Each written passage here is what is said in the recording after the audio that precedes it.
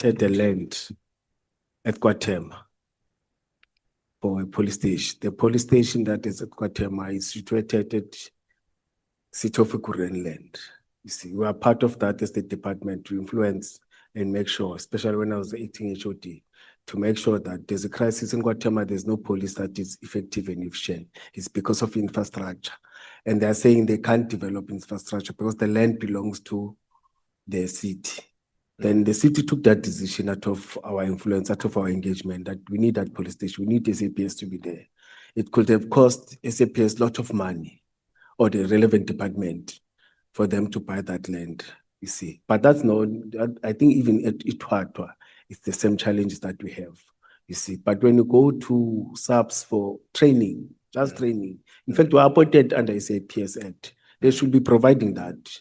We're we are part of the security agencies that work with SAPS. You see, in terms of training, because as I've said earlier on, that my worry is that when people are not trained together, when they have to, or when they must respond to crime situations or to crime scenes, you see, if we don't understand, you don't know the training and you don't know the capacity of the people, it may end up police versus police, or police are shooting at each other. But if you know that the other multi-agencies are trained too, you see, and it's worse with us, we're police, we're implementing the act on a daily basis. But in terms of training, they don't want.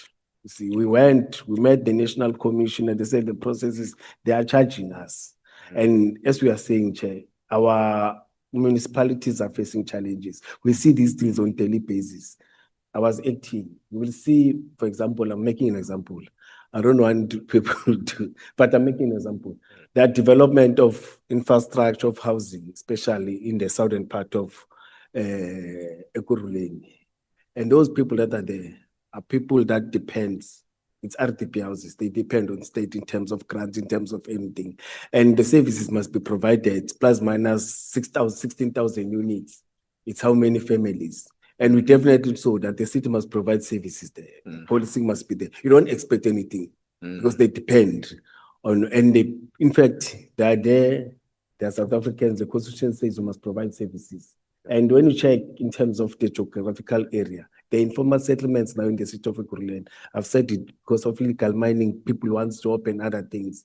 You see, the power, the capacity, and the financial status of the city becomes a challenge. And we depend, us as police, we don't get grants from nationally. We don't get grants. Policing doesn't get grants from nationally. Policing doesn't get EMP, or let me say Metropolis, they don't get grants from national treasurer. They don't get grants from the province. They depend on these revenue, people that are paying services, especially grannies that are doing that with their 300, 400, we are surviving because of them, you see. And we expected, we request the parliament to intervene in terms of training. Okay. So you can't charge policy, you see. And one of the things I've just said, in Madlanga, the issue of fingerprints came in a lot, you see, to take police officers to SAPs and say, can you do fingerprints so that we check our officers? They charge you for a person for that.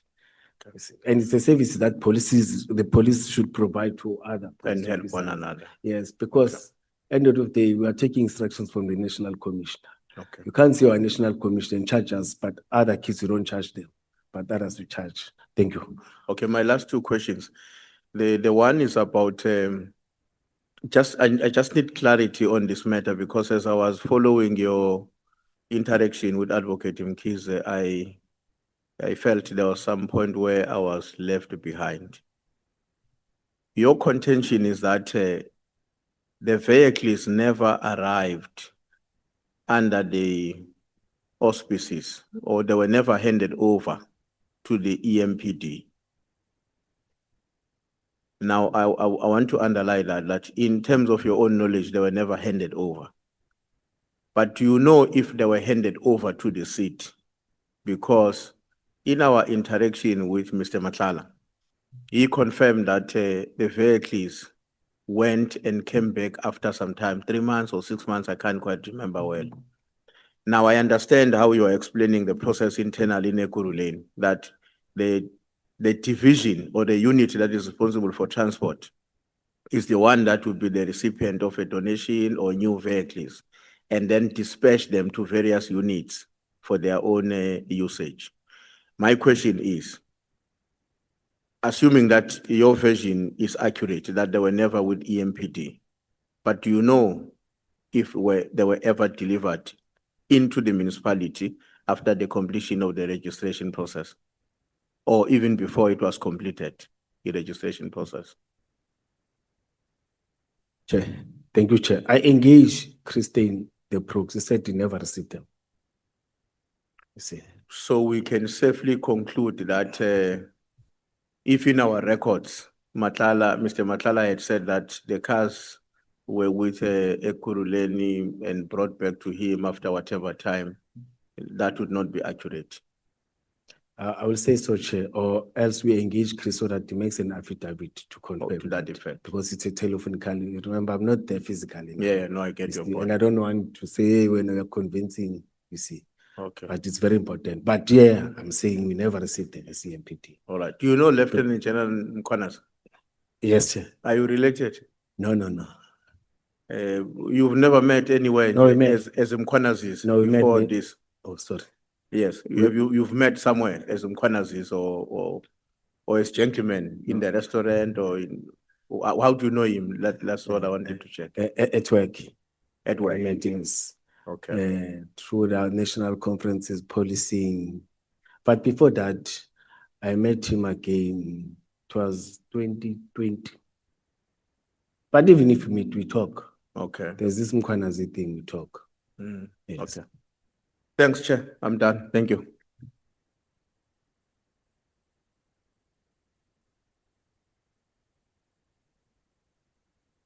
Thank you so much. Honorable Sangon, is now 10 minutes to 16 hours. Yeah, time ends at 4:20.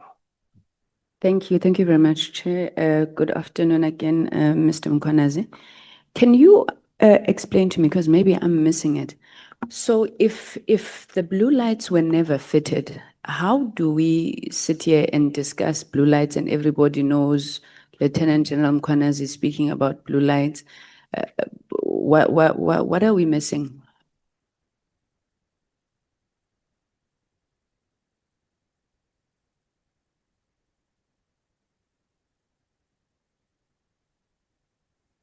Thank you, Chair. I will start with the letter or the WhatsApp that I got. It's not the letter, dated 27 April. No, it was a public holiday. 27 April is a Freedom Day. I got the WhatsApp message, say, Chief, where are you? I'm saying, no, it was Sunday after the 27th April. I'm at the funeral, Saturday. I'm at the funeral. Are you aware that the people that we suspended, it was April, they are somewhere in KZN discussing about you getting support? I think I've got that WhatsApp somewhere. I can leave that document, you see. Then I said, no, I will call you after the funeral. After the funeral, I called. They said, no, the Chief of Police and Deputy Chief Dwabe, they are mobilizing support against you in KZN. Both of them, they were suspended for sexual harassment. And they were not suspended by me. Or Dwabe, I can say, because I was acting Chief of Police. But the Chief of Police reports to the city manager, not to me. You see, it was before July, you see. And the issue of blue light, it comes from the office of the Chief of Police, Isaac Mapia. No, I can't rely on this commission. We don't see eye to eye. I always say, I've said it many times in this house, that I was not part of his succession plan. And one of the things that it's coming across me is that I'm one of those who are frustrated in terms of resources in the city, not by the city. Because now I happen to sit where there are discussions of budget where you fight for money as different department. And they were saying to me, but we give you money for resources, you don't spend it. It always comes back, or money is allocated to other things that are not, I said, yes, they're not our priority. Come back, Commission. So who made up this thing of blue lights? And to the best of your knowledge, how did it get to even General Mkhwanazi that he would make those allegations? The source said to me, both of them in April, they went to KZN. I think it's them, the deputy chief and the chief, that are suspended. That was called Blue Light Blesser.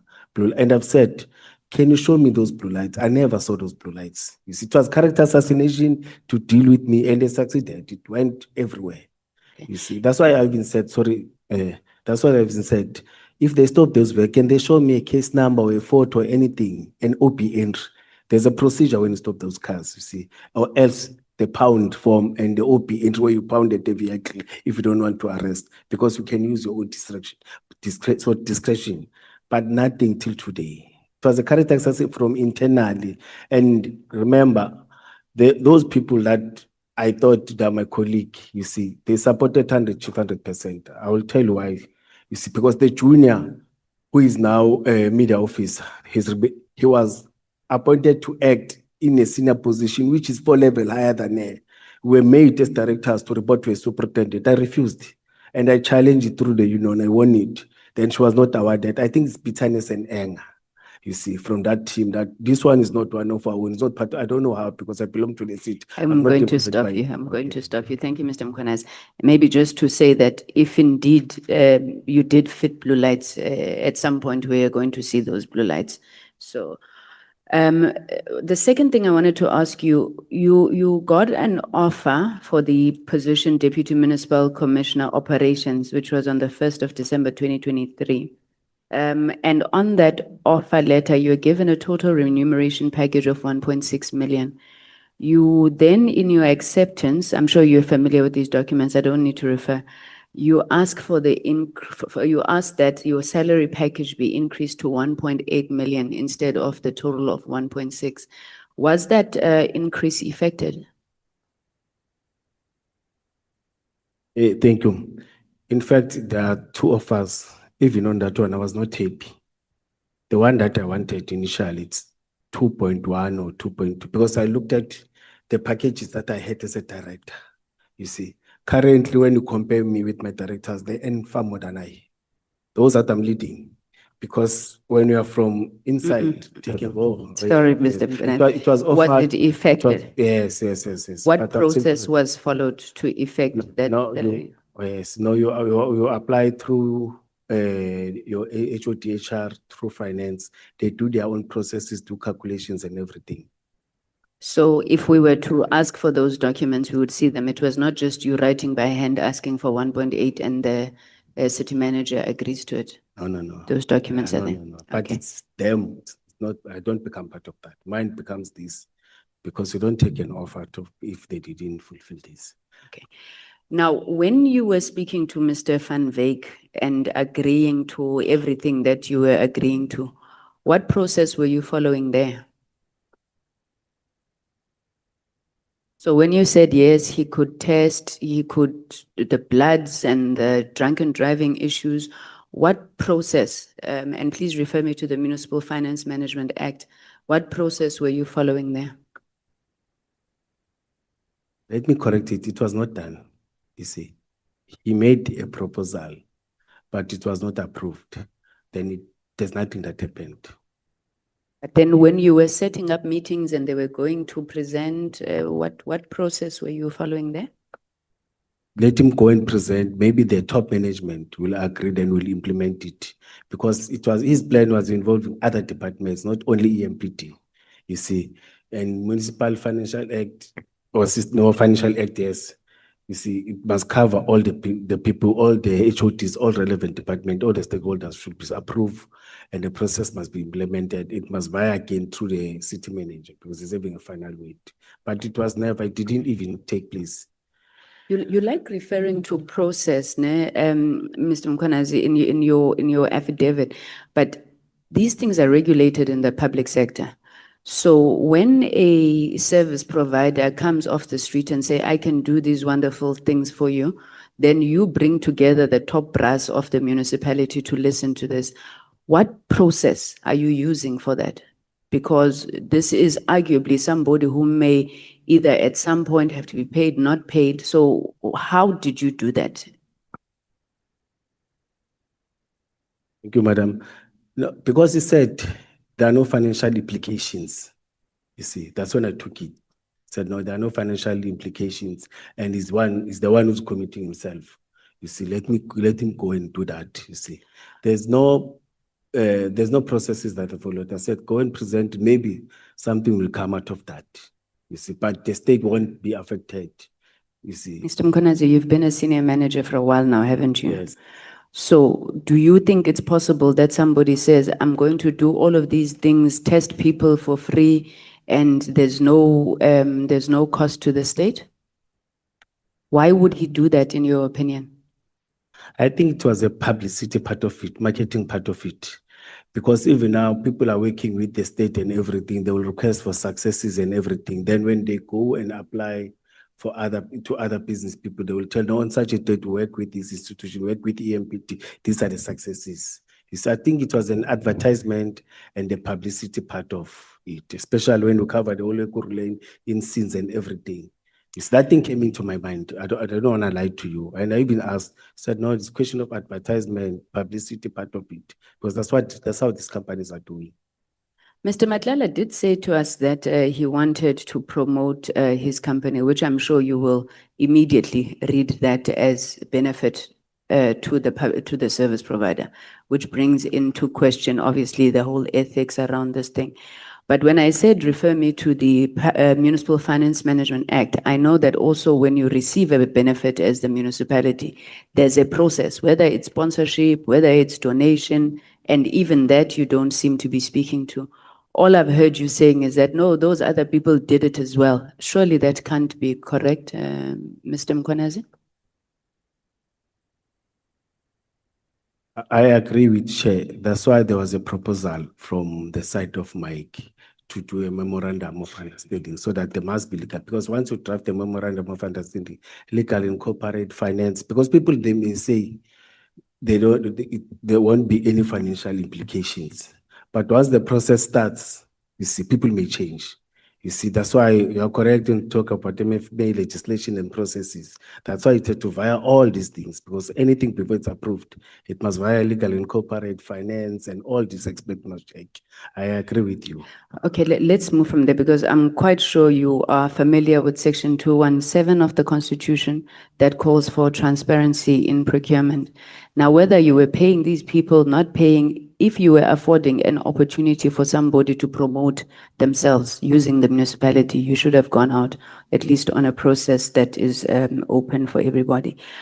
You indicate, I'm not sure now because the documents have changed. You say that Mr. Matlala now comes in because you went to the mayor's office. You were told that the ANC is very, very unhappy. They're going to disrupt and so forth.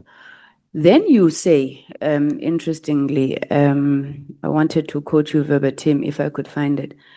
So after engaging your members, that's when they raised tactical shooting. So you sit there and you hear all of these things and your response is, let's bring in tactical shooters. Is that a standard operating procedure at Ekuru Lane? Oh, thank you. There's an operational plan, it's just that we didn't go through it, where we sit and deploy and task people. Where we task them, we didn't task to deal with crowds and do everything. Crowd, it was tasked to us as crowd management. Or So who was the tactical shooting targeted at? No, suspect or anyone will come and shoot and kill. But in terms of just, do you mind if we can go to operational plan? I think it's very important for us to see it. You see it go. I don't have a lot of time though. You can give me a sense in that. Yes, but no, we had plus minus 8 or 9 tasks. All the units were tasked according to what they are trained for. Then they were tasked to give backup to the executive mayor, again, to stand on top of the buildings where he's addressing. But in terms of the crowd and everything, it was our own and public order policing from SAPS to deal with the crowds. In terms of your security. Is that standard procedure around legislatures, Mr. Mkhwanazi? No, when you do operational plans in terms of operation, that's how we do it. Okay. You see, the copy is submitted, you can via through, you'll see. Okay, that's fine. Now, after you get these tactical shooting guys, and in your affidavit, you keep repeating in brackets, Lieutenant General Mkhwanazi's former task force. Are we supposed to read anything into that you were saying these guys that you brought in from Mr. Matlala's VIP were Lieutenant General Mkhwanazi's? I didn't say they are from, I said they are from task force. You see, I've mentioned it, and tactical shooting, I've mentioned it in terms of responding to crimes and other things. You can't do tactical shooting to crowds and other things. You will be arrested. The law doesn't allow that. But to serious crimes and training and everything, that's where I touch about tactical shooting. No, it's fine. Let's not belabor the point, because you said after engaging my members, that's when they raised these tactical shooters. Like I'm quoting you verbatim. Okay, fine. Now you're saying in this council, in this meeting that you had with the mayor's staff, they alerted you of this threat. Does the mayor's office have threat assessment capabilities? There's a letter I think I've attached that it talks about those things. You see, it comes direct from the executive alderman. It's part of these bundles. Thank you. So this letter is the basis for your threat assessment for you to bring in, Mr. Matlala. Okay, so let's go then to that page. You're saying the meeting was held on the 29th of April, am I right?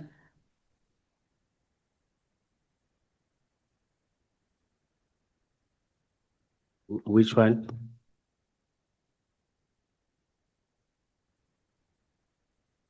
So the meeting with the council is, okay, on your initial statement, you've since taken out the date. I don't know, Advocate Mkhize, I'm confused, right? The statement that was printed for us, that's sitting here, it's on paragraph 31. If I can just read it quickly.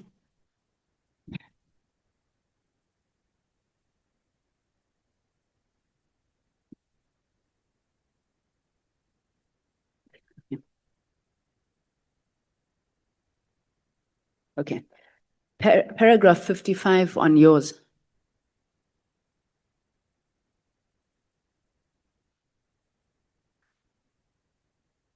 And Didi, now you're explaining to us why you got Mr. Matlala's company.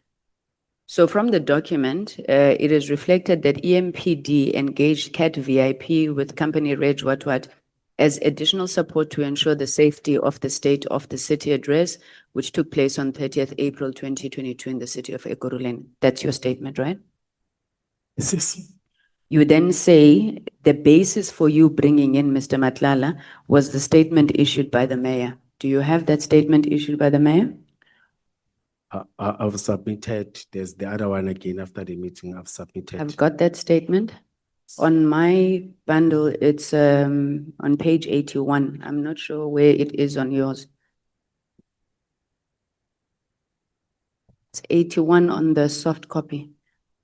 The letter from Alderman Tanya, it's a media statement. Do you have it? Yeah, I'm still waiting for it. DM 14. Page 81. It's supposed to be this one. Okay, JDM 14, page 81. So this is you now explaining to us why you had to take this extraordinary step to bring in Mr. Matlala with no process, take him to the mayor, as the chief whip has already determined you didn't even vet them. The statement of the mayor is dated 31st March 2022. Can you see that? I know about it, yes. Okay. And the date. Can you confirm it's the 31st of March? Yes, yes. So she goes on, the ANC has done this and this and this, and whatever, all about the ANC. Can you read for me the last paragraph that starts with the ANC is clearly frustrated?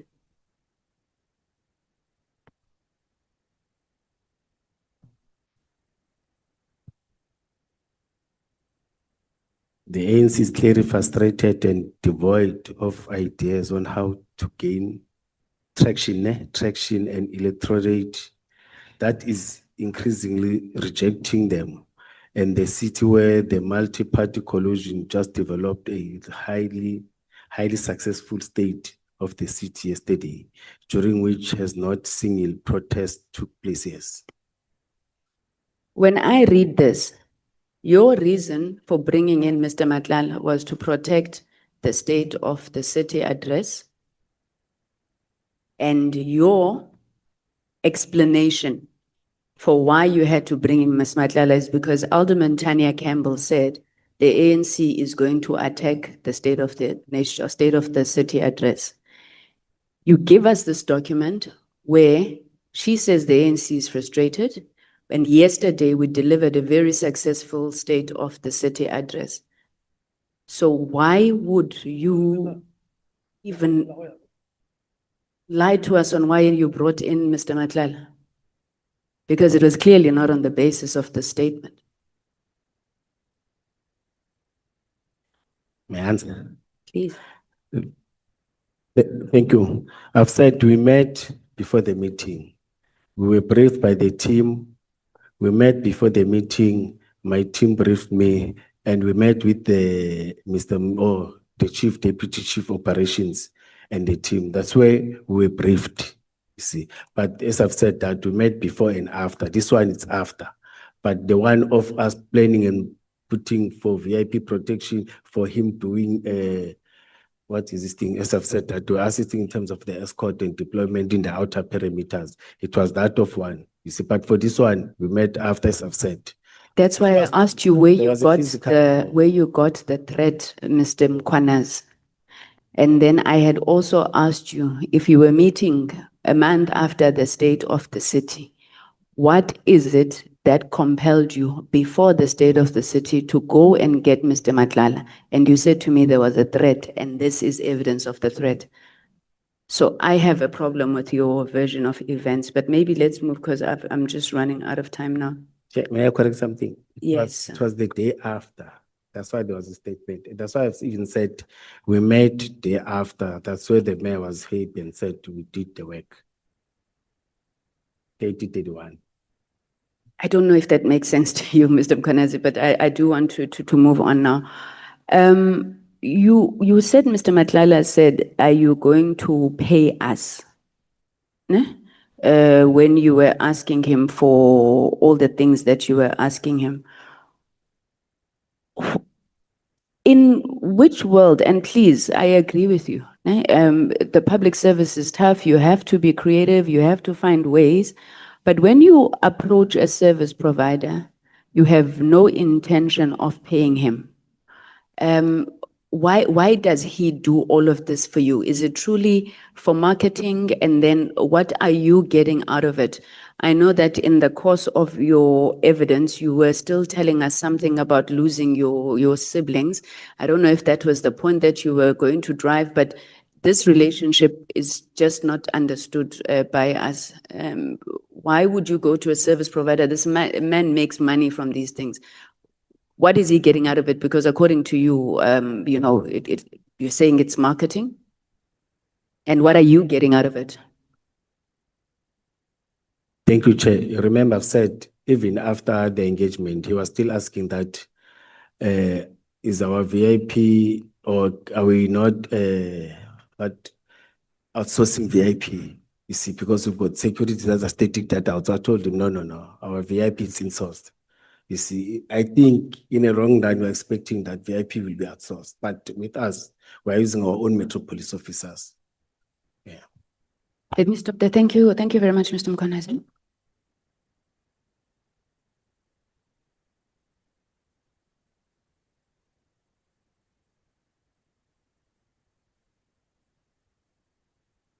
Thank you very Chairperson. We rest. Thank you so much. Honorable Nomvalo. Yeah, thank you very much, Chair. Your time ends at 16:43. Okay, good afternoon, Mr. Mkhwanazi. Afternoon, honorable member. Have you ever received money from Ket Matlala? Yes. How did you receive and what was it for? We used to, I had 3 burials and I was having a challenge. You see, I spoke to him. In fact, he visited twice. May you please speak through the mic. Yes, he visited twice paying it. What do you pay? What do you call it? What is terminology? When we are visiting, where there's a funeral, tribute, or he came there, yes. He To your- donated, yes. to your home. Yes, yes, yes. No, to where they were staying, to my home, yes. So, Staying with my mother, some cousin are staying with my sisters, yes. so he visited Yes. twice. Yes, yes, yes, yes, yes. But on the other one, he was there at the funeral, physical day at the funeral. Can you recollect when that transpired? It's late 2022 towards 2023. It's what after the second COVID, but towards 2023, it was late. So you confirm under oath that those are the only monies you received from him? Yes, except the monies that we eat. No, physical, it's not monies that I confirmed. Except the monies that? No, when we eat, everyone buys food. In Like the when we're restaurant? eating, yeah. Sorry? In the restaurant? Yeah, when we sit and eat, talk. Yeah, except that. So But when the you eat in contribution the, is when you eat in it's- the restaurants, he give you money. No. He gives you money. No. I'm saying when you eat, he pays, I pay. He pays the I bill. pay, yes. But the contribution, he did it twice or thrice, you see, in my account. In your? My account. Okay. Yes, towards the burials and everything. To your account? Yes. Not to your mother, which is which? You said he, No. he came to your home, he No, he gave the visited money your to your mother. So No, he visited. He visited. Paid tribute. He came physical to tribute. Then he paid through my account to assist. to your No, he account, didn't give mother, yes, to my account, yes. not to your mother. No. No. So he came to your home, and then as a way of showing sympathy, Yes. he paid money to your account. Yes, Chair. How much was that? It's not specific. It's tries. How much was that? I'm not sure. Chair. I'm You not sure. can't even Yes. remember even a single transaction. The other one, it was 21. The other one, it was 21 what? 21,000. The other one, it was 25, not 30.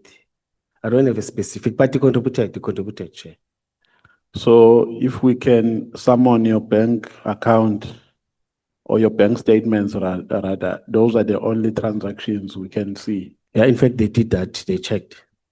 I beg your pardon? They did that. They checked. Yes, those are the only. Those are the only monies. You have said that you believe that you are on the receiving end of a succession plan, which does not, in accordance with your observation, involve you. That is why you are here today, correct? Yes, Chair. And that succession plan involves the chief of police, correct? Yes, and his people. That's what I've said, yes. What is the point of contention here? Why are you, if there is a plan, not part of their plan? Why are you not a preferred individual? I'm not the person who comes from the side of projects. I'm the person who comes from the side of operations. I was never part of or in the close circle with those that are staying in the offices, and I was always operational, you see. And one of the things, Chair, it's what we were investigating now in terms of the building that are not finished but paid fully. In what about the constructions or the project, you see, that we're supposed to be delivered, things are not delivered. In fact, it's at the high level of the city. And I'm leading that. So what is the point of contention? I'm leading that this one, when it takes over, is going to be problematic. Investigate what is not supposed to be investigated. In fact, that's what I'm doing now. So in their view, you are a man of principle. Not man of principle, a problematic man. So because you are a man of principle. Not principle per se. I think I'm a problematic man to them. You are I a would say so. problematic man. Yes. The reason for being problematic? I always complain, Chair, about resources in the city. Number one, as I've said, can't have police officers without bullet vest. That must respond. And there are companies that are appointed to provide those things. You can't have police officers without uniform, because the current situation, that officers that they're operational, there are companies that have been appointed to provide uniform. Uniform is there. Secondly, that's what I've been talking about the whole day, issues of vehicles, you see. And as I've said that all those things, they affect you operational because it is you and the guys that are doing operation that are seeing these things. And then there is supporting division that must support you in terms of all those things. But operational is a different story. You see, we were dealt with many times by unions in terms of occupational health and safety, because those boots and those uniforms, part of protective clothing. So Officers must- those are the only reasons. I think, So in terms of your operational duties, you are not reading from the same scripture. Is that the best summary I can give to the scenario you've given? yeah, from my side, it's that. Because in all these meetings, we're not seeing eye to eye. They will say this has been delivered. I say, no, no, no. It has been, this person, like for example, we've got a precinct in Captain Park, Edlin precinct. You can't even now. It has been paid. They said, so let's go and occupy. We said, where is the occupational certificate? The company has been paid. The company said, when you went inside, it's an opposite. You go to Benoni precinct, you see, it's fully paid, but 50% of it has been done. You can't even So- occupy, and then so- the challenge officers, they Then ipso facto, they patched you. They patched you as a consequence of that. yeah, with bloods and everything, they paid. Are you an honest man? Yes, Chair. Yes, Chair. Did you disclose the monies you got from Matlala? No, I disclosed. Where did you disclose them to? I bought cows. I disclosed that I've got cows. I've got those that I've, it was 20 to the city, with the city to disclose. You It did was what? 20, with the city to disclose. Yes. 2022, 2023. Yes, I think it's 2022. I'm talking about the 3 transactions that you have alluded to. Yes, yes. Did Chair, you I've disclose disclosed. Yes, yes. The first 2 and the last one's for the cows. I disclosed to the council, to the city.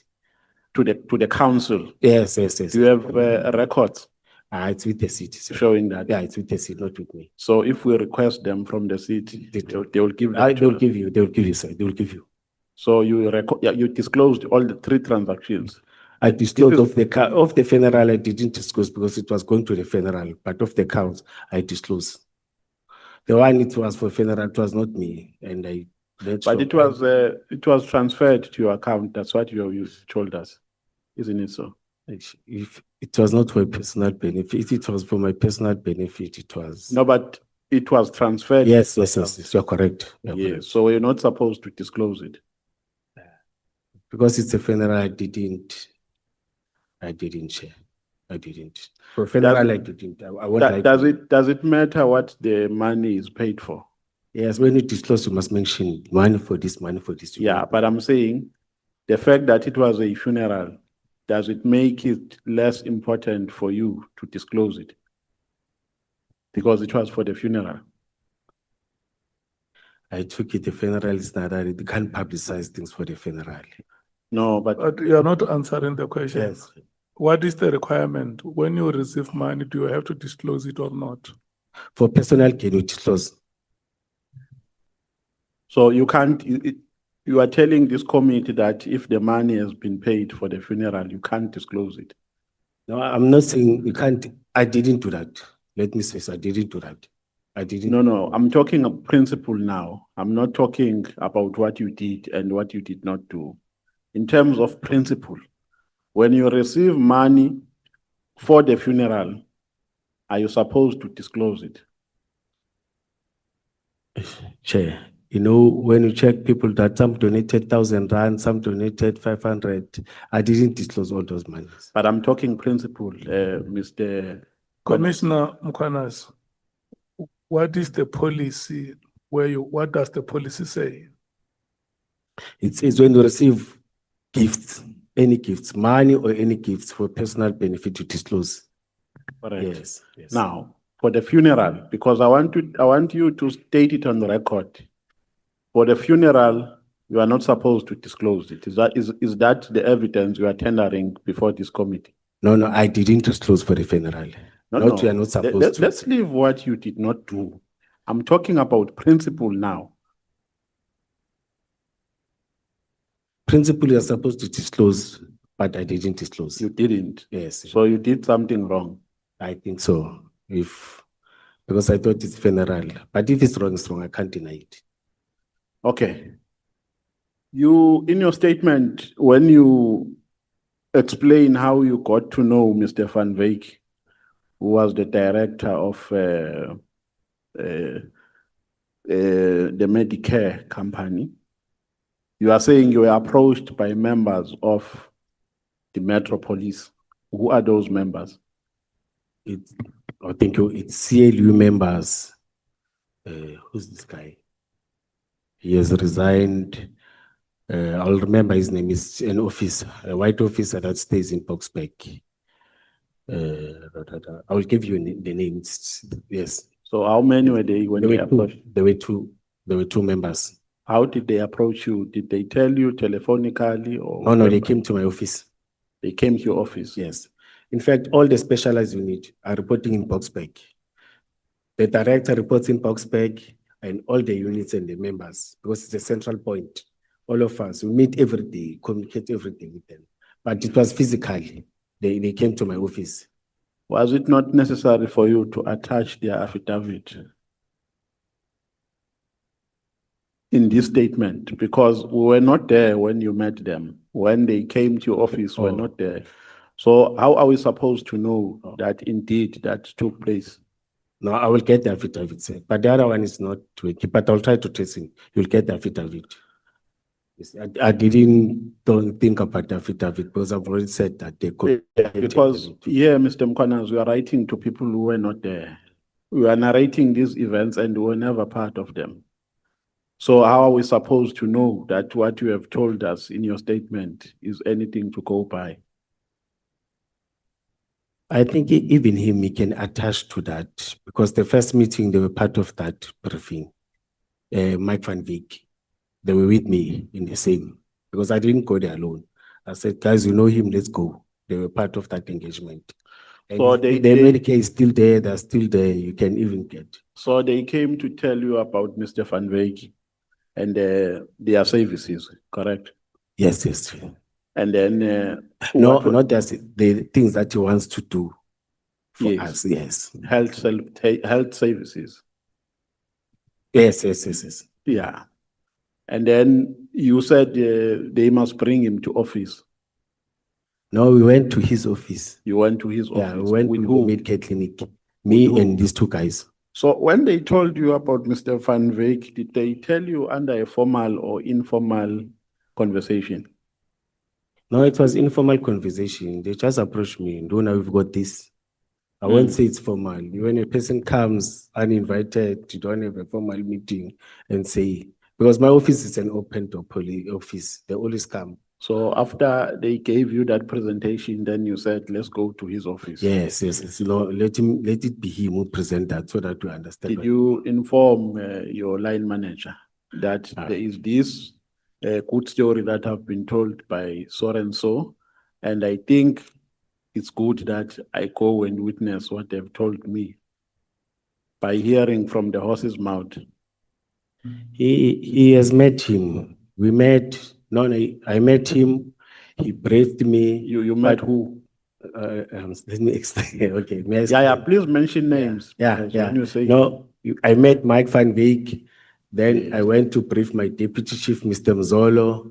At some time they met and he presented the same thing. That's when he went. No. My question is, before going to Mr. Van Wyk for the first time, after you have been told about him by these guys who were working for the Metro Police, as a first instance, did you go to your line manager to say, line manager, this is what I've been told by these guys. In pursuit of it, I think I must go to Mr. Van Wyk to hear his proposal? I meet many people, we don't do that.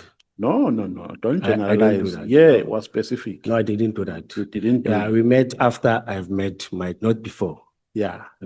Because I'm talking about Van Wyk, not about other people. So let's not generalize. So you went straight to Mr. Van Wyk and he made this presentation to you. Yes. And then after that, you invited him to come and present to Metro, correct? No. I met my deputy chief. Yes. Then he briefed the chief. Then he said, no. There will be a day, because in that meeting, you don't just come and present to CSMT. Yes. They arrange, make appointments, and put you in a slot or give you time for presentation. That's the process that they're doing. Where is the proposal? There's a document. I think there is. I will check. Did you attach it here? Memorandum of understanding. No, Yes. the proposal. No, I was not part of that meeting. I don't know what other things that they discussed there. But No, the one no. that I know. No, Mr. Mkhwanazi. When he presented to you in your first meeting, what did he present? No, when he presented, he didn't have a document. He spoke about these things. But I know that he developed a proposal So that went. he spoke But- from his heart. Yes. And then you got impressed. No, it was a plan that we wanted, yes. It was a So- plan that we wanted, you see. But I know that after he presented there was what do we call, a proposal. There was a proposal. Where? After he presented at CSMT, he showed me what he presented No. there. I'm talking about your first meeting. No, there was nothing for There was no proposal. There was no document, there was nothing. So you relied on a verbal presentation. Yes, and he agreed to present. When I said, the second time when I said, no, I spoke to the deputy chief. He said, they've agreed, you can come and present. Then there was a proposal. I know there was a document that he presented there. Where? Okay. No. Let's not move from the first meeting. Let's move chronologically. You are in the first meeting. He gives you a presentation and it doesn't give you a proposal. Is that what you are saying? Yes. So you relied on a verbal presentation Yes. and you took it further without Okay. witnessing any documented information. Then you took it further to persuade your superiors to say, there is this guy with this proposal, he will come and present. Through you, Chair, you must remember there was nothing formal in the first meeting. Yes. You just raised whatever that you wanted to raise and all this engagement. So the conclusion is that following the first meeting, you relied on a verbal presentation. Yes. And then the next step is that you went to, brief my deputy chief. Then he said, yes, he can come and present to. your deputy But we chief. met, no, before that, we went to his medical clinic with the deputy chief before he presented to CSMT. So that was the second meeting. Yes. You went with the deputy chief. No, it was not a second meeting, or the second formal meeting, but we met before that meeting. No. That's to take on. No, let me say yes. That was the second meeting. Mkhwanazi. No. No, I don't want you to say that after that No. meeting. we didn't- Remember, you said the first meeting is a meeting that followed a meeting that you had with guys from Metropolis. Oh, yes. Then you went to the second meeting, correct? Yes. A second meeting with Mr. Van Wyk, which was a first meeting between you and Mr. Van Wyk. You are correct, Chair. Yes. Okay. And then from that meeting, what transpired? Which meeting followed? Between me and the deputy chief of police and him. And where was that meeting? No, Medicare clinic So the deputy chief went to his office again. with me. With you? Yes. Mr. Mkhwanazi, is it ordinary for you to go to service providers' offices? No, he was not a service provider. Whom you have not, no, I'm saying before you even appoint them. Because ultimately he became a service provider, isn't it so? No, it didn't happen. No, I'm saying here this person was making a presentation and he intended to have or to render services for you, correct? That was the intention. To render a free service to us, yes. Yes, that's a service, whether free or not, but that is a service. So that person is a service provider. Now the question is it an ordinary practice for you to go to service providers' premises before you even appoint them? Twice. You went for the first time, you went for the second time with the deputy chief. Is that an ordinary practice? When you say a service provider, you're putting it another way. We are meeting stakeholders on daily basis. We are going to their offices, they come to our office. It depends where is the meeting. No, remember, Mr. Mkhwanazi. When You you limit said, it to a service. no, but Mr. Van Wyk was not a stakeholder in terms of what we have said, because Mr. Van Wyk was introduced to you by guys from the Metro Police. If he was a stakeholder, then he was not going to be introduced to you, because you would have known him by then. John, that one I don't agree with you, through you, Chair. What is it that you don't agree with? Because I'm just narrating what you have just told us. the How way- does a whom you have not seen become a stakeholder? A person that you are meeting for the first time, how does it become a stakeholder? How do you meet a stakeholder? There's always a first time. It's either you meet him somewhere. No, I'm saying prior to your meeting, prior to your first meeting with him, he was not a stakeholder. Yes, he was not providing anything. Yeah. He did not provide anything. Yes. Yes. Then why do you say that's what you do to stakeholders? As if this one, before you went to him, he was already a stakeholder. There are stakeholders that you always meet for the first time that don't provide service, but they meet and discuss and say, we want to assist, we want to do this for the community, we want to do this for the city. Then you meet with them. No, And it but I'm doesn't mean saying, that they're service I'm saying, Mr. Mkhwanazi, before you met him for the first time, he was not a stakeholder. So you were not meeting a stakeholder when you met him for the first time. And I was not meeting a service provider because it was for the first time. Yes, Yes. you met somebody who intended to provide services for you. You are correct. That is what I'm saying. Oh, yes. Now the question is it ordinary for you to meet people who intend to give you services prior to appointing them? How do you meet them? Where must you meet them? No, I'm saying to go to their premises. Yes, you can go to premises. So that is an ordinary practice. That is what I want you to confirm. It's not ordinary. It depends when you engage with me. Where are you coming to us or we are coming to you? So it is a common practice. It was not happening for the first time. With Mike, it was for the first time. I beg your pardon? With Mike, it was for the first time. It was for the first time. Yeah. With Van Wyk. When we go, yeah. So it's not an ordinary practice. If it was for the first time. It was so unique. It was unprecedented.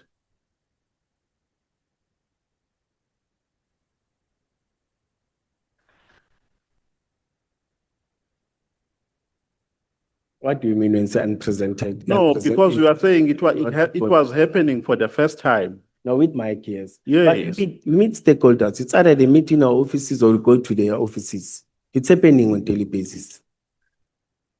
Yeah, no, I think let's move on, because I think we're not going to reach any fruitful results in this conversation.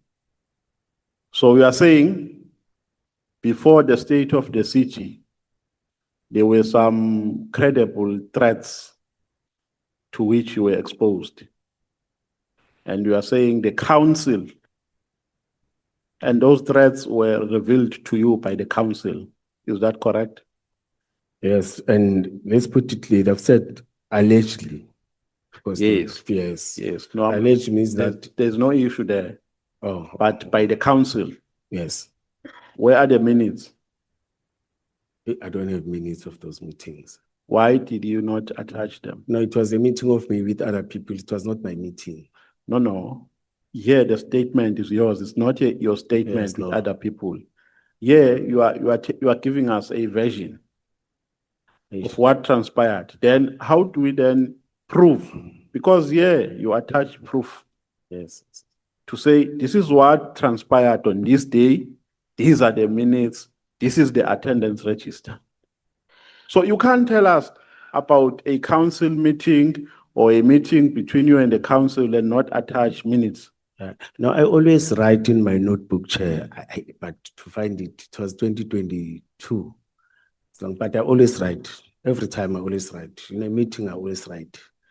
You see, and I write in a point system. Yeah, but I'm asking the minutes, the minutes. Where are the minutes? showing that indeed there was a meeting and the council raised those issues with you, I'm not sure. the so-called credible threats.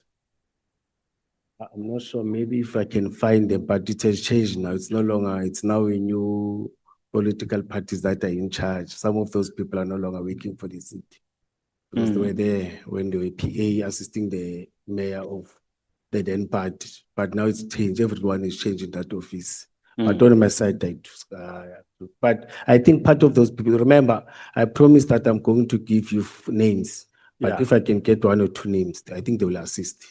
Okay. Yes, because I committed myself that I'm going to submit those names. The observation that I'm making when I'm reading your statement, when you motivate how you arrive to a conclusion of appointing or of bringing in CAT VIP security, the conclusion I'm making is that the metro had no capacity to attend to security issues independently. So it required an external service provider. Is that what you are saying? It didn't have the skill that those people are having. Yes. Have you ever raised that to the relevant authorities within the metro? Shall we raise it many times? That's why I've been said that we don't get trainings anymore. You know, the last people to get good trainings, it was my group and the group after me. After that, it's just that I'm saying in public now. Yeah, for instance, there's a gap, there's a serious gap. yeah, for instance, on the issue of Medicare, you and in relation to services that were promised to be rendered by Medicare, you spoke about the shortage of nurses. You said there were only 2 nurses. Now the question, and that was a shortfall. Now the question is, have you ever addressed that shortfall to the relevant authorities? Yeah, many times. In fact, the shortfall, I even said it's worse now because it's 1 nurse. Yeah, There's a letter that we in fact, when we want to recruit, we submit a request to the office of HR and the office of the city manager. That letter was done, I think, many times requesting, and they are prioritizing because of challenge. Now, why did you? Why have you not attached those letters where you were addressing those concerns?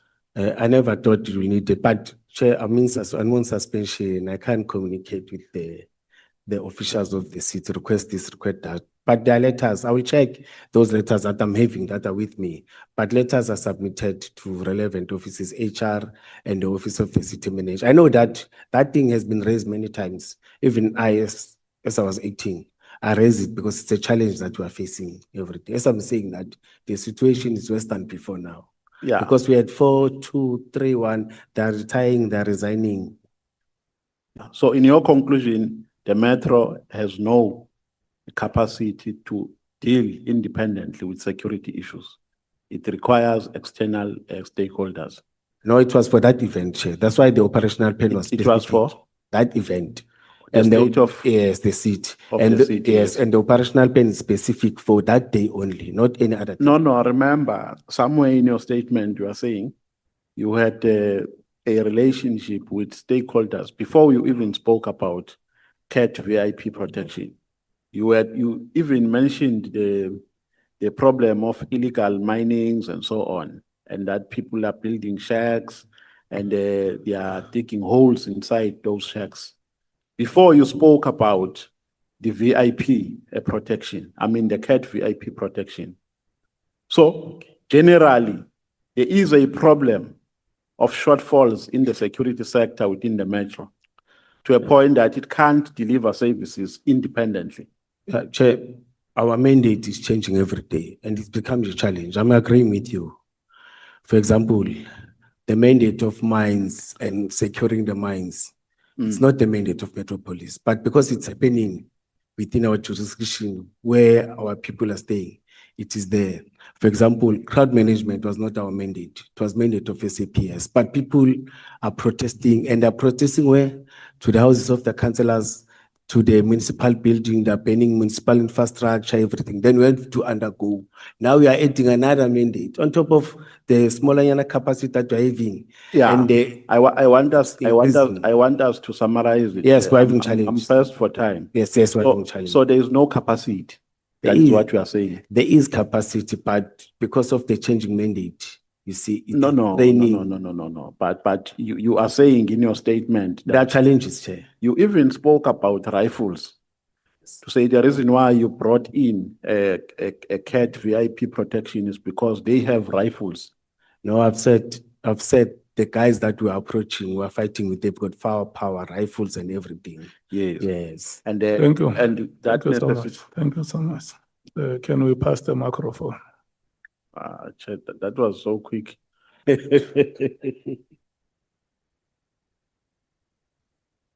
Kwale Nkosi, Yo, uyaphila bo. yaphila. Uphuza how many liters a day of water?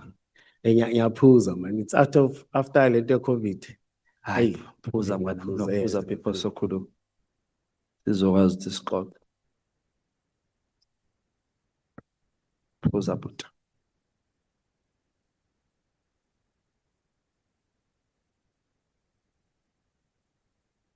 Nodlamelani manje.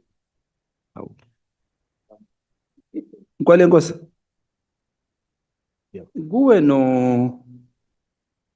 Baba Khet Matlala. Ubani onamanga kakhulu?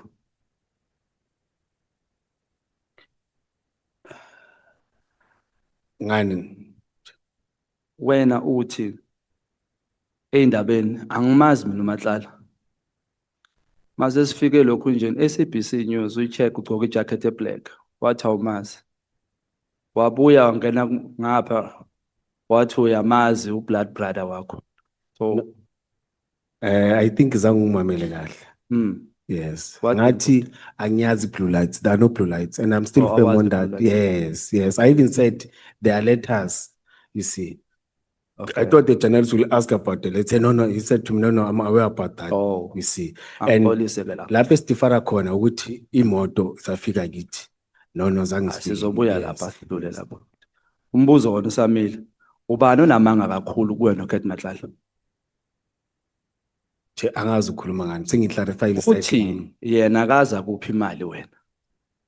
Wena uthi uphile imali. Namhlanje uthi uphe esifeni.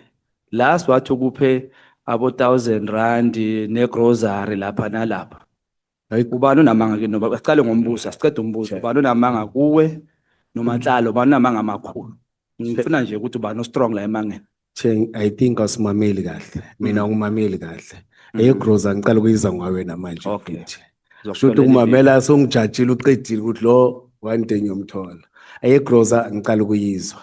You see, Asiye the only thing video yakho engayisho. uMadlanga ukhuluma into Yes, the engiyikhuluma. only thing ngisho kumadlangile bengikhuluma ngayo yokuhlala sidle kuma restaurant and other things. Egroza hayi. Akaze wena ukhulume ukuthi imali akunika noKhet ila kubo 1,000 ne grocery. No, ngakhuluma ngepetrol. Oh, Zange petrol. sikhulume ngalento leyo. Futhi zange ngithi ngimali epetrol. Sometimes unokucela ipetrol sometimes Wenile. futhi uye kakhulu ethanda ukucela sihlangene man. Angifuni usebenzisa ikhadi awunakungane kanje lapho kanje asikhulume nje. But igeza ayakaze angithengele igroza ngibe ngicamba amanga. Hayi. So Kwale Nkosi mangulethela ke ivideo wena ukhuluma lento leyo oyikhulumayo. Bese kuvela indaba ukuthi wayikhuluma indaba yegrocery. Leli veni lami libela ngaphandle libonile mawungena khona ivele lemhlophe la ecaleni. Ilele engiyilayishela ngalabantu abanjengawe.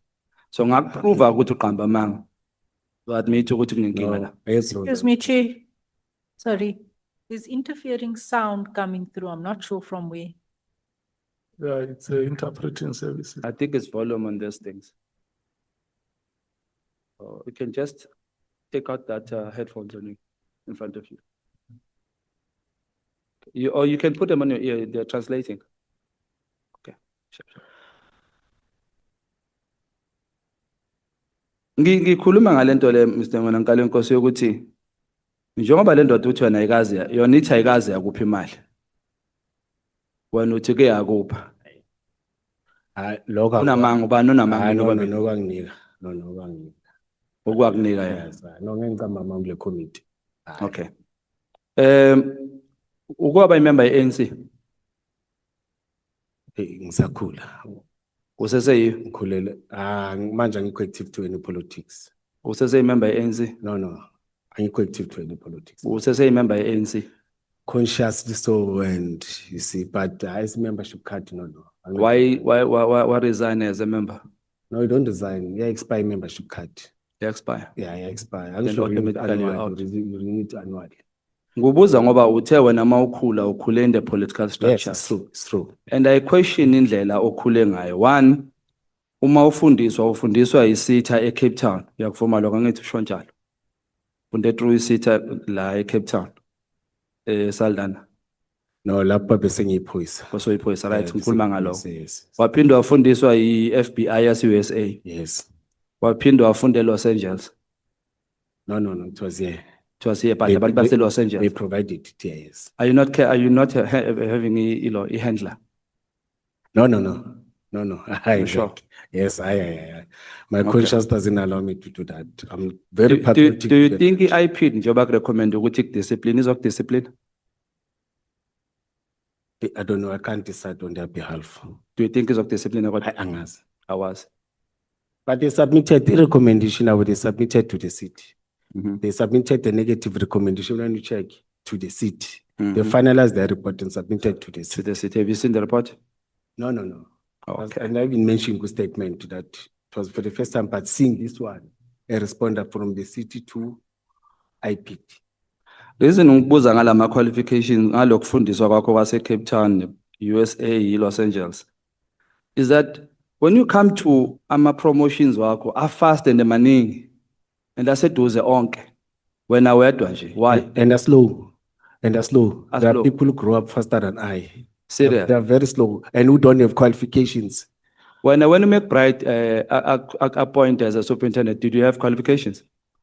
So you can see, I was appointed by McBride or after McBride, I'm not sure. It's just that Arun Bembo was the chief. Appointed like McBride. McBride was only one term. Appointed like two. No, we one term McBride. Hmm. We played 4 years foot. For Remember, that time, boy superintendent Zanga and what? Zanga sayiqeda. Mase ngu-chief foot bangekho McBride. Zanga ayiqeda iterm yakhe. Oh, azanga promote mhlawumbe kawu-2. No. He didn't sit in my promotions. In my promotions was directors and deputy chief. In fact, there's delegation. You see, chief of police doesn't sit in junior positions. I don't sit in junior positions. You see. So appoint McBride when No, I passed the interview. you pass interview. Yes, I passed. I went to interview. Went to But interview. appoint I McBride. passed the interview. Oh, mhlambe ithi ngikusize ngubuza umbuzo lo ofunwa uwe wakho so that soya kowami.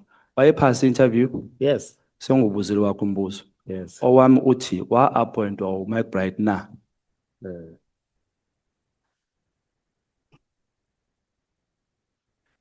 Umzwili zoluthe uyimember ye-ANC naye.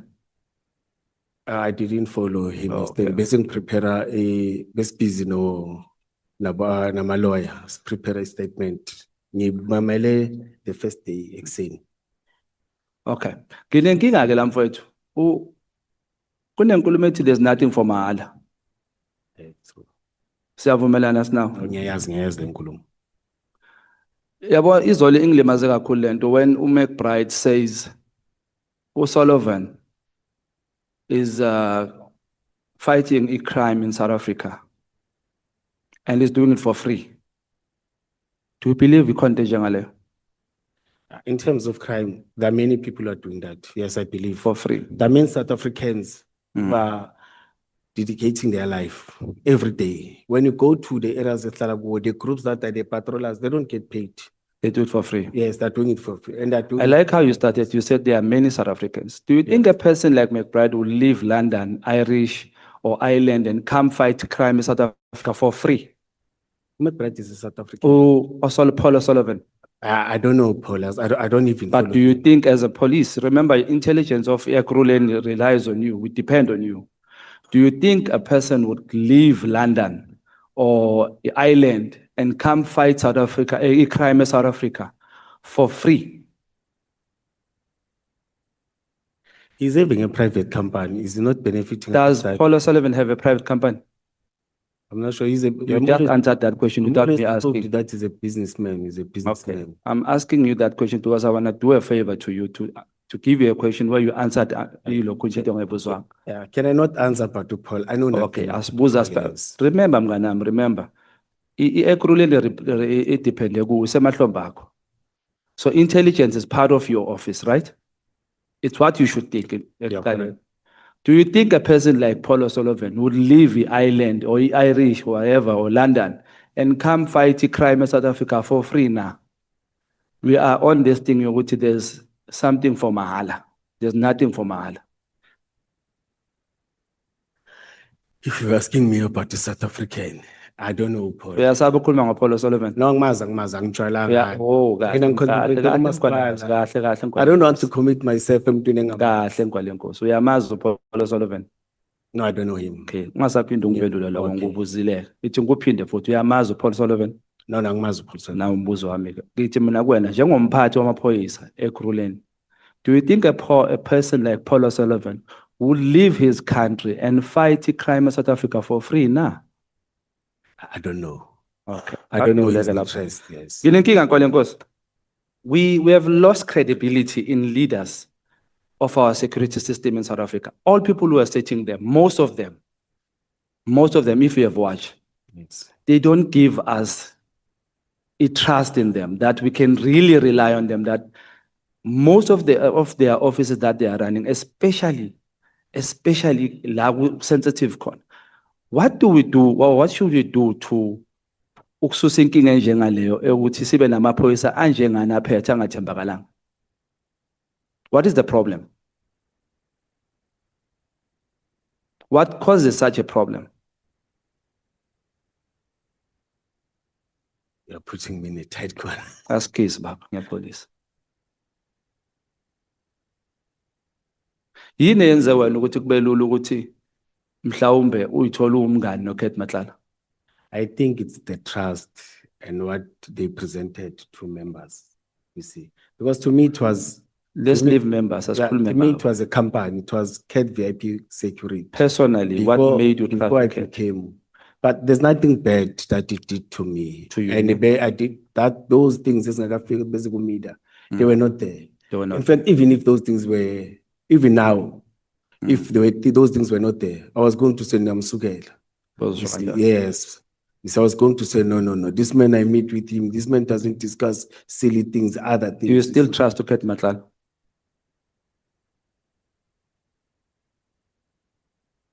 The credibility has made me to challenge, and the way he has presented, and the way he has said, when they were asking me about me, he said he was my friend. Do you still trust Kate Matlala? I'm skeptical now, see. But I've been done thorough investigation to check all the, but I got all these things now. So if you're saying you're skeptical, what are you waiting for that will change your mind? He's in court. You're waiting for Yeah, he's in court court, yakhe ukuthi iphele. No, not Ipele. So ingakapheli uzokwazi ukudetermine ukuthi ungamthemba or ungamthembi. Now I've learned many things with these processes. Or you've learned. Yeah, in this Which process, concludes ukuthi you now know whether you trust him or not. no, in anything that you do, you don't just. With what you've seen so far, do you trust Kate Matlala? He hasn't done bad thing to me. Oh lolo, Mkhwanazi Nkosi. Ngikubuza ngesizulu mntakababa. Uloko sokubonile, usuyamthemba, usamthemba yini uKate Matlala? Ukwamthemba before? Yeah, before being him temper, because Usamthemba manje? I man saying my doubts. Unama doubt. Yes. There's England is rely man. That's all. Are you on suspension manje? Yes. Do you hope ukubuyela esiphoyiseni uyophatha futhi? Yes, I can still lead. Do you think you are I'm a still good leader? committed. I'm committed. Do you think you are a good leader? Yes, I'm committed. Do you think we should trust you as South African? Yes. Why? I do my work on daily basis. I deliver in terms of the mandate that I'm being given, that I'm appointed for. I do that 100%. In your mandate, I think there were shortfalls in terms of some of decisions that I took. You see, I didn't do that. There was a question that Mkhwanazi was asking. No, chairperson. You see, the intelligent part, we asked it. khulumela ku mic mntakababa. Oh, there were questions that Mkhwanazi, he asked, and there was a question which chairperson I raised it. Now you raise it many times that intelligent, see. And I've said, I think there's an oversight, there's a shortfall on my side. I must make sure that I improve in that skill. In making sure that you don't trust a person at the first time or Ninkinga zemali mnganami. no. Nazo ikoloto. No, ngisenazo. No. I call it the pen is gone. Elerinsi. No. Bad laws. No. I don't Lutho. buy. No. I don't buy in school aid. Or uthenga cash. Ngithenga lapha engafota khona ngemali encane hayi. I don't Okay. commit myself to. I've learned that. I was once before divorce. I was once here, but after divorce, I've learned to. Nice mfethu. So la ngicabanga ukuthi imandate yakho, part of imandate yakho ubheka ama-drug unit, ama-taxi task team, truck hijacking task team, illegal mining, VIP protection, and intervention unit. Lapho-ke kudume kakhulu into yama-bribe. So njengoba kulula kakhulu ukuthi uthathe imali kuKate Matlala, kulula kangakanani ukuthi labantu bakubribe bese uyayijikisa. Now remember, people who are dealing with these people daily basis, it's different commanders. Kodwa phela mase baboshiwe beza kuwe angithi Abo, bona. no, they don't come. No, it's Abeze different. ku- No. So wena uzama ukuthi ngenxa ukuthi abazanga kuwe uyosinda kanjani ukuthi ungayitholi ibribe. Angeke. Akusuke ukuthi uzoyijikisa. No, if it was like that, I think the witness because the shoot young as illegal mining. He doesn't know me. Thank you so much, Honorable Breitenbach. Thank you, Chairperson. Good afternoon, Mr. Mkhwanazi. Afternoon, honorable member. What position did you occupy immediately prior to your suspension? The current position, Deputy Chief of Police Operations and Specialized Services. Deputy Chief of Police Operations and Specialized Services at the MPD. EMPD is the Ekurhuleni Metro Police Department. Yes. What is your highest formal educational qualification? It's masters in In- public management. And you obtained that where? 2017 Not when, where? or Genesis Business School. Okay. During your evidence today, you've repeatedly referred to somebody as the chief. Who would that be? Chief Isaac Mapie, Yes, and Chief who of is he? Police. And who is he? the Chief of Police of the city. Is he still the chief of police? Yes, but he's on suspension. I see. And who is in his place? Hey, they're changing. I think they've changed last week. I'm not sure. They are changing them like because I saw an article, there was an acting. No, that's fine. Yes. Time is not on our side, so. This chief, who was he investigating immediately prior to his suspension? Who was he? Investigating. I'm not sure. Was he investigating you? No, I was not investigated by him. You sure? Yes, no, I was working. No one came to me. It was this IP thing. Then it went to legal and services. With us, madam, the people that are dealing with the labor issues, it's not a department. I see. It's HR, labor department that deals with those things. Were you being investigated for murder? No. I was never investigated for any murder. People think that you were. Are you reading social media? It's social media that says that. No, you don't have to concern yourself with that, Mr. Mkhwanazi. I don't read social media. I don't participate in it. I have a very busy real life. I don't need a virtual one. You say that in relation to accepting donations from Matlala, that the chief is doing the same thing. Now, what same thing are you referring to? No, I didn't say so. You did? I spoke about vehicles. Yes. No, I've said, I'm talking about cars. oh, yes, I spoke about cars. Yes, you're correct. What is the chief doing that is the same thing? There are cars that are donated by Sintel. There's a chopper that is branded, that is having a branding of the city of Ekurhuleni. We don't have a chopper of the city of Ekurhuleni. There were cars that were donated before I engage. And did you think that it was okay for the chief to do this? With the current one, it's not okay. You know why? Because those cars, officers can't drive the cars that doesn't belong to the city, because in terms of insurance, they're not covered. When you execute your work or duties, you must drive the marked cars or the cars that belongs to the city of Ekurhuleni. In your view, what do you understand a conflict of interest to be? When you do the same work that the institution provides. For example, I can't have a security company. It's a conflict of interest. I'm a police officer. Once I own the security company, I'll be conflicting, or I'll be competing with my employer. It's a conflict of interest. And do you think that it might give rise to a conflict of interest if you do professional business in the line of your work with your close friends? Professional, I can do any other businesses with any close friends. To the question, Mr. Mkhwanazi, and now you're sitting right between me and the witness. Now that you've made yourself comfortable, so you're sitting right between me and the witness. Hello, can you move, please? You were doing fine until you moved. Thank you. Do you think, Mr. Mkhwanazi, that it gives rise to a conflict of interest if in the line of your professional business, you enter into business negotiations, business favors, contracts with close friends?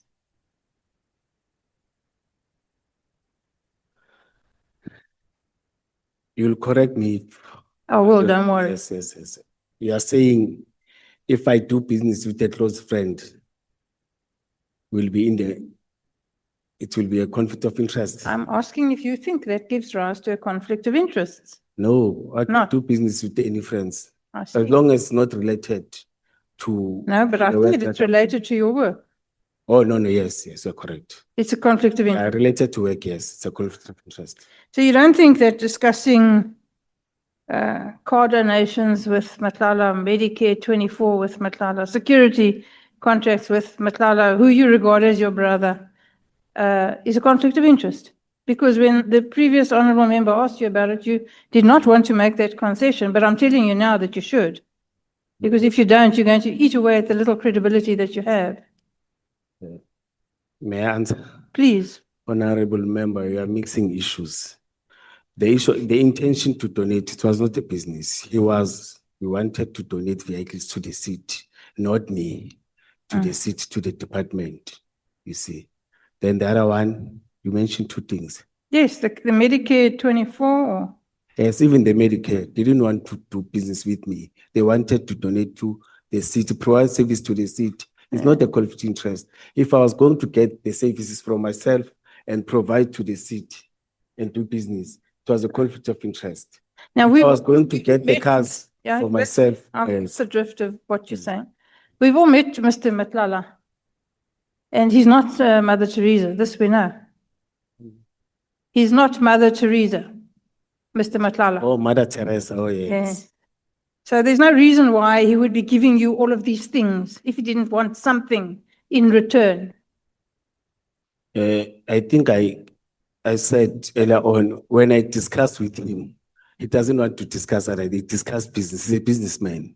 I think partially I agree with you. He's a businessman discussing about. So if business. he gives you this small thing now, he wants something in return later on. You know it, he knows it, and I know it.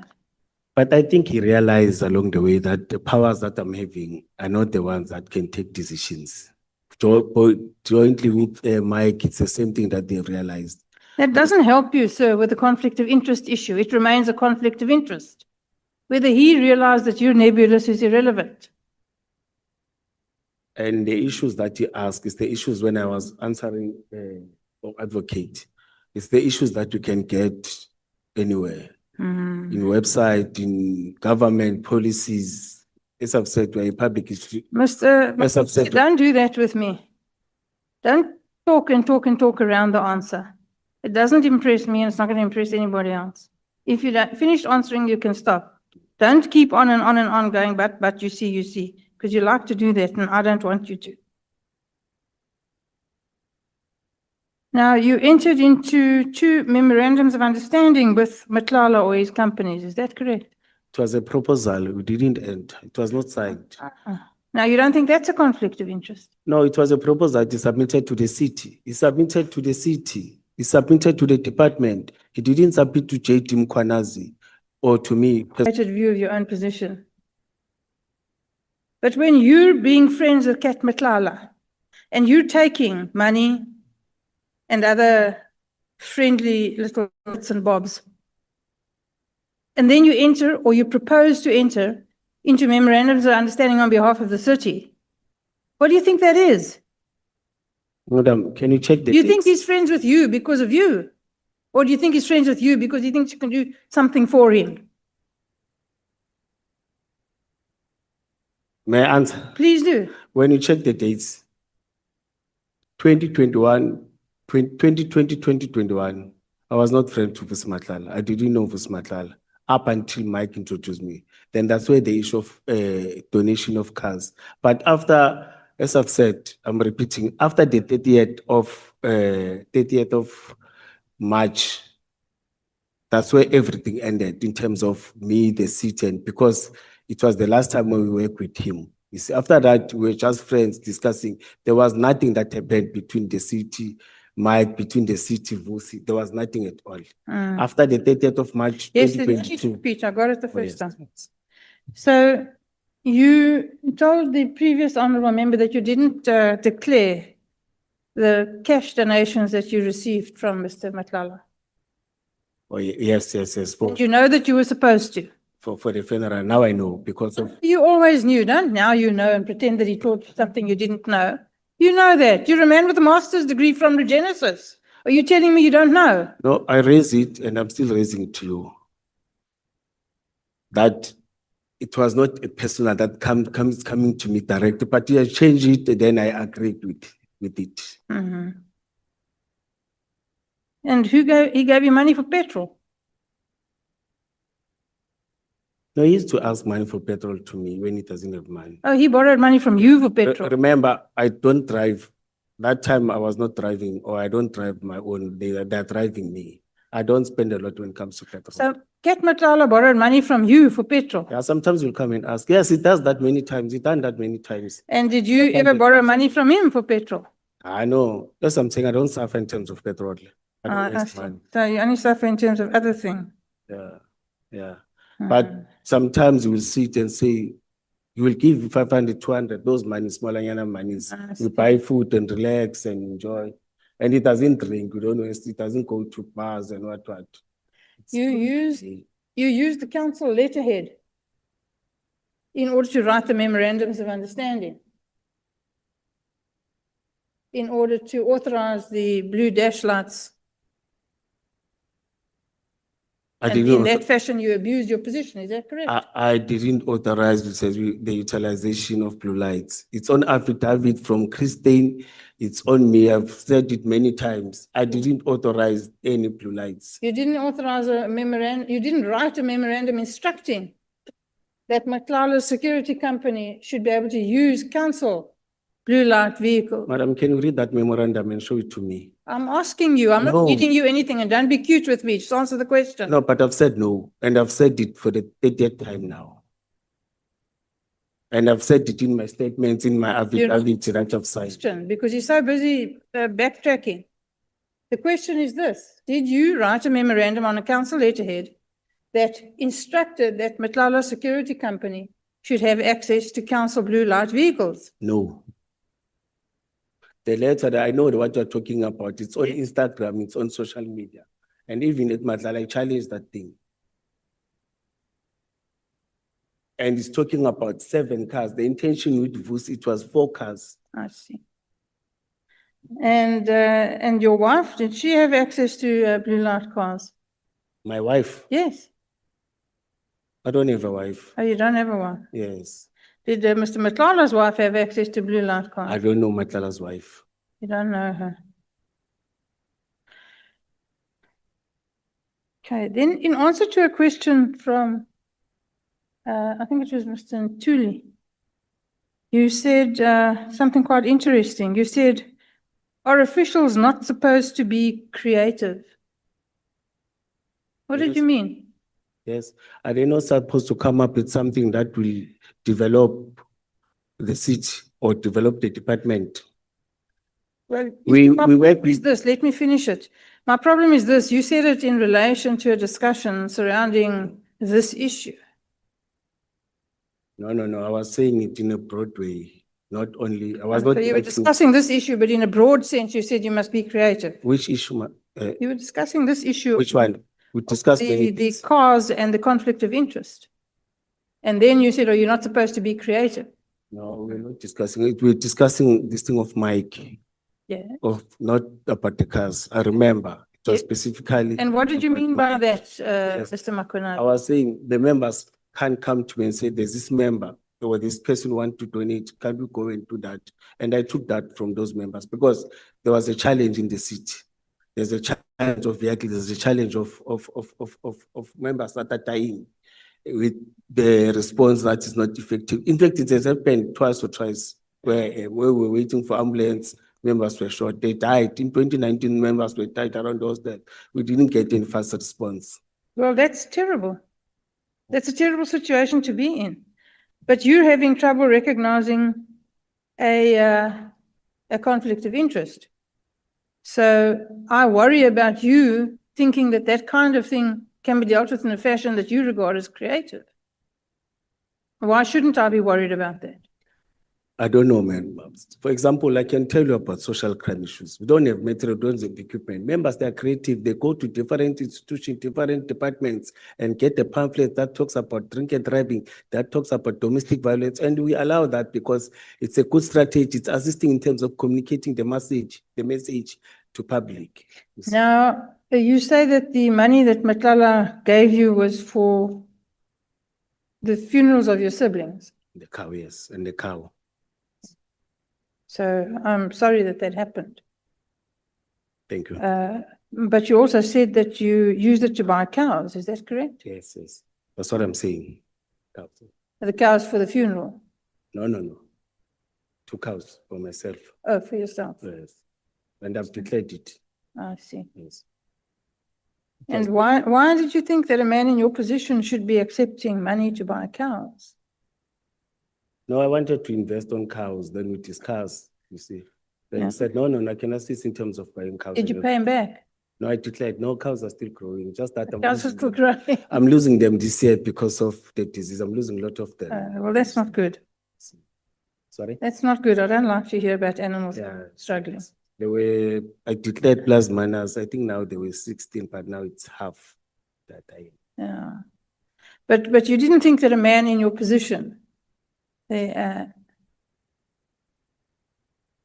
the position that you held, in the security structure that you were in the sensitive position that you find yourself, that could give rise to a conflict of interest, borrowing money to buy cows, or taking money, because you're not borrowing, you're not giving it back.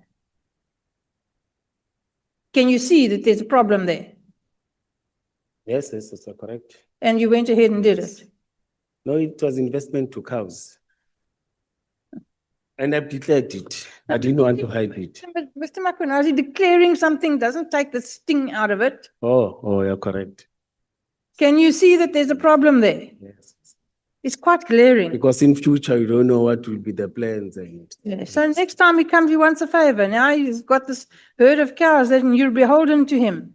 You understand why you don't want to develop a conflict of interest, Yes. but you took no steps to avoid it. No, I In fact, you avoided. encouraged it. I avoided it. From You now, didn't avoid it, you took the money. no, I avoided. When you check, from 2023 till now, we don't have any relations. That's why he was even said he was my friend.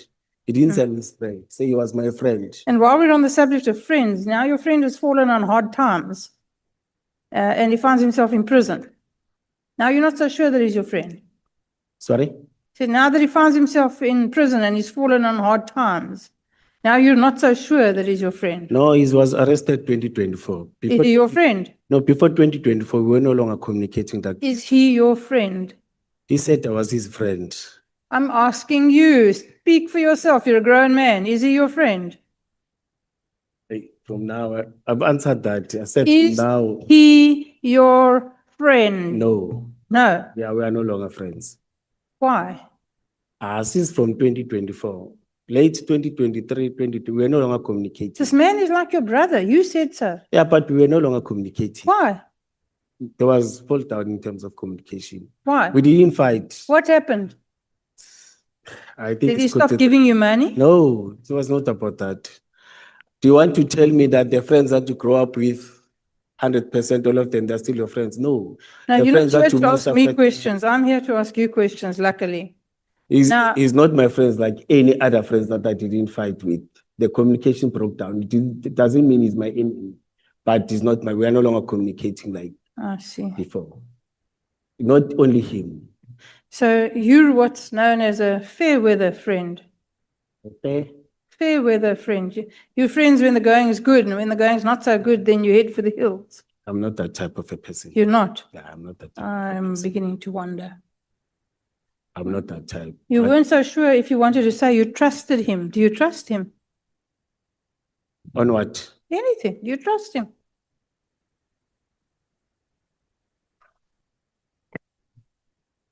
Related to work or Anything. He's your friend. He's your brother. Do you trust him? I trusted him.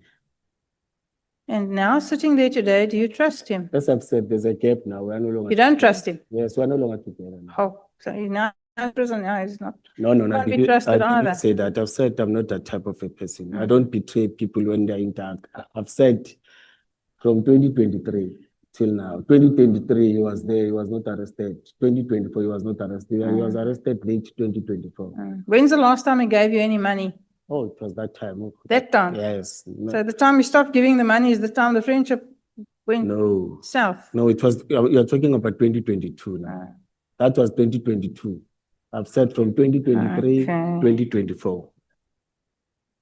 While you were friends with him and you felt like he was your brother, did you know about all this business of his?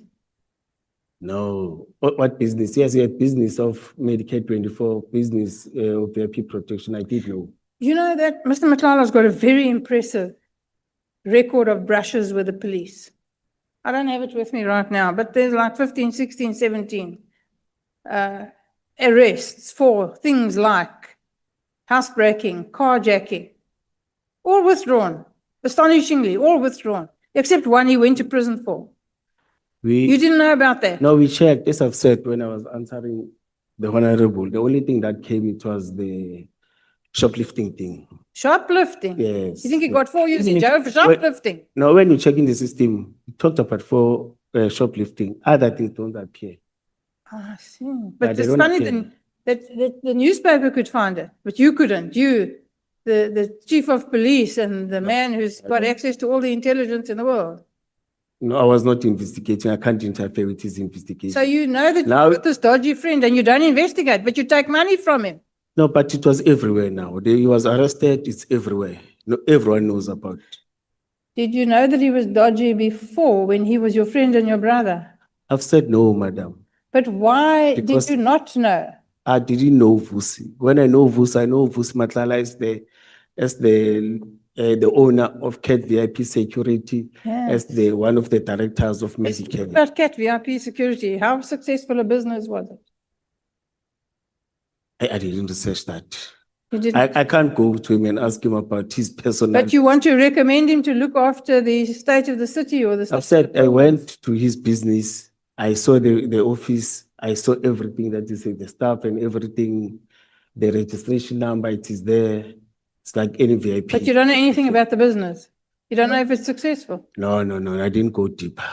I can't ask personal things. I can't ask are you successful? Are you failing? How's that personal if you're busy doing a business deal?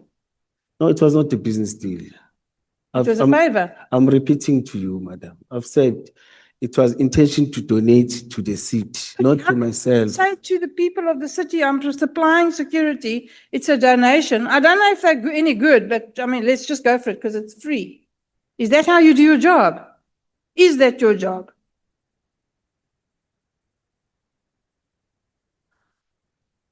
I didn't do any research about his business. Let me say something like that. And his private life in terms of how he Wow. makes money, I didn't do that.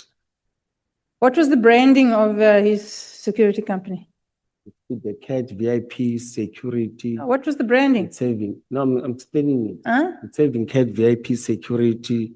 It's having, I think it's the head of, what is this, royal or gold?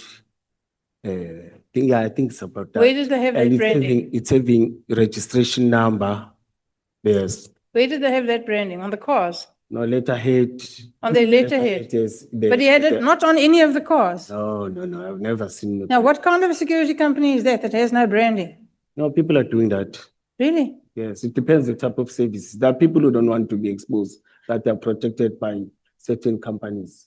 The individual who want to be protected by see. hiding themselves, who don't want to be seen that their businesses, who do good business. So they're just But for their black safety- cars with darkened But it- windows with blue lights that drive at great speed, but they don't want to attract attention to themselves. I didn't say blue lights. You are the one who's mentioning blue lights. I still repeat, I don't know blue lights.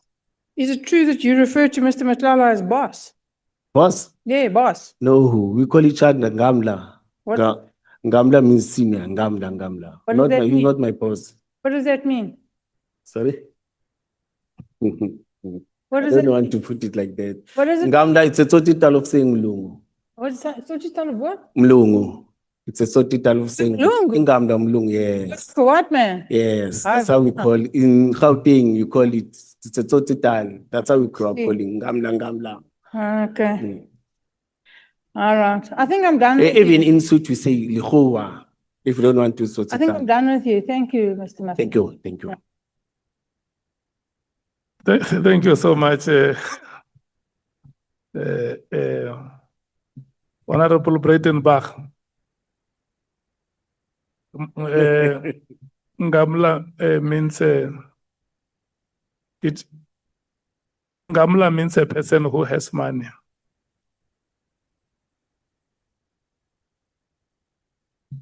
You say you have cows.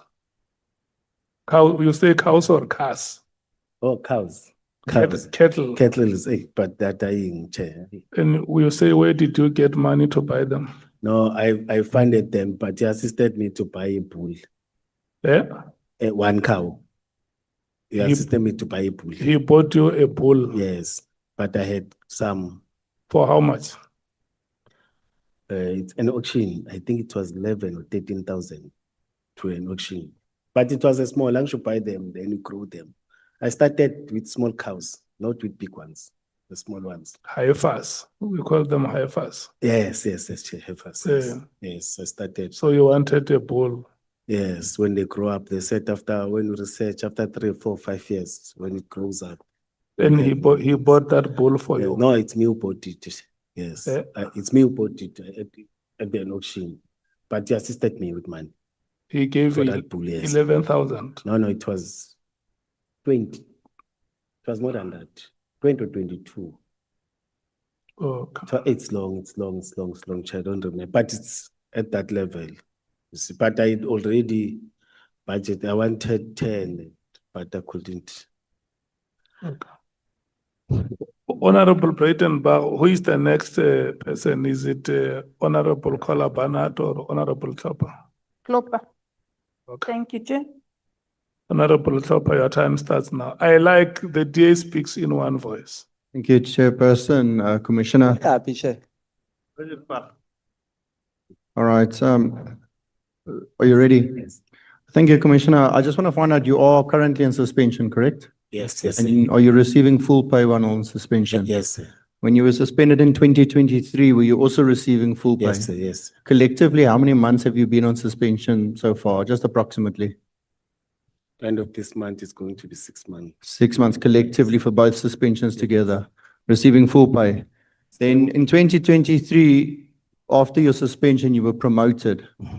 In, I think, the November or the December, you received the promotion, which you accepted and immediately asked for an increase to be considered at the highest band. I think almost 200,000 more than was suggested, correct? Let me correct you. It was on the JDM 1, page 6 of the annexure. Let me correct you. We don't have promotions.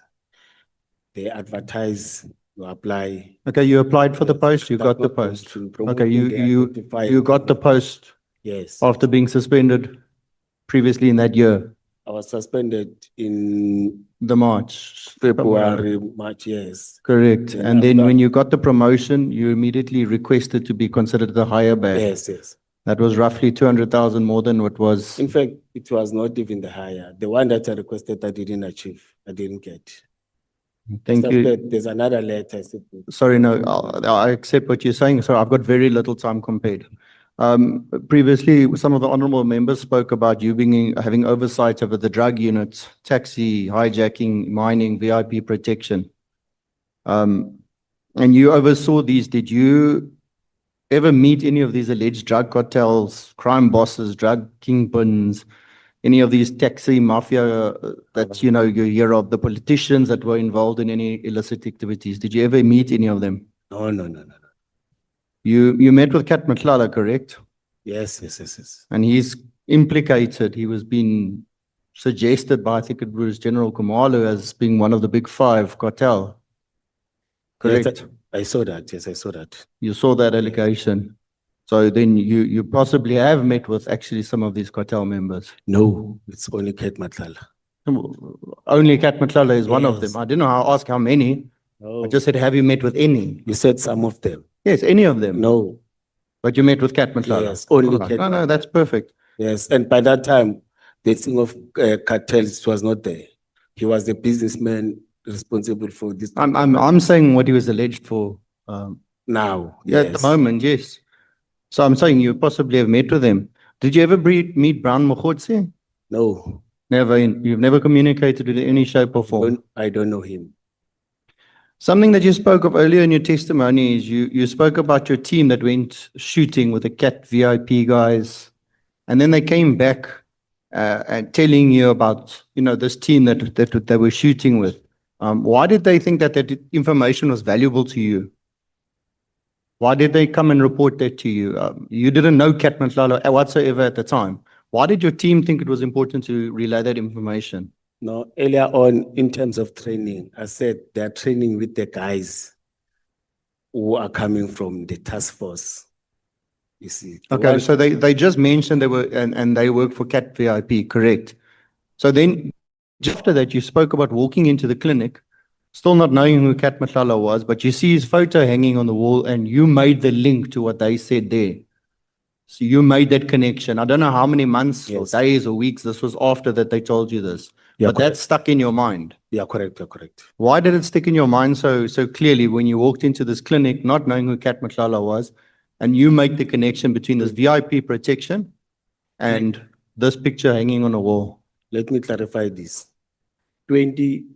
2020, they trained, they talk about these guys that are good, that are doing shootings and everything. 2021, they spoke about the intention to donate, and the cars belongs to the guy who owns VIP Cat Security, who's saving those guys. That is why I've said to the advocate in terms of they actually said, no, you will be covered. Okay, no, that's fine. You must understand, we got a version yesterday, a version last night, and another version this morning, and some more paperwork Oh, yes. at about 12:10.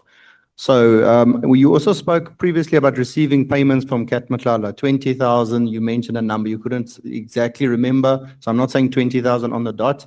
You spoke about another amount of around the 30. I couldn't hear the amount that you said you weren't sure. The third you don't remember. And then I don't know if this was included in these. You also got received the payment for the cows or money for the cow, it's- for a cow of a value of a certain amount. It's part of those monies. Okay, it's part of those monies. And when was this money given to you? Was it in a certain week, a certain month, or a certain year? Was it over separate I think- payments over how many months? I think in 2 months.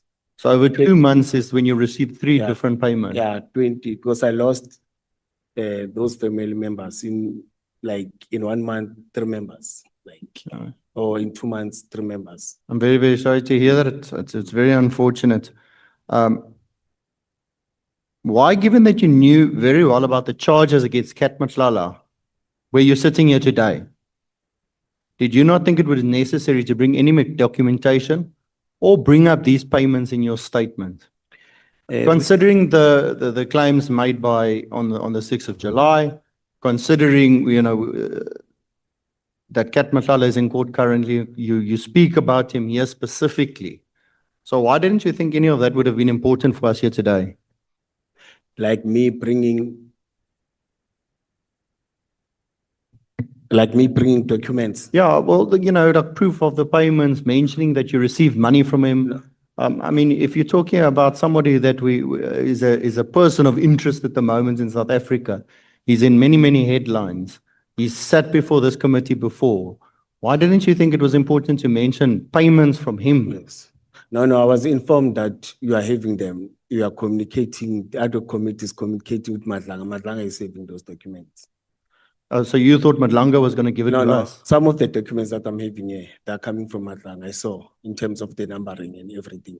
No, but I'm saying I don't have any payment. I don't know. Maybe I haven't seen it. Is it in the information we received any of the money you've got? Because I don't have it before me. Yeah, no, part of the bundle is from Madlanga. So the incomplete affidavit actually, because you're saying it's not important to inform us of those payments. Oh, now I get to it. It was supposed to be part of the affidavit. Well, I would considering the person that he is and your connection to him.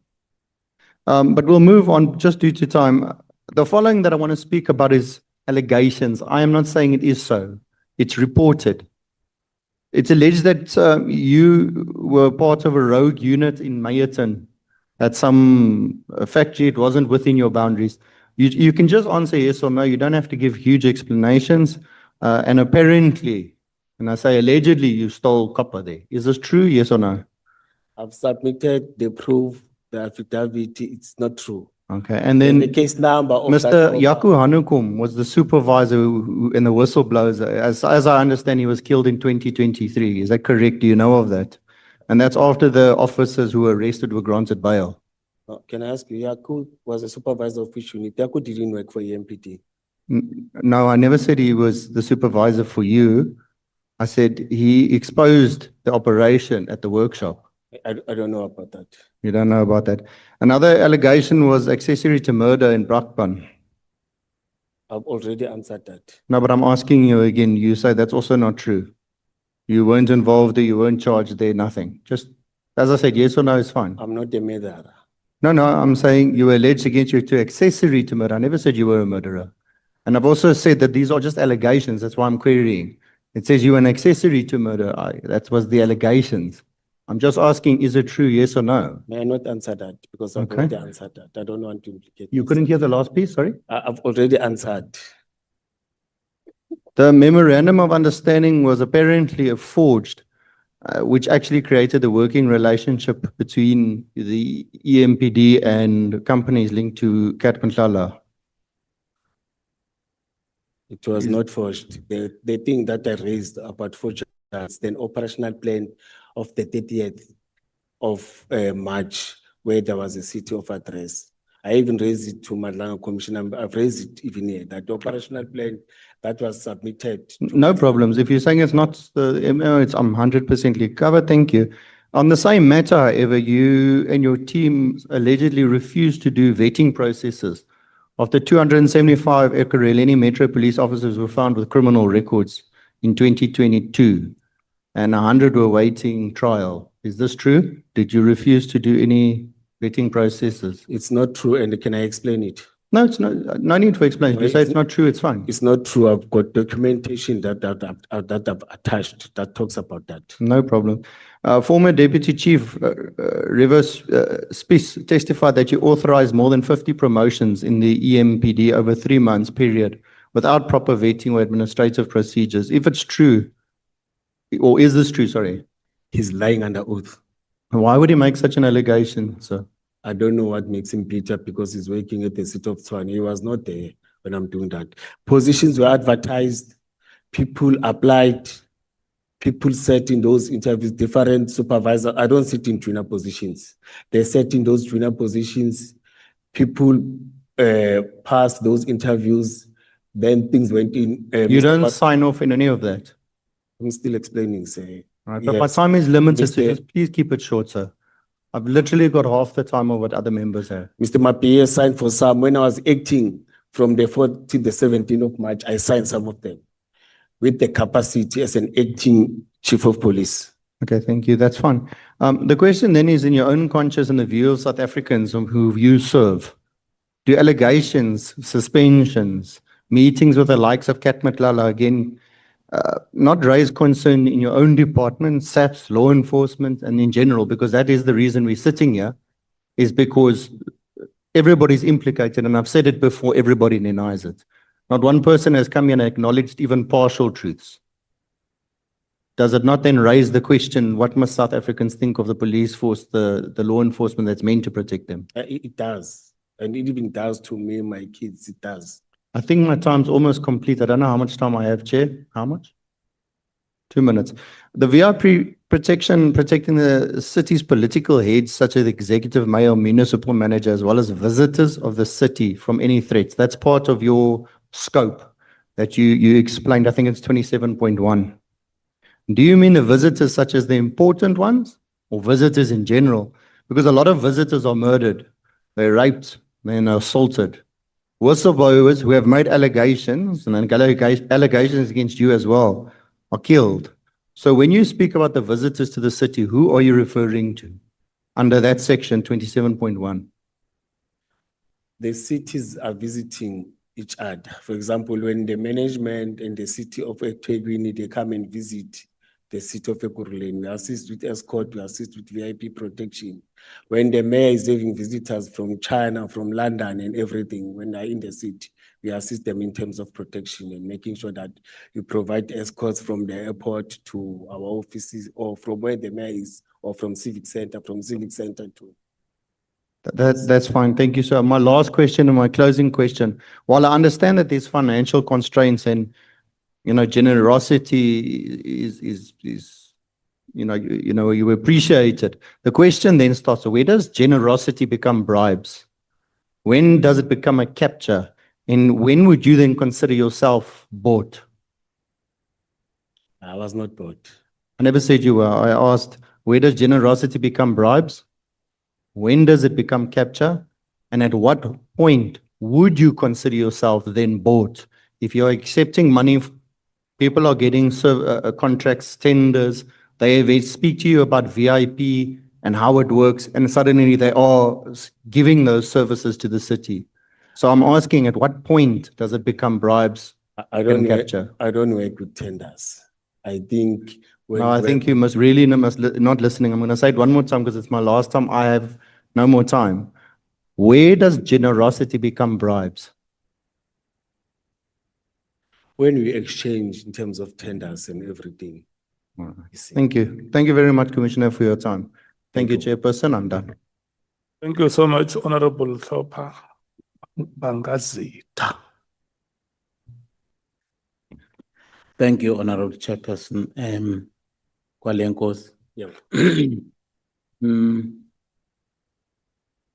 Kwale, you were suspended on the 20th of February 2023 for 3 months for an alleged offense of registering, branding, and fitting blue lights on privately owned cars. Whose vehicles were these? And also, how did this suspension actually end? May I start with the last one? It didn't end because now I'm suspended too for the second time for the same thing. And I'm coming to the second suspension. I'm talking about the first one. It took 3 months. It's the policy says that it must only be for 3 months. After 3 months, you come back. But if there are investigations, they continue. But as I've said that there was no communication, I was not informed. Immediately when I came back to work. It is the cars that they claim that, or they allege that they were having blue lights, whereas they were not having blue lights, and they were branded. They were not branded. It's from Vusi Matlala, the CAT VIP security. Don't you consider that an unfair labor practice to be suspended, to go and sit at home for 3 months for no reason? It is. But if you don't want to interfere with investigations, I think it is fair on the other hand. You see. Now, if nothing comes out of investigation, don't you think that in order to clean your name, you needed to challenge that? It was quiet, very quiet. You see, no one came to me. You are correct.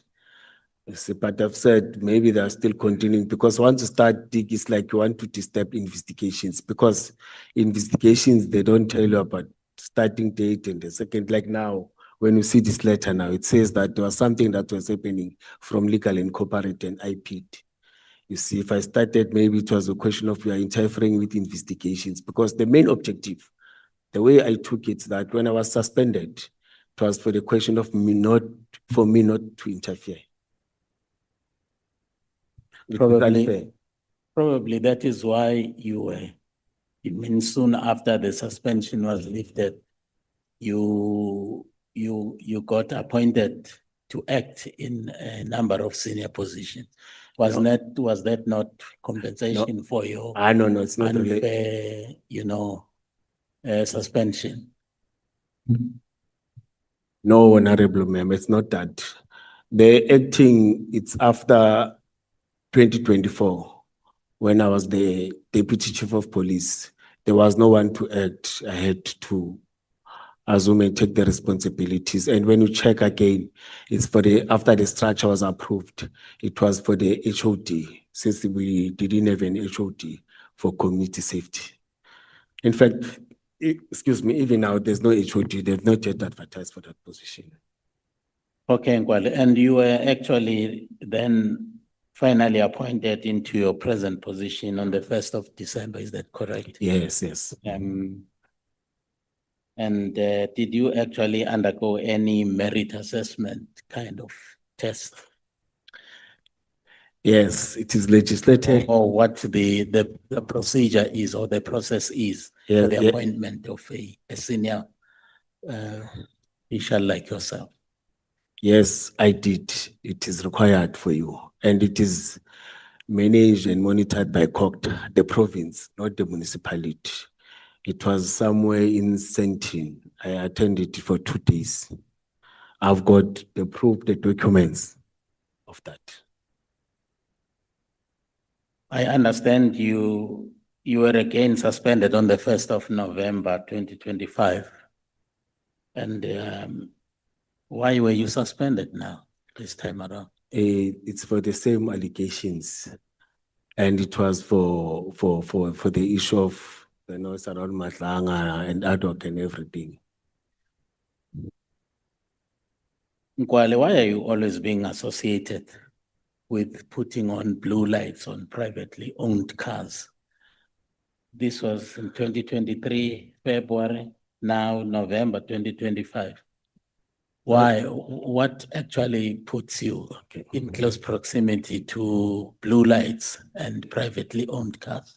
It's the same accusation, the same people who are accusing, it's the same people. Okay, and it's about the same thing, not about any other thing. The same thing of 2023 is the same thing again now. And it's coming from the same people, but at least now they came out. Before I didn't know because it was media. All of them, they were saying, we don't know. But so what do you intend doing now that you are in suspension? What happens if there is nothing that comes out of it, like it happened before? There's a process that we've started in the city. Whilst I'm attending this, there are processes that I'm attending to. It's just that I can't discuss them, but there's a process. I was called by the appointed attorneys to investigate. There's a process that is taking place. And at least now they came and informed, unlike before. Okay. Where is the chief of police? He's on suspension. Is he himself suspended? Yes.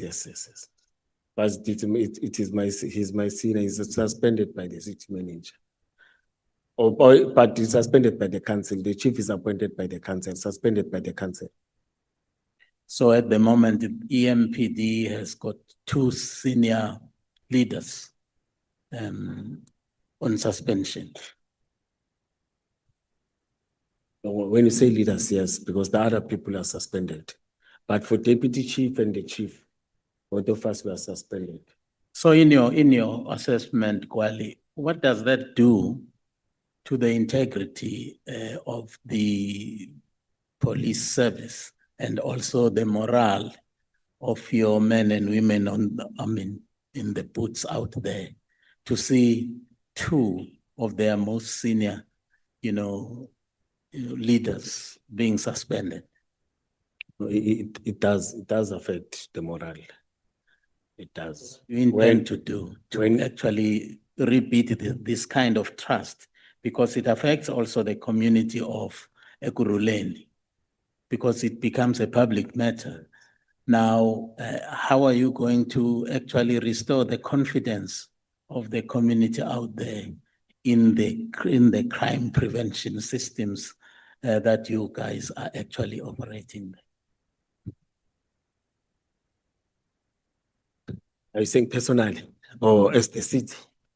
Well, you are leading an institution. How are you going to clean the institution so that the people begin to restore the trust of the people in the institution? I'm aware of the problems that they've started.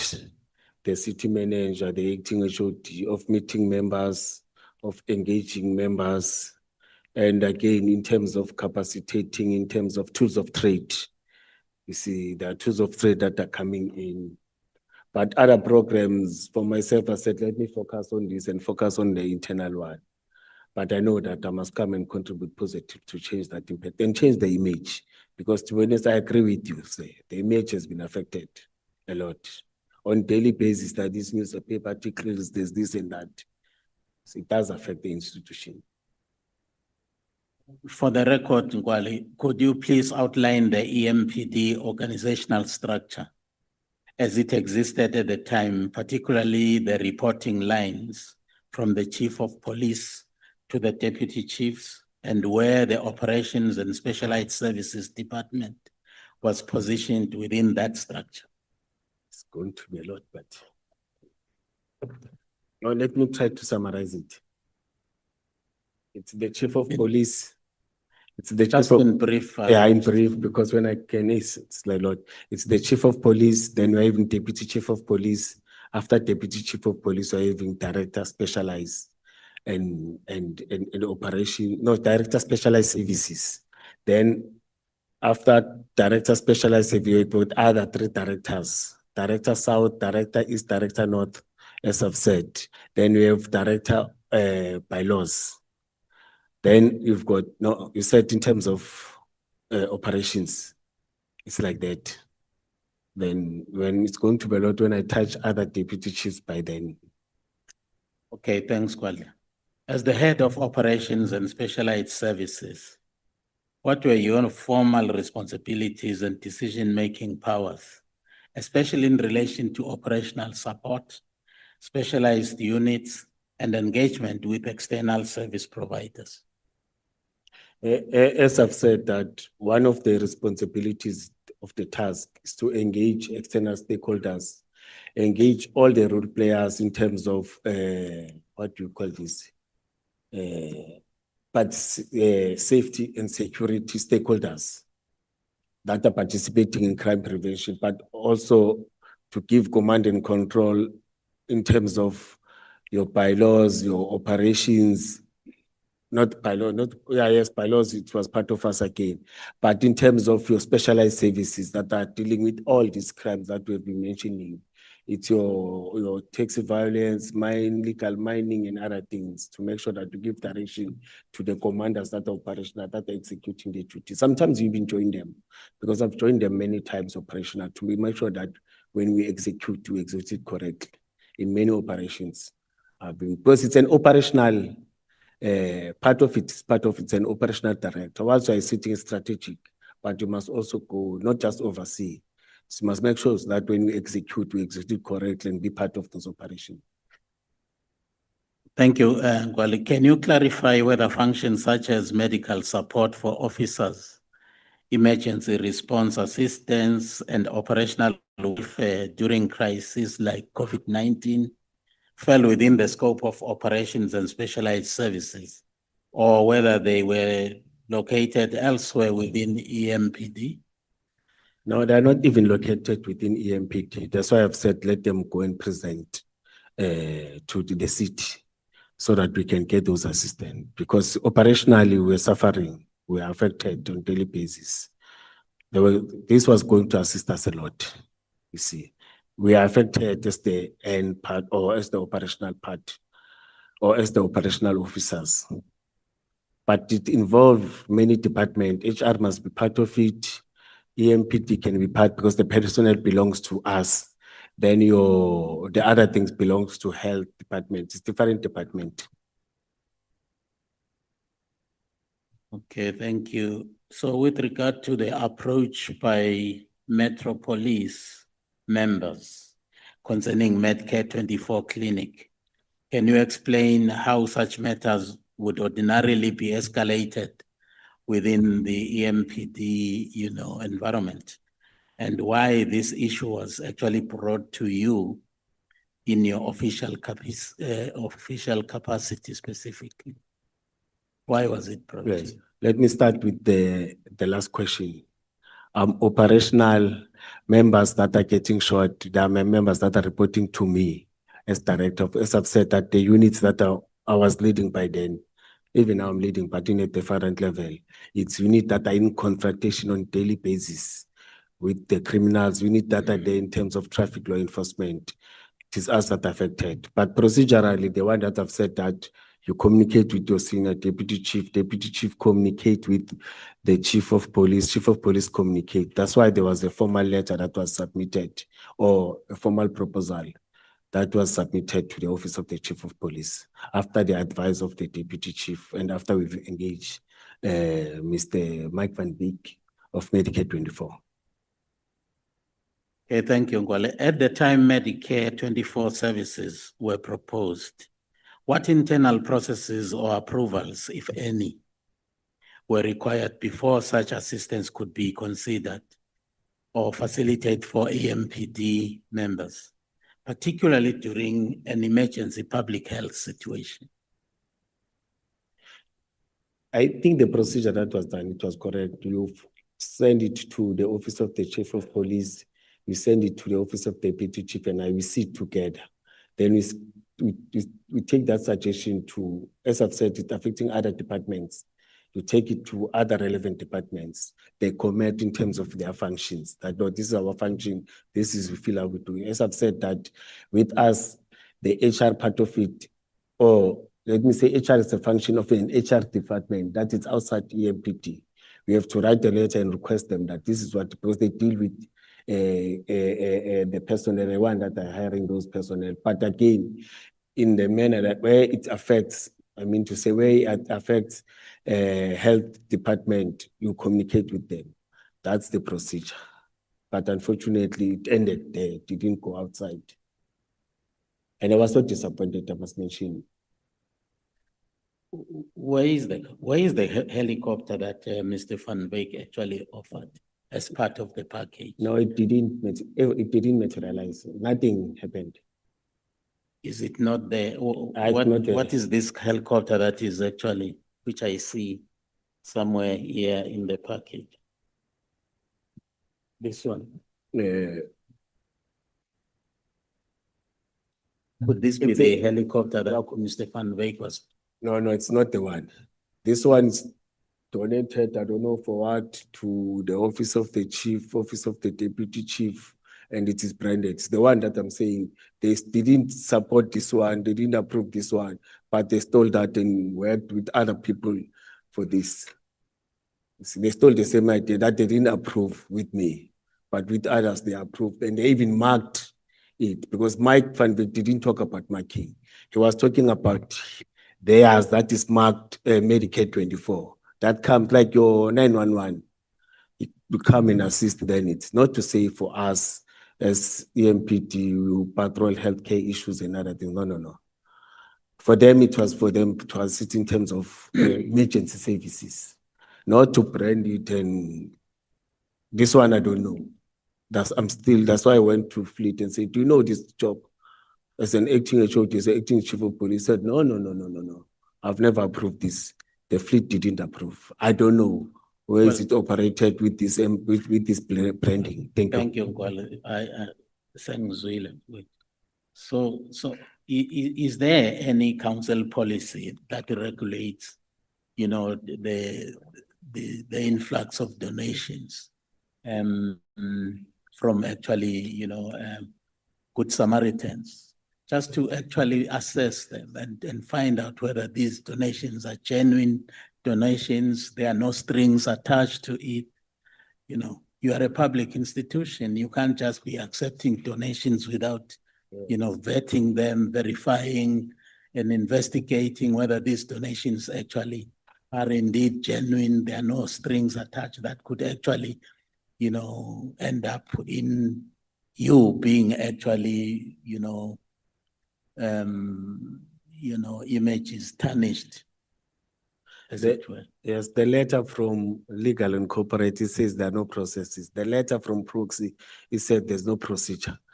All of them, they just come and they've been doing like this. It's always like that. That's the response. Because in fact, the relevant person who was supposed to guide, it's Legal and Corporate or Proxy, because it deals with this thing every day. But he said at EMPD, since from I was a recruit, we used to get things like that, vehicles like that, and it was accepted. I think that's one of the gap, one of the challenges, because we're a public institution. At least when we are guided, you don't have to fight with any individual. There's a policy, there are procedures that you must follow. And again, that leads me to collaboration between the interagency collaboration. How is that actually regulated? You mentioned in your in your evidence here, I think it's paragraph 38, where you are actually also looking at private security company and collaborating with them to fight crime. How is that regulated? So that you don't actually find yourself cooperating and working with sinister private security organizations. Thank you, Honorable Member. When we wanted to draft an SOP, it was about us addressing those gaps, because there's nothing that guides. As I've said, that members can wake up today or they can plan now that they want to go into an operation in such a place that these 2 or 3 security companies, then they agree with them, they go and work, you see. And issues of accountability, they become a change. We really need SOP. But at least that developments that happened, there's a cooperation agreement that we signed that was driven by Minister Mkhwanazi, the Premier, and all other security agencies that we signed as Gauteng. That covers all the metros. You see, but the gap is with the private security. Thank you. You, on paragraph 48, the last 3 lines of that paragraph, you say, therefore, his interests, that is Matala, fell squarely within the scope of my responsibilities within EMPD. We subsequently grew closer, and he became like a brother to me. He became like a brother to me. Can you unpack that? Yeah. Oh, thank you. As I've said, that after the 2022 State of the City address, we were talking other things. No longer talking about the plans and other things and other things. We're just taking as brothers, like friends, you see. But time to time, Vos is interested in business. You talk about other things, but business related, but not his personal life, not his business.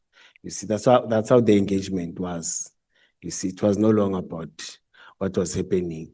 But with the scope of working with operational, in my job description talks about that mobilizing all the sectors in terms of safety and security, making sure that they work within the city. Even now, there's a program that they've started that talks about that. I think it's part of addressing the question that you asked before this one. I remember now, I saw the MMC going, addressing some of the issues. I think there's an action that they're taking to address that gap that you mentioned. Okay, thanks, Nkwali. But you go further on page 50, and you say, additionally, we also discussed broader social matters. Broader social matters, what is that? This is what I was saying. We'll discuss about what is happening, but things that are in politics. Were these political Ah, matters, no. business No, no, matters? no. Like challenges in the country, but not deep. We used to discuss life. Hey, when you news, Boba can say, oh, you have seen news that are talking about this, all those things, but not deep, serious things in personal ones. You ended up teaming up with CAT VIP protection services during the, what is that, the state of the city address. Yes. What processes did you follow to actually formally appoint CAT VIP, protection services? Is there any particular process that you followed? Because I would imagine there are so many private security companies in Eteguru Lane and elsewhere. Why this one specifically? As I've said, thank you, may I answer? As I've said that the guys that are there, they are guys that are they are well trained. They are coming from task force. My guys recommended them. Then I was happy that we got guys from task force. But for me, again, as I've said that when I attended 2 trainings at Tabazim, they are training there. I know how they train. I know how good they are. But they said they've now left. They're now working for CAT security. That's why I identified CAT security. So these are the guys that can assist us. You really wanted people who were going to scope and donor the people who could actually, who were threatening to disrupt the. There's this document. When you check in this document, the tasking, they were not tasked to deal with people. You see, the tasking is different. We've got plus minus EMPD, SAPS, Kayalamisi, they're tasked differently. Even them, they were tasked differently, not to scope and donor. Scope and donor is no longer working. You see.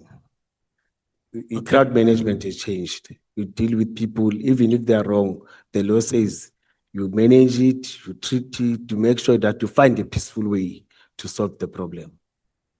Thank you, Honorable Chairperson. Honorable Vessels. Thank you so much, Mangazita.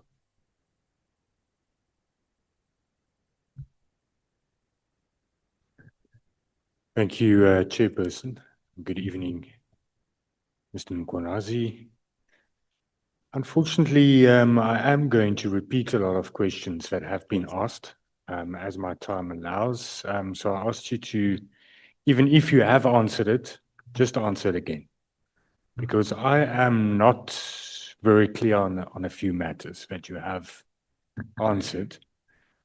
Let's firstly go to the fact that you were wined and dined by Mr. Mkhwanazi. You received money from him. And then he made a lot of offers. You talk a lot about him wanting to assist, its donation of the vehicles. But let's be very clear and just answer this. His company did receive money from the Ekurhuleni Metro. Am I correct? No, they were not providing services for us to pay them. No. So they never received money? No, they never provided any services. So this provision of security at the state of the city, they weren't paid for that? No. Okay. So they made proposals, also Medicare, Mr. Van Wyk, he made proposals, but it wasn't accepted. Those services that he offered, they were never service level agreements. Yes. Okay. So why would he wine and dine you? By that time, all these things, it was 2 years after all these things, or a year after all these things. It was just as I've said, we were communicating as brothers and whatnot, meeting and discussing. In fact, we became friends by that time, yes. But you were, as you also now explained, in control of certain units. The drug enforcement unit reported to you, am I correct? Yes. Okay. Did you ever discuss operations with Mr. Mkhwanazi? No. His interest is VIP and health, not any other things. You see. Never discussed any operation? Even if even if it's this guarding of properties, I don't have interest. Lot of work and what. His interest is about close protection and what is the business that is doing, not any other things. Did you ever meet with King Mzwazi Msibi? I know. No. Never. Yeah. No meetings with him? No. I never did. Never, you sure? Yes. No. Okay. The one that they talk is staying in Pretoria. They're talking about, no, I never. Okay. I'm a Penny Plus. I stay around the Kuruleni, drive around the Kuruleni. These vehicles, if we can circle back to them, they were not in the possession, they were never delivered to the metro. Yes. That's your testimony. But you were very eager or earnest to get them registered. Why? I was very eager to get them donated, not registered. I wanted all the process to be financed so that we get the vehicles, we get the tools of trade. You see, even the process was very slow. I felt so demoralized that it's very slow. We need those vehicles. We need those vehicles operationally. Okay, Not just registration, all the processes to be finalized. Why was there frustration in the process? It wasn't approved. Why wasn't it approved? No, there was a conflict. They raised many issues, but they spoke to the proxy, not me, but he told me that you are fighting in your department, all these things. I don't want to be part of your battles. You see, I'm leaving the process. Then that's how it fell. Okay, but on your version, Mr. Mkhwanazi said to you, I have these vehicles, this fleet of VIP vehicles. I want to replace them, get new vehicles because they're costing me a lot of money, the maintenance thereof. Don't you think that was a reason why the powers that be at the metro said, no, we can't accept these vehicles? Because who's going to pay the maintenance? We can't afford new vehicles. Now we have to take vehicles on that's old, that's out of their service plans, and we have to pay for it. In terms of vehicles that we're having vehicles that are far older than that. Even now, when I can tell the type of vehicles that we're having a vehicle when you can sell the value, it's 40,000, but per annum we spend 300,000. You see, but those vehicles were not older than the vehicles that we used to have by then. And some of them, they're still there operationally. Okay, but the point is, there were certain reasons, issues raised, as you said, why this donation was not accepted. Did you not then act prematurely to have the registration done? Because wouldn't you first need approval to accept this donation? Because there can be various conflicts, as you now said. I think maintenance is also a problem. But you do the registration of the vehicles prematurely. I engaged the prox. The prox said, no, we need the letter of intent. With the letter of intent to show that this vehicle belongs to him, we can start the process. Okay, but now those vehicles are driving around in the streets of Ekurhuleni and they're being driven by CAT security, but they are registered to the metro. Am I correct? No, they were not driving around in the street of Ekurhuleni. Were they somewhere parked? Yes. How do you know that? So. You never received the vehicles I physically? think so. You think so? Yes. Don't you think that's the big problem with this? Vehicles that's registered to the metro is driving around. That's what I've said. That's what I'm saying, that if they were identified driving around, those people are supposed to be arrested. And that's what I emphasize, that if that's the problem, we're supposed to arrest the people. We're supposed to go and arrest them because it's a crime. A person is not a police officer, can't drive blue lights with blue lights, you see. But the point is you made it, but you made it possible. No, it was not possible. You made it possible. There were no blue lights. If I want to buy a car, but the deal is not has not succeeded yet, and I register that car on my name, but the previous owner is driving around with that car, getting speeding fines and all of it, it's going to be on my name because it's registered on my name. If there's illegal conduct by that vehicle, then it's going to be me that's liable. It's a stupid thing to do, don't you think? And you registered, you pushed for the registration of these vehicles on the EMPD's name. Why? I didn't push for any vehicles to be said. I approached the proxy. Proxy said this is the process, and we followed the process. No one pushed. Even the letter that is coming from the city, even the letter that is coming from the proxy, it says I didn't push. It says I approached the proxy.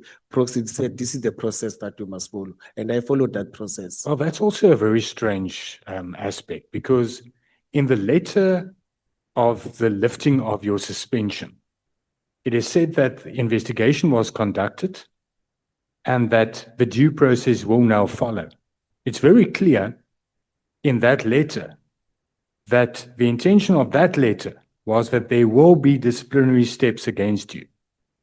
And then only a month or two later, there's this report by the legal services saying they can't find any wrongdoing. It's very strange. It seems very strange. Disciplinary process doesn't mean you are guilty. No, I accept that. But you are concluding. There's prima facie, there's a that prima is facie unacceptable. case that something is wrong. I don't know about that. That's what that letter says. Otherwise, it would have lifted your suspension and said, sir, you're going back and no steps will follow. But that's not what the lifting of your suspension letter says. And it's a procedure for all the employees. No, And it's not. It No, it's the can't be. procedure of the. If there's no prima facie case against you, it would have said, we found nothing and you are, there won't be a disciplinary hearing if there's no prima facie case against you. May I invite you to go to all the cities, not the city of Ekurhuleni, and check the disciplinary procedure processes and the collective agreement between the unions. It's one collective nationally. You see, it is outlining the processes that must be followed. So Whether there we are won't be a junior, disciplinary whether we are hearing if senior. there's no prima facie case. There won't. No, I didn't say, I'm saying there's no prima facie case. They said there's a case. Exactly. But the disciplinary procedure says after 3 months, you must come back, whether Exactly. whether it's finalized or not finalized. Exactly. And disciplinary procedure doesn't say you are guilty. Exactly. But lifting of the suspension does not say that you're not guilty. But when you say, but you are changing the whole thing now. You said you understand, you accept. That means you don't accept. No, I do. Thank you, Chairperson. Nothing further. Thank you, sir.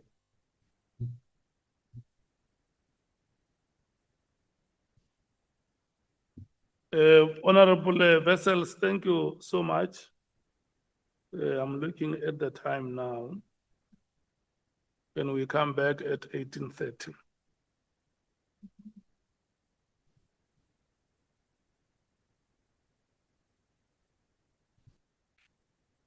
No, after Vessels is James.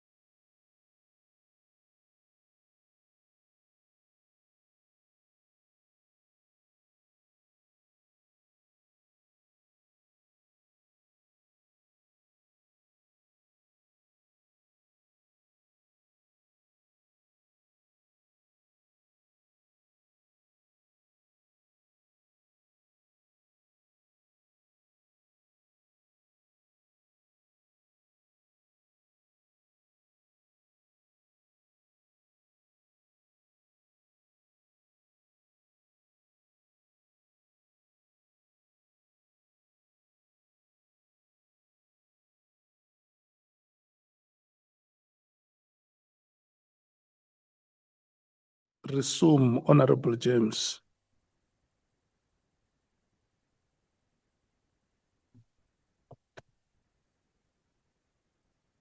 Thank you so much, Chair. Mr. Mkhwanazi, we've heard, we've seen, we've asked, we've done everything. There's nothing left to ask. Do you agree? You've answered the same questions twice, thrice. Do you agree with me? If you can please switch on the microphone and get it closer to your mouth. Maybe we've got other questions. Okay. And the No. repeating questions, we want to find the whole truth about and consistent about. No, I think we have the truth. I think we've Yes. gathered enough now. You mentioned earlier on, just to say this, you mentioned earlier on that this has had a very bad impact on your family and your kids. Am I right? And the community and the. And the surroundings. community and everyone. Is this why you moved out? No, I didn't move out. You're not staying with your girlfriend? No, it was a long time ago. Oh, okay. Yes, now I'm still staying with my kids where I was staying 5 years ago. Oh, okay. Yes. Mr. Mkhwanazi, let's get to the business of today. Please, can you turn to page 3 of your witness statement? Read paragraphs 8.1 and 8.2 into the record for the committee. Paragraph. 8.1. I don't have much time, so.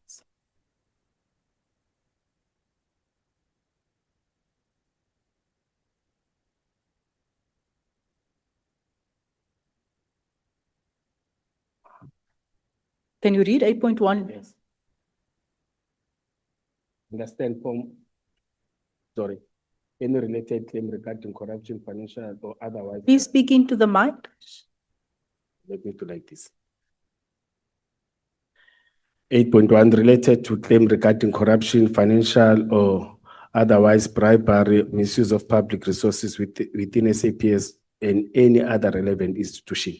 Okay, 8.2. Evaluating the extent of misconduct, unethical behavior, members of SAPS and any other relevant individual or institutions. Okay, that's why we're here today. Yes. Okay. I looked at your CV and you served in law enforcement for almost 2 decades, correct? Yes, madam. Very long time. I assume you understand very well what constitutes corruption, correct? You understand what's Yeah, corruption? yes, madam. Right. You understand what constitutes bribery? Yes, yes, yes. Good. As a senior manager for many years in public service, would you also understand very well what constitutes misconduct and unethical behavior within law enforcement? Yes, you're You correct. do. How do you define corruption? Define corruption. If you are providing services and somebody, for example, you are making an arrest, somebody doesn't want to be arrested, gives you money for you not to execute your duties or arrest him or her. Okay. Any other definition? Example?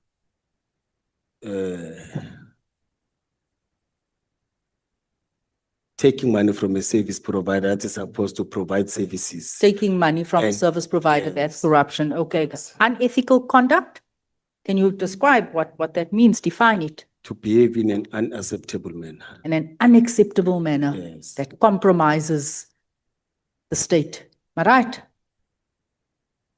Institution, yes. The institution. Yes. Okay. As a senior law enforcement officer, are you familiar with PRECA?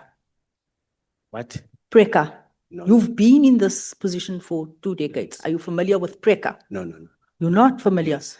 Okay. That is the Prevention and Combating of Corrupt Activities Act. That's what guides us. That's what helps us identifying corruption and how we need to deal with it in this country. That's the legislation. Are you aware that PRECA is the principal anti-corruption legislation in the country and that it criminalizes, I'm going to teach you something today, it criminalizes the giving, receiving, or accepting of gratification in order to influence conduct. You don't have to write it I'm down. waiting, no. Okay. I must read it after. Would you like for me to summarize how PRECA defines corruption, just for your benefit? Set your press time, I will read it. Okay, I'm going to ask Jay, can you give him a copy through your chair, please? Can we just give the witness a copy of the act? Chair? I can Google it. No, it's fine. We have a hard copy here for you. Is it fine?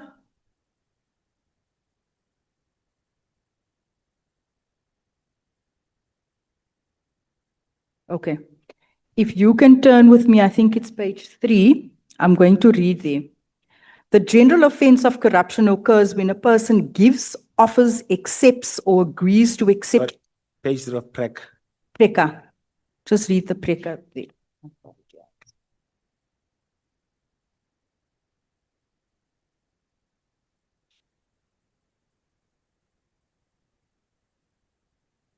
I think it's under point 3, part 2.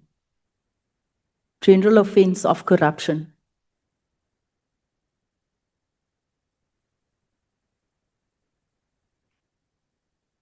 It's highlighted in The green. one you highlighted.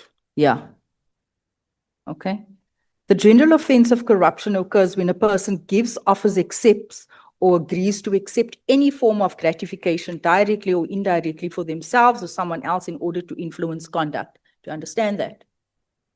I see you writing. I'm with you. This includes acting, influencing another to act in a way that is illegal, dishonest, unauthorized, biased, or involves the misuse of information, constitutes an abuse of authority, breach of trust, or violation of legal duties or rules, is intended to achieve an unjustified outcome, or otherwise amounts to an improper or unauthorized inducement to act or refrain from acting. Do you understand that? Yes. Okay. You have described yourself as an honest person with integrity. You said earlier on, I was not bought. So I want to move to your relationship with Mr. Matlala. Mr. Matlala is a close friend, correct? He was a close friend. It's also that booty relationship that everyone comes here, says they found a brother in a criminal. Also, you also found a brother in a criminal. By that time, he was not. Yeah, but Arrested. everyone found brothers in Kat Matlala, or yesterday, Mr. McBride also found a brother in Jackie Salibi. So he was a brother to you Before all these things. before all these things. And as I've explained that 2020, 2021, 2022, there was no involvement in all these things. Noises, no. Nothing. Yes, Despite being in that position for over 24 years, you didn't find anything, you didn't check to profile him, nothing. No, as I've said that the profiling raised the issue of shoplifting. Excuse Before. me? As I've said, in fact, you even raised it to him when you were with him. He said to you, it was the issue of shoplifting that we found. You see, any other things we didn't get. So it was okay to Because- do business with someone who's shoplifting, No, long ago, it was done whilst he was still young, growing. growing up. Yes. There was nothing else, no other records. No, I didn't have. No, I didn't have. Remember, Did you profile him? I can't enter to SAPS. We don't have those systems. But you can request. It takes time. It doesn't do that. You need permission to do that. So you just trusted him blindly. Yes. No, And the business that they had, they were registered business doing very well, like your Medicare and CAT VIP security that time. I trusted. you trust everyone you meet. No, we are talking about Usmatlala. Yeah, specifically Mr. No, Matlala. not everyone. You didn't seem suspicious. You didn't know how else he makes his money, nothing. You didn't bother checking. No. There I didn't. I must be honest to you. Okay. When you were introducing Kat and Mike, did you formally, Mike van Wyk, did you not formally disclose this relationship as a potential conflict of interest? Now remember, Mike didn't say he wanted to provide services to me. He said he wanted to provide to the city and free out of charge, not to me, to the city. That's a service, whether it's And free or not, that's why- that is providing a service. You need to disclose it No, it was because it can impact the reputation of the city. but it was disclosed because he sent an informal email with all the details to the city of Ekurhuleni. He even went and presented to the city of So him sending you an email is disclosing. No, he even went and presented to the senior management. Then Where was your first meeting with Mr. van Wyk? it was In the city or on his premises? no, the business is within the city. in the city? It's in Boksburg, yes. No. Was it at his premises, business premises, or at the city's offices? No, business premises here in Boksburg. Whose business premises? His, Mike, yes. Mike. Yes. So you meet this person, Clinic. excuse me? It's a clinic. It's a clinic. Yes. So you go to him. Yes, yes, yes. He didn't even come to the city. No, no, no. The guys have said, let's go. Is that appropriate? Yeah, there was nothing wrong. It doesn't, it's not a service provider. I wanted to his You wanted the freebies from him? No, no, Mike didn't give freebies. We are changing it now. No, I'm not changing. You said he gave freebies. From who? You said Mr. Mike van Wyk Oh. gave freebies. He gave free services to the city. Which paragraph? You said that. No, I'm saying Didn't you he say he wanted did to free provide- COVID testing? Didn't you see he assisted with many things? He assisted with photocopying. That was Was- 300,000. Did you was- say that? Service to the city, yes, not to me. Yes, to the city. Oh, I thought. Are you not a representative of the city? Yes, I thought. Yes. You represent the city. Yes, he wanted to do that. He wanted to give service to the city. I agree. Yeah, he was giving services because you even put a cost to those services. The cost. Yes, you say 300,000. Oh, yes. Yeah, oh. Yes, yes. Yeah, he was.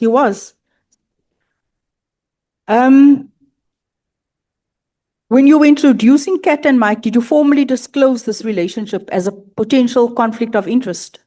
No, it was not a conflict of interest. They No, said you they were- didn't. You didn't disclose it Why are you saying it was a conflict of interest? because he was providing services. To who? You were meeting him privately. To who? Do you know who do you represent? The city. To the city, yes. Yes. It's not a conflict of interest. That's what I've answered earlier on. It's not a conflict of interest. If someone wants to provide the service to the city, where's the conflict of interest? So you are attaching yourself from the city No, now. I'm not detaching that. You just said I was representing the city. It was not personal. Conflict of interest when I benefit for myself in those services. I didn't benefit from myself in those services. You didn't benefit. No. From Mike, I didn't benefit. From those services that they provided, I didn't benefit anything. And I told you that I had COVID before. But, It was just I but, came out of COVID. but sir, you just earlier on said that you declared money to the council. You said you got approximately 2130. That isn't benefiting. You don't see that. I just read the Preka Act to It you was- now. You don't see that as benefiting. It was after 4 years where there was nothing anymore. There was no relation, there was nothing anymore with the city. As I've said that his intention, it was to provide the services of the job, of the effective emergency services. The other one was to get the people to work with us in terms of all of them, they didn't materials. Then 3 years, 4 years, we continued as normal friends. Ek dink nie jy verstaan die bil so lekker nie. Sorry? Did you disclose the money that you received? Did you disclose the money you received was from Mr. Matlala, who you were parading around and introducing to officials as a service provider? When you declared it, did you say who it's from? Your statement, I didn't parade Mr. Matlala. Let's get Oh, it what done. do you mean you didn't parade him around? You Said were I was introducing him. Parading and introduce two different things. Parading is to go around taking, this is the what I come and meet. There are two different terms, madam. I can't agree with that. Okay, so you were introducing him to your seniors and Yes. connecting him. No, it was not connection. It wasn't It was a connection, meeting, a planning for state of the city. but you initiated all of this. Yes. for You planning opened the services. door, you rolled out the red carpet. Had it not been for that first meeting between yourself and Mike van Wyk, Kat Matlala wouldn't have found his fingers into the city. Am I correct? That you opened the door to all of this? He provided You were the first one who engaged him. not all of this. Let us correct it. He provided service once. The state of the city, it was nothing and nothing happened. You are talking as if he was providing service in different things You opened the door to him.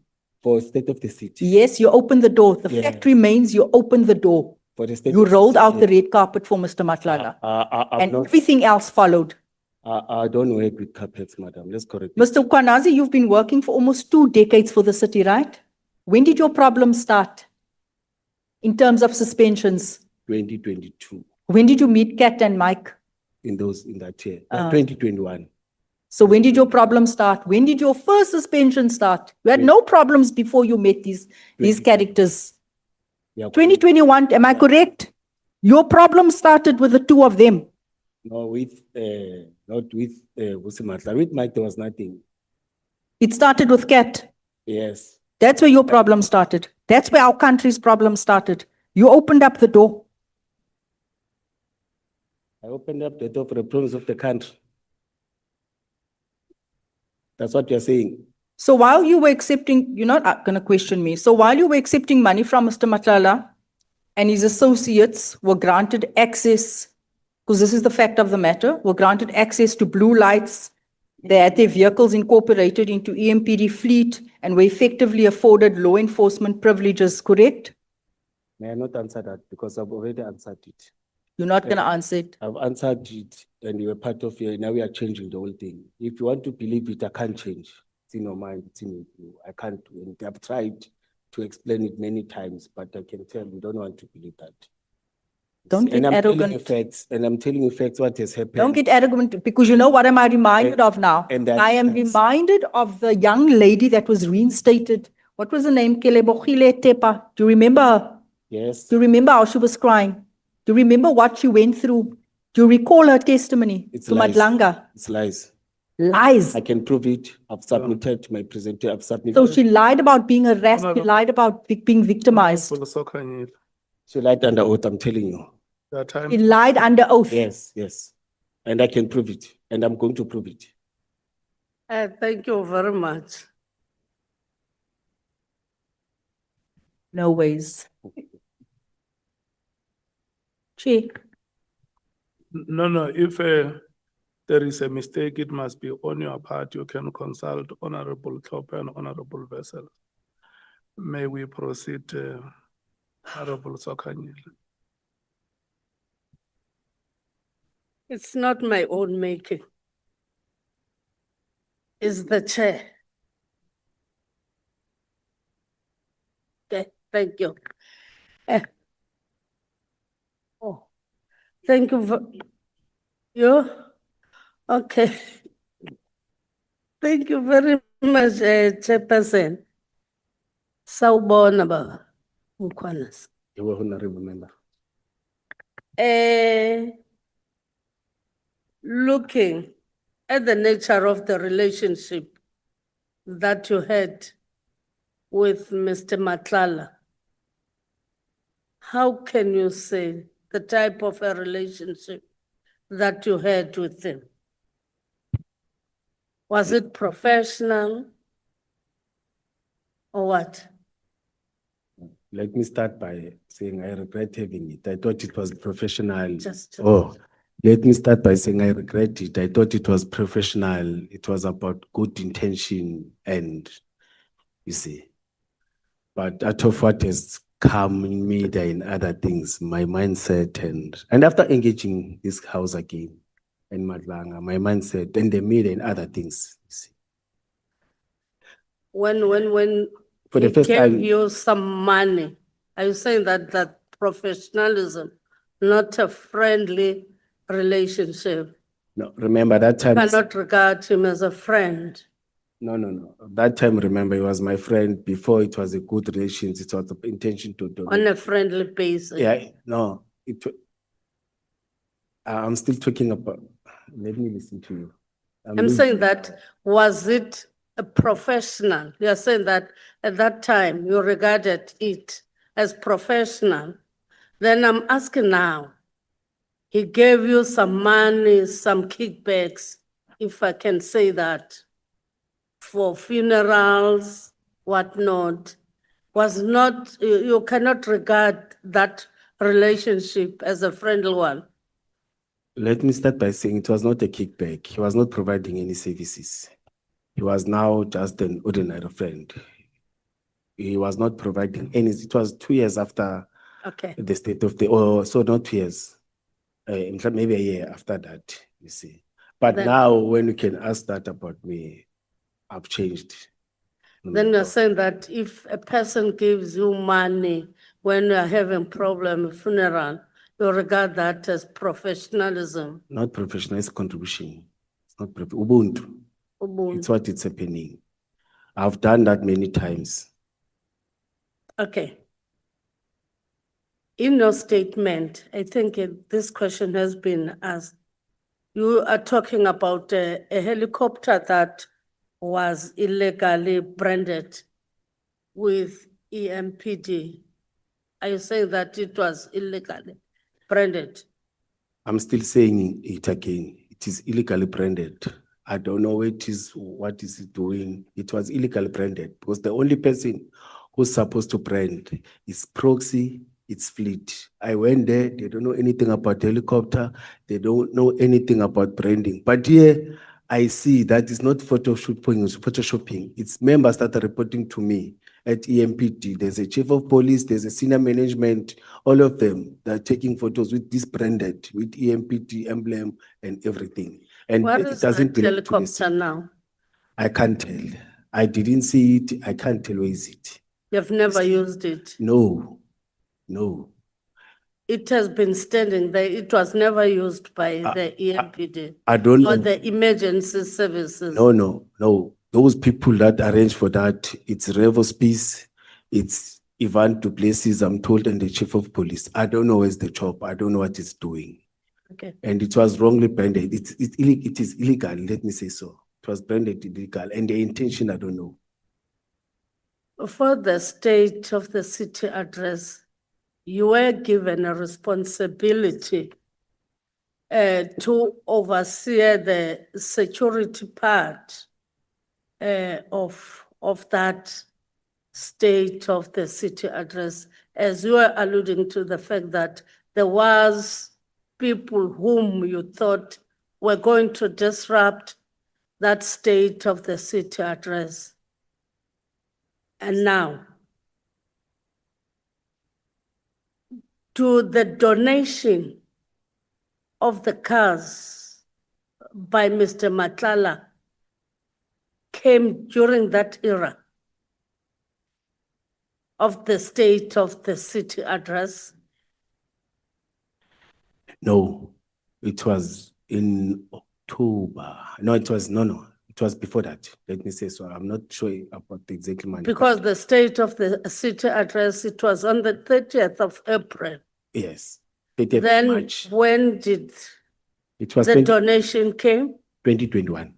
Oh, Yes, 2021. yes. Then during your security plan or the operational plan, you talked about the task force of Mr. Matlala, and you are saying that these are former policemen. Why didn't you talk with Lieutenant General Mkhwanazi about assisting with the task force if it wanted people who were from the task team of General Mkhwanazi? Because in your statement, you put it clearly that even your team wanted the people from the task team of Lieutenant General Mkhwanazi.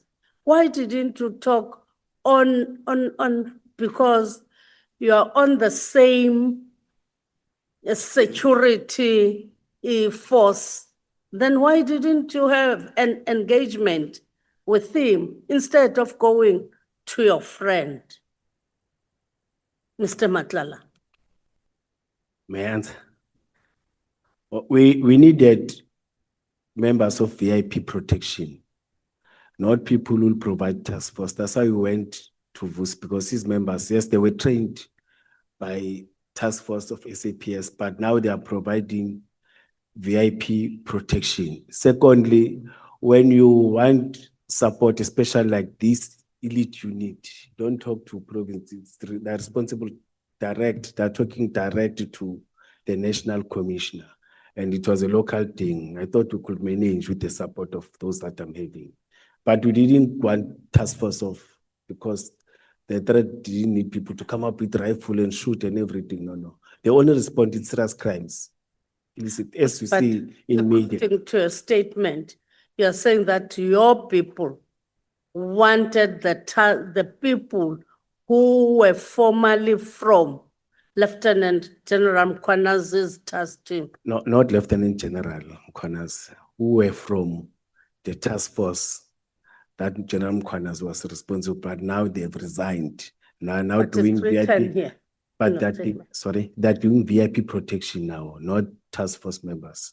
It's for- better you remove that Okay, thank you. because it will seem as if you wanted the people from there. Now they have resigned, you want to use them, they're in Mr. Matlala. Oh, thank you, I will change that. Then, who was, it's Christine. In terms of the line of duty with you, regard to you. I think he's at the same level, but another department.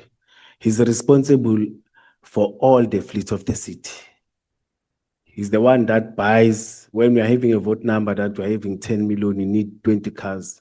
It's him who does that. He knows the type of cars that you must buy. He knows the government departments that work with. He works with service providers. As departments don't enter anywhere. In terms of registration of vehicles, it's him.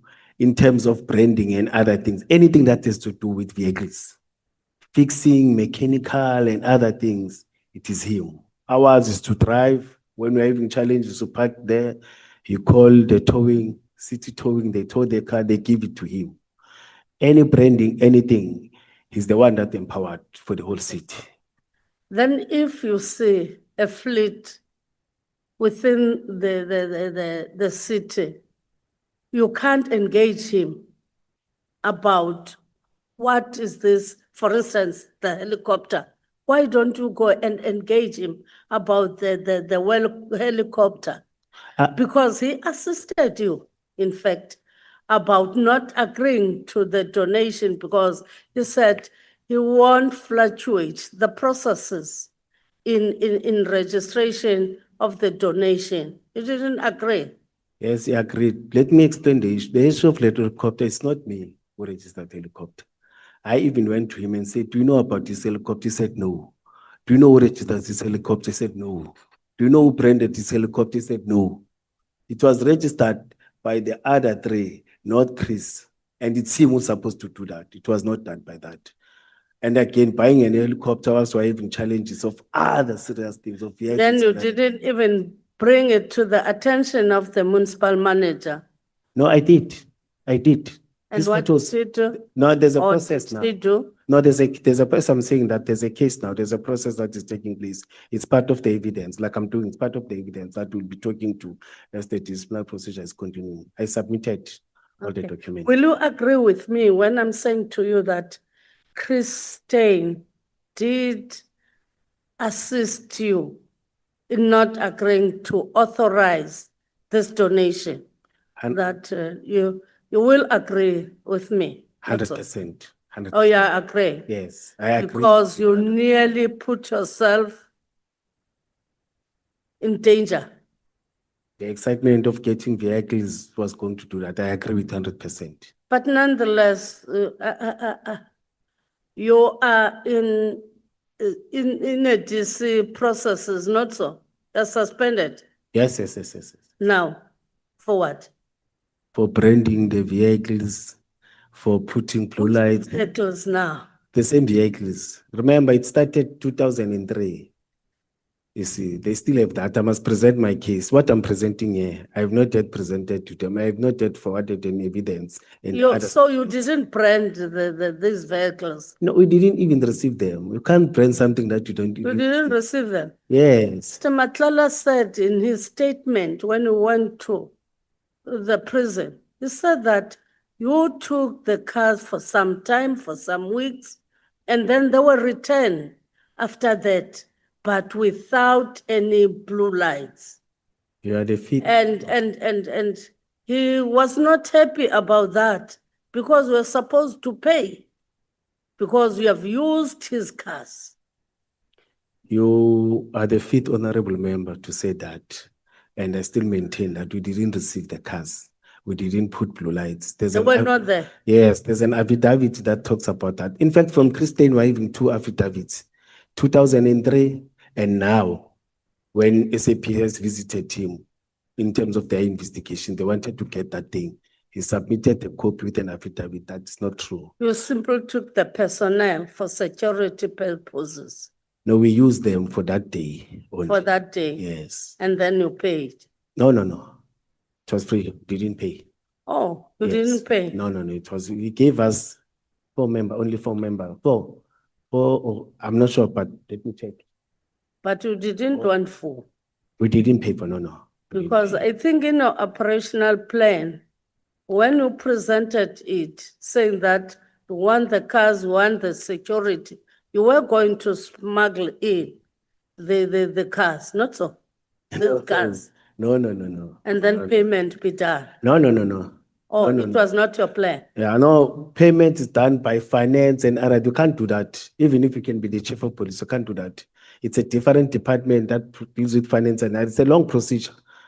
Even if you like, you can't do that. As the head of department of operations or head of department of waste and other thing, you can't do that.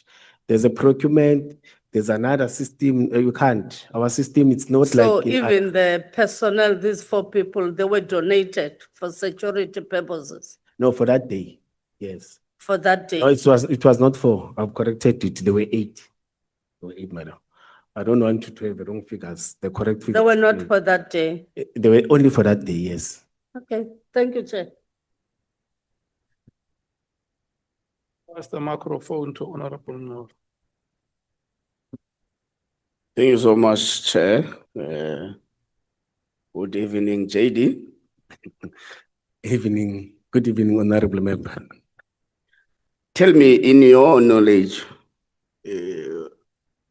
how many protectors does your friend and brother Maltlala have? I can't tell. Every time when I'm meeting him, he was driving alone with his private vehicle, and these different colored VIP protectors.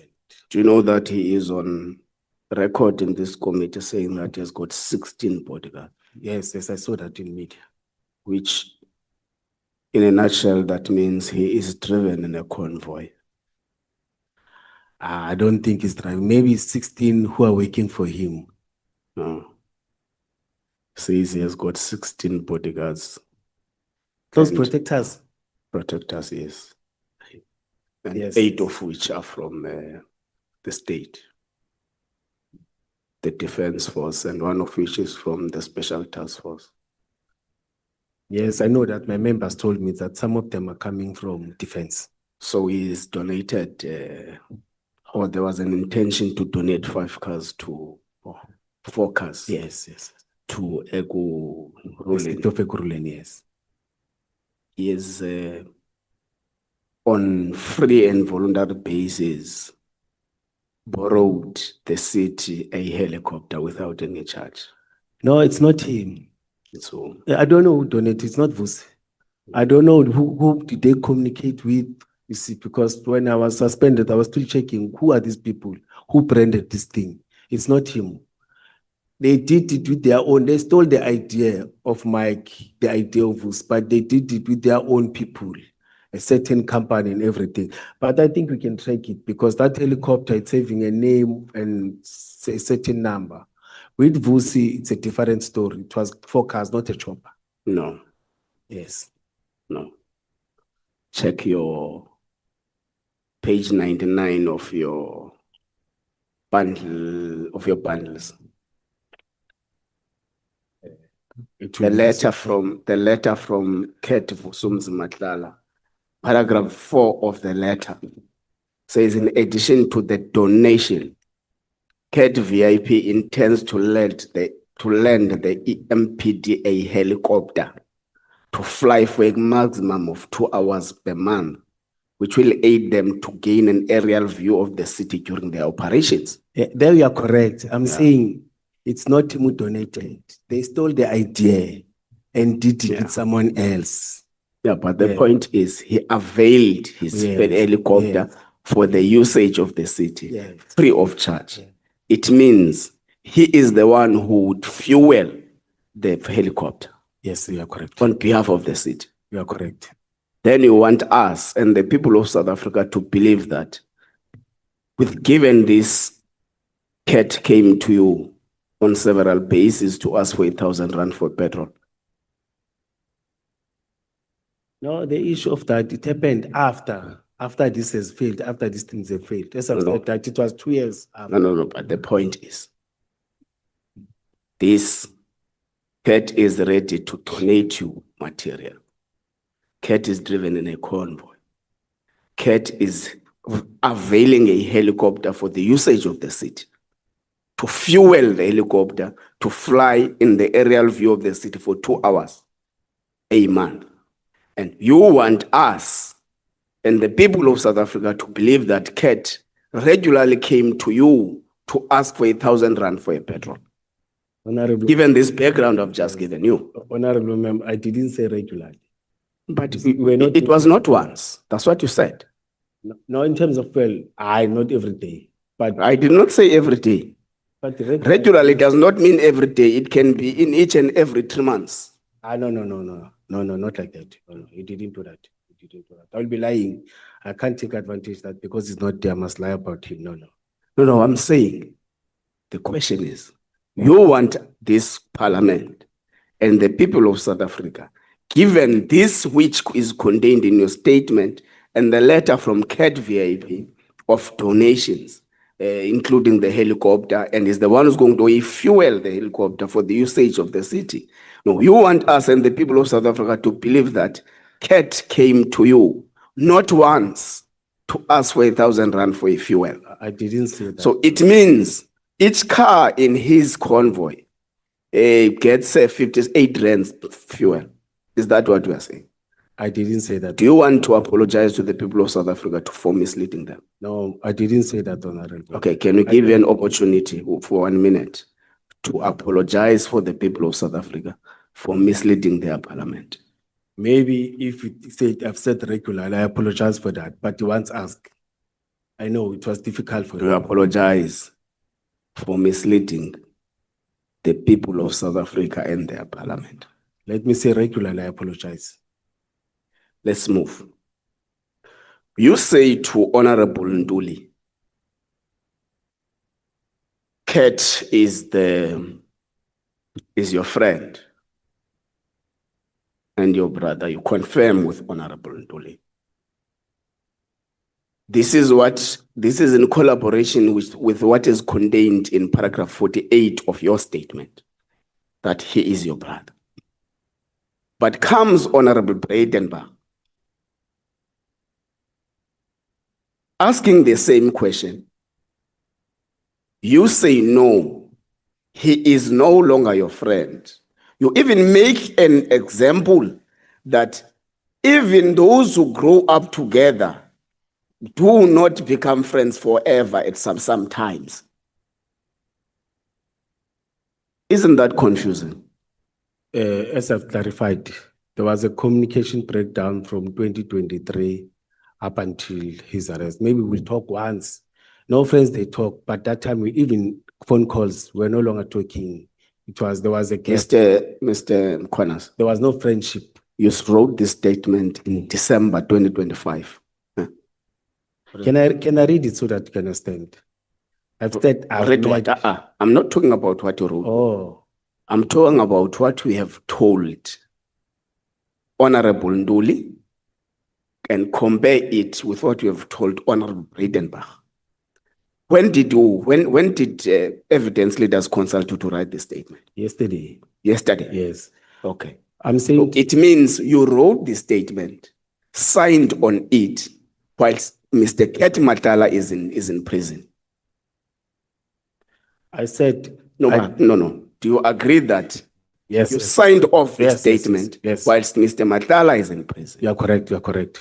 Now, you say to Honorable Breitenbach, he is no longer your friend. He was your friend, but because of the arrest, he is actually there's a communication breakdown. You even make an example that even those who grew up together do not become friends forever. Not You after agree his that? arrest. As I've said that from 2023 till now, there was a communication breakdown. We're no longer communicating. We'll communicate once. It's not to say we fight, not to say he's not a friend, not to say what to say, but now there's a gap. We were no longer communicating. No friends, they communicate time to time like this, but there was a gap. No. The usage of your statement to Honorable Bredenbach was that he was your friend. He became a friend. That's why he said to me, she's not agreeing to me.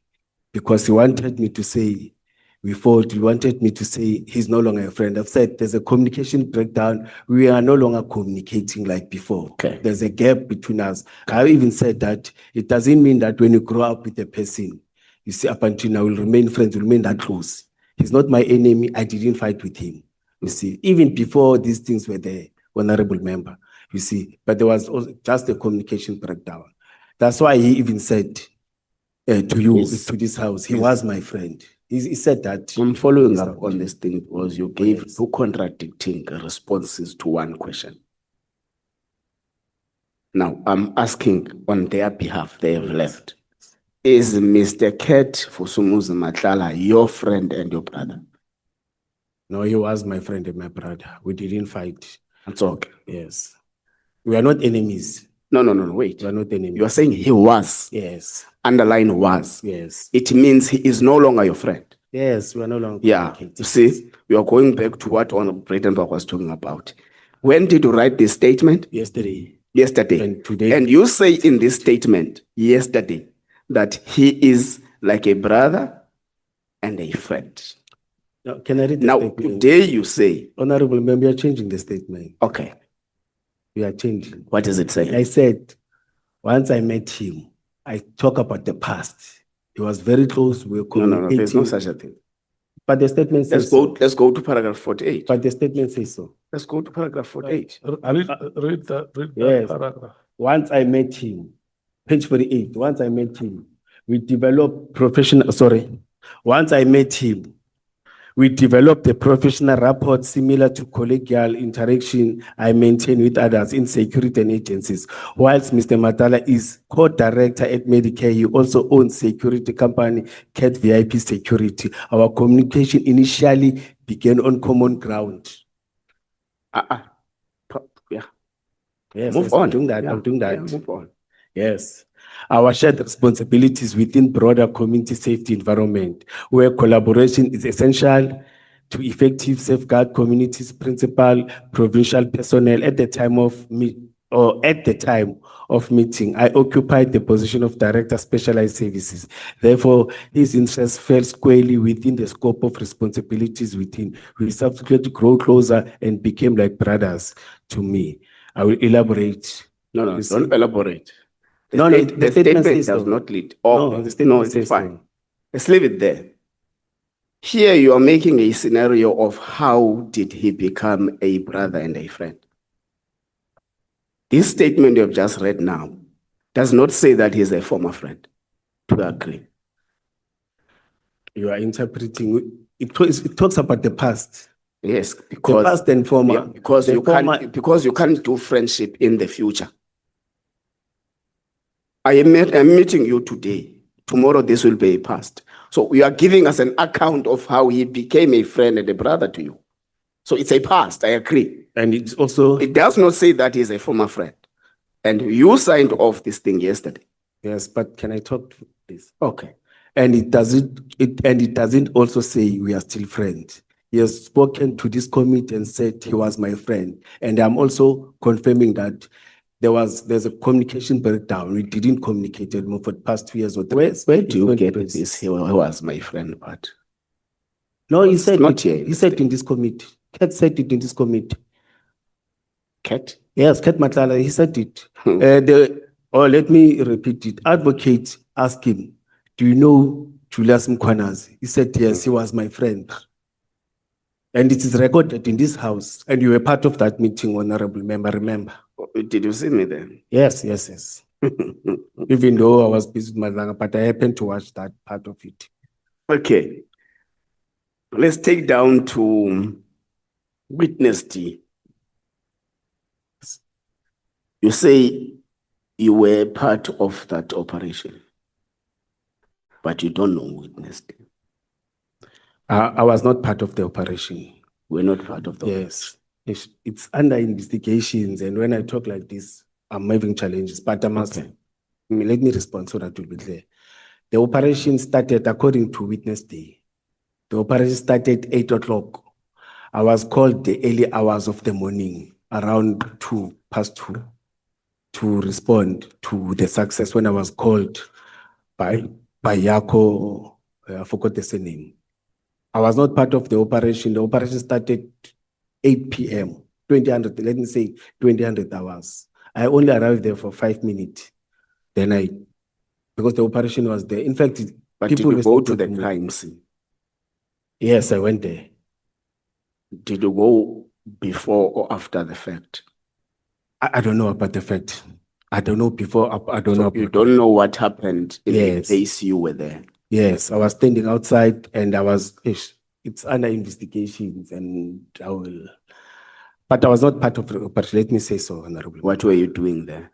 I was called for the success. You see, that's how I responded. I always respond to successes when my members call me. But to say what success, happened, Commissioner Mkhwanazi? like achieving fire, like when you arrest firearms, discovering of goods, many things. When So police it got means you something- receive a report after an operation. No, that no, you have successfully executed the operation. I'm not a police officer. Yeah, I'm worried when I'm responding. It's under investigation. Please, may I not? You'll get the report from officers. No, that's fine. Because it's sensitive to me and it's gave me bad publicity that I made that. Yeah, but also if you confirm to be there to receive a success, however you put it, it is, I don't know. And these things happened there. You're supposed to be aware of that. No one informed me about that.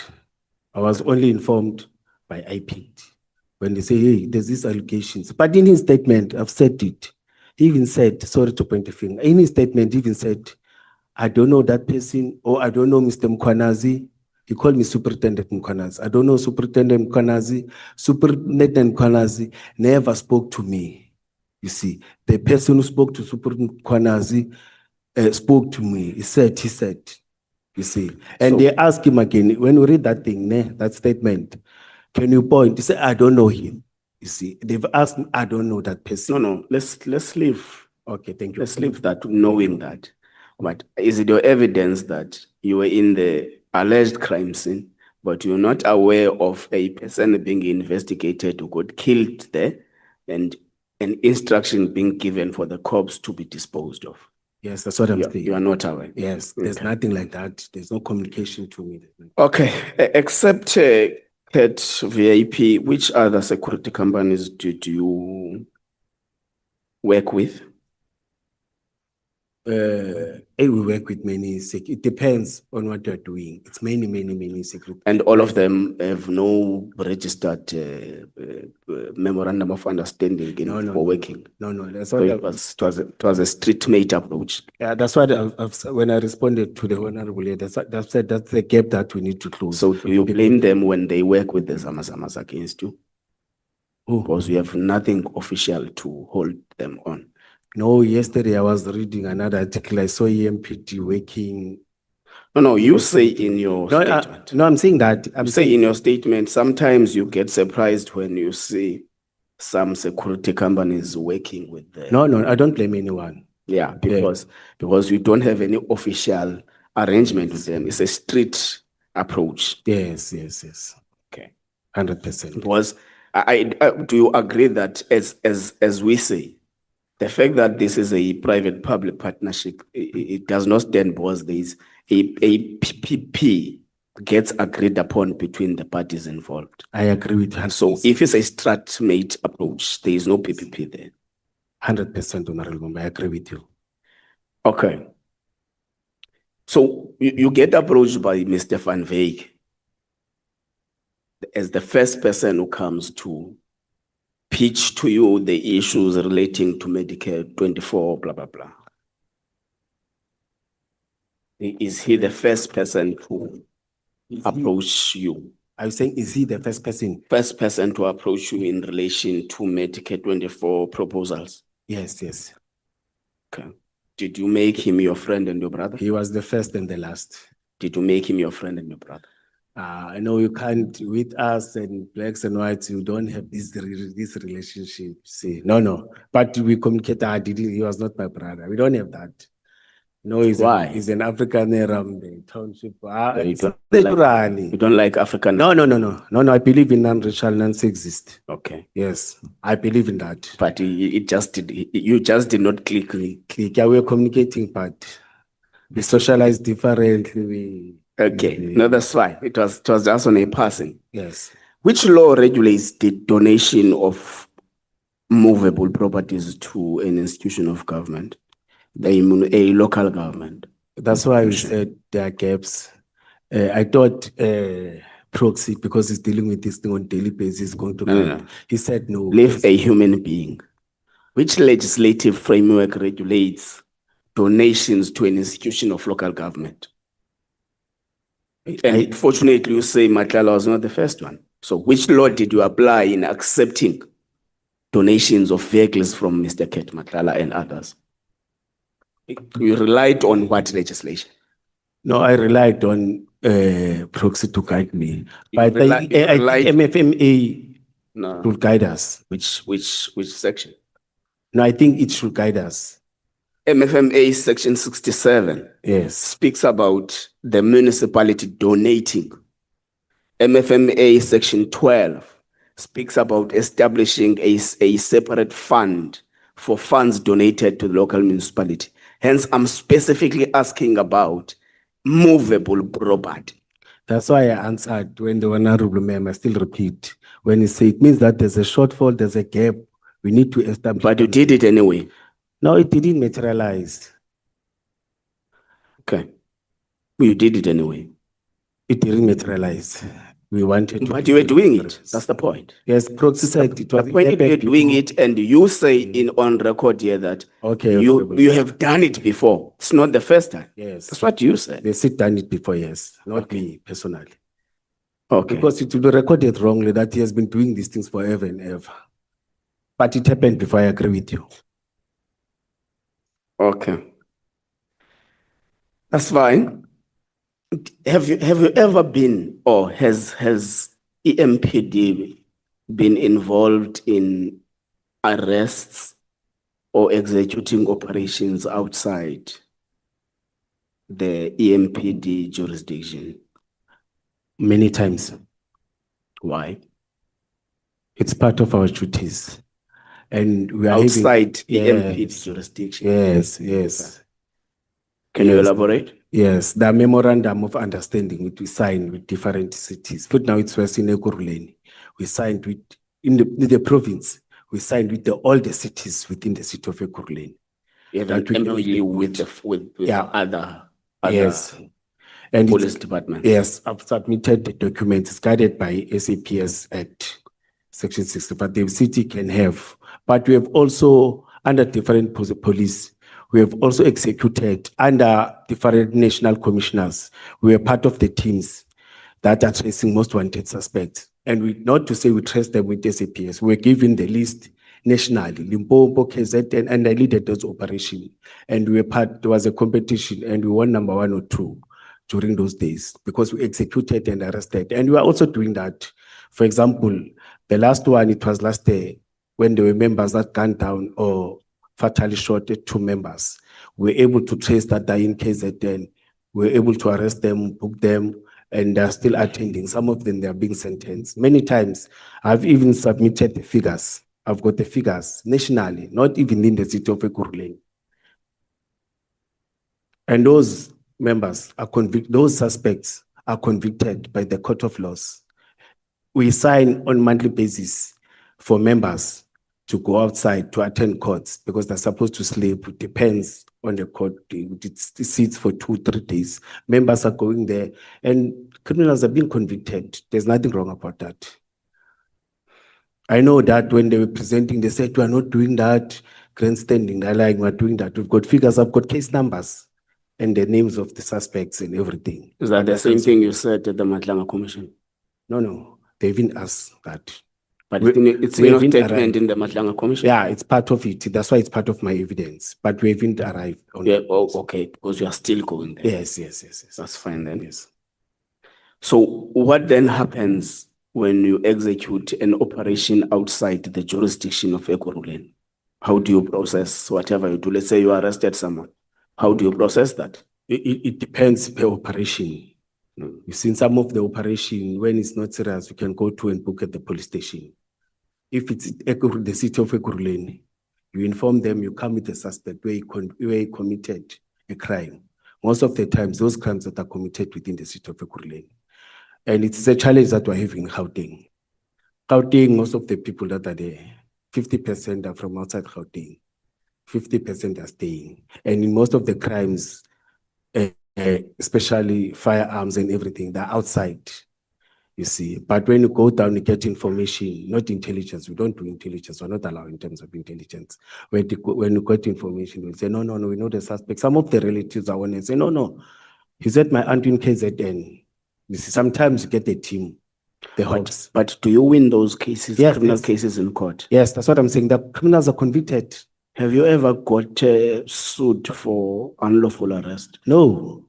That as long as you provide evidence, suspects are convicted. With lawyers, with advocates, are convicted many times. That's how I'm saying to you. You can even trace because I've got case numbers here and check in terms of those case numbers. Some are still attending those cases. Can you please submit those case numbers to the committee secretary? In fact- when we're done. Yeah, in fact, What done? this big file, I'm going to leave it for you. Okay, For this that's fine then. Thank you. There is a principle that even with donations, it must not create a reasonable future preferential treatment. There is that principle.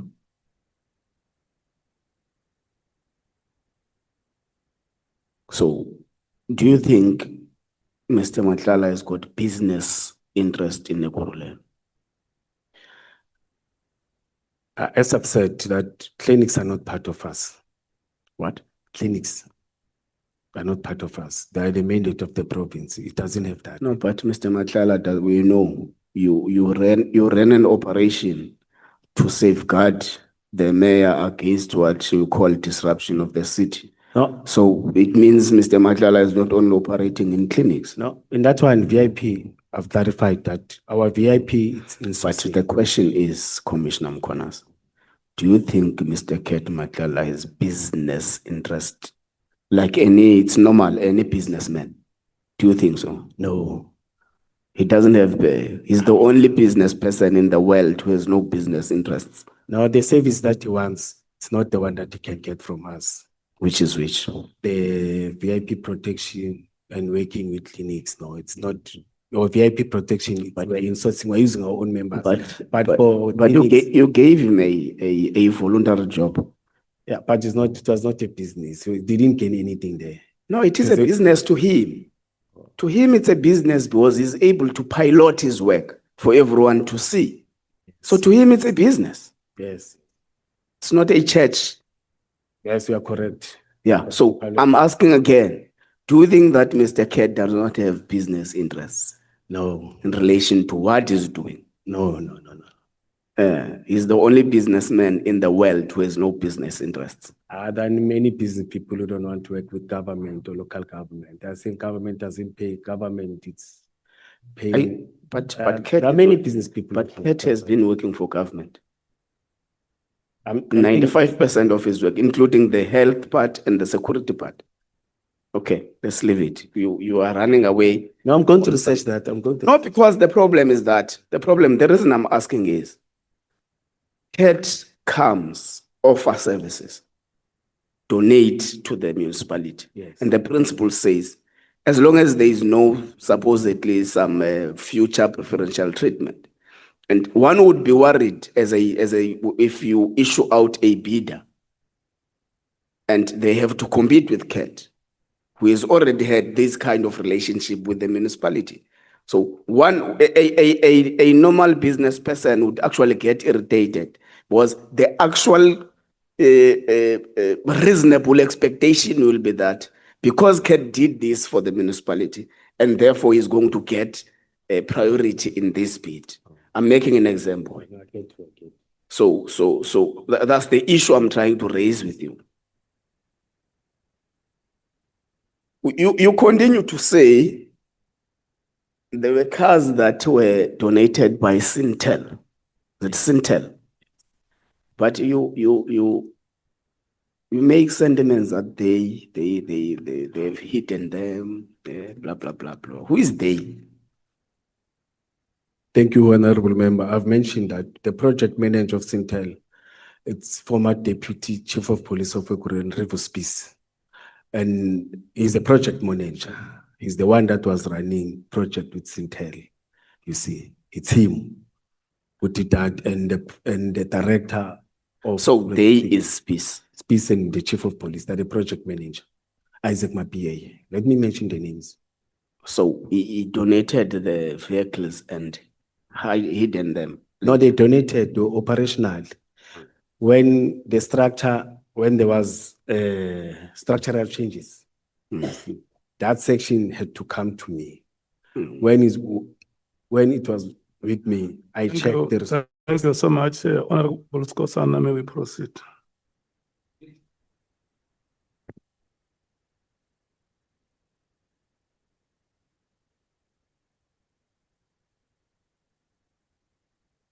Yeah, SC, funa uyibona le ndoda.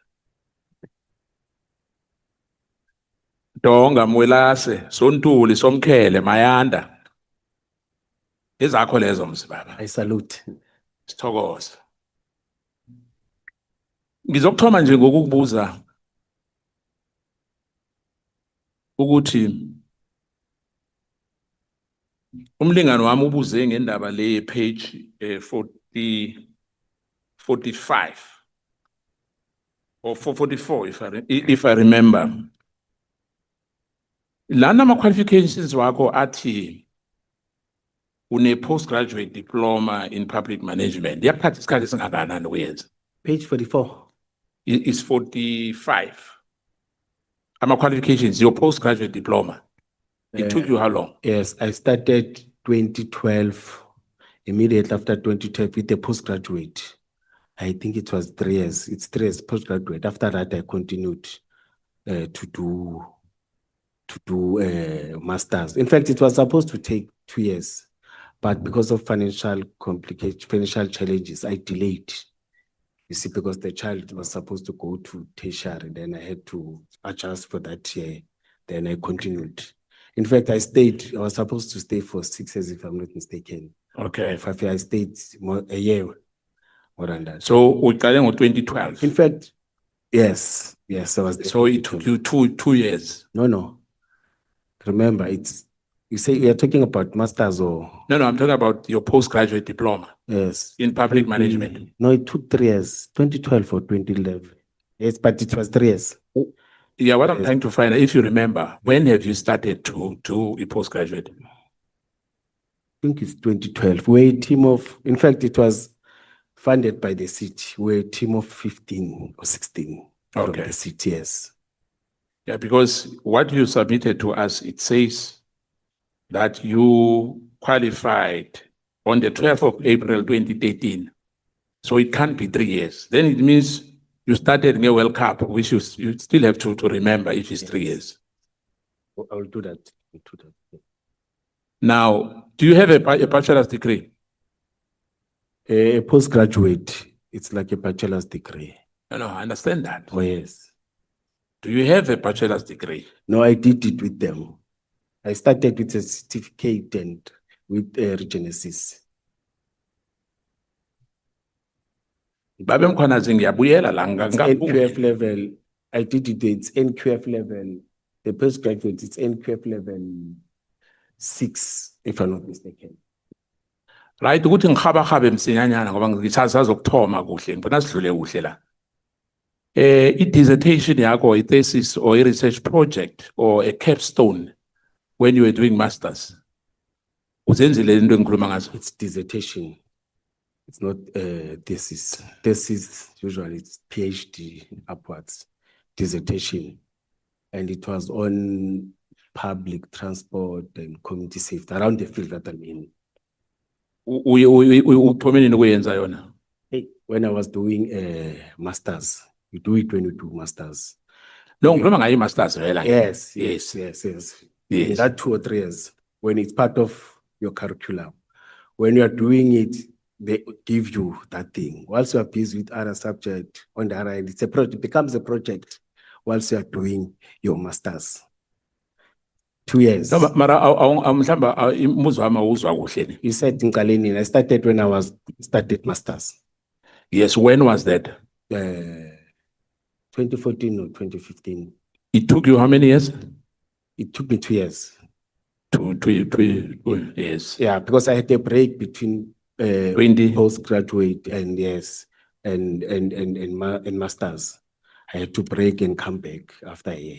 Ngizokubuya. Let's start now. No, you're welcome. You're welcome. MFA applies even where there's no money is paid. Do you understand that? Yes, it's a legislation. It must guide you. Reference, now I'm going to give you reference on your statement which was provided to us by you. In paragraph 27 to 31, and again in paragraph 34, you emphasize that. So remember, in paragraph 27 to 31. Oh. Again in paragraph 34. You emphasize that Medicare 24 provided service at no cost to the city. Do you accept that under section 62 and 116 of the MFMA, the use of municipal functions, personnel, authority, and operational integration with a private entity constitute a municipal resource even where there's no invoice issued? Do you agree? Yeah, you are saying it says so. You want me to repeat again? Yeah, please. No, but I agree with you because you are reading it. I agree with you. Yeah, what I'm asking you, do you agree? Yes, because it is there, you are reading it. Now, admission of illegality through informality, that you agree? That is an admission of illegality through informality. Is it part of the legislation? No, I'm asking you. I'm asking. I don't have it with me. The They question. are advantageous because to read something that I don't have. No. I'm reading what you submitted to us. Yes. Now I'm giving you a MFMA, which I think you know. I mean, you are a senior public service. Remember, we didn't use services of the city to Medicare. Medicare used. Wait, Yeah. Baba. Can you read it? It says using. No, wait, Baba. Okay. We agreed. I started by saying to you, MFMA applies even where there's no money paid. Do you agree? Yes. Thank you. Then I gave you paragraph. Yes. Which you submitted to us. Yes. Now, I said to you, do you accept that under section 62 and 116 of the MFA, the use of municipal functions, personnel, authority, and operational integration with private entities constitute a municipal resource, even where there's no invoice issued? Do you agree? But it says the use of municipal resources. My argument is that we did not use municipal resources, but they wanted to use their resources and provide their resources to the city. That's where we don't understand each other. That's why I don't agree. I'm going to demonstrate to you because you are the one who gave us this. Yes. This morning as well. Reference paragraph 36 to 38. And in paragraph 37, you expressly stated that the city relationship with the private security companies was informal and had no formal agreement. Do you agree? Yes, sir.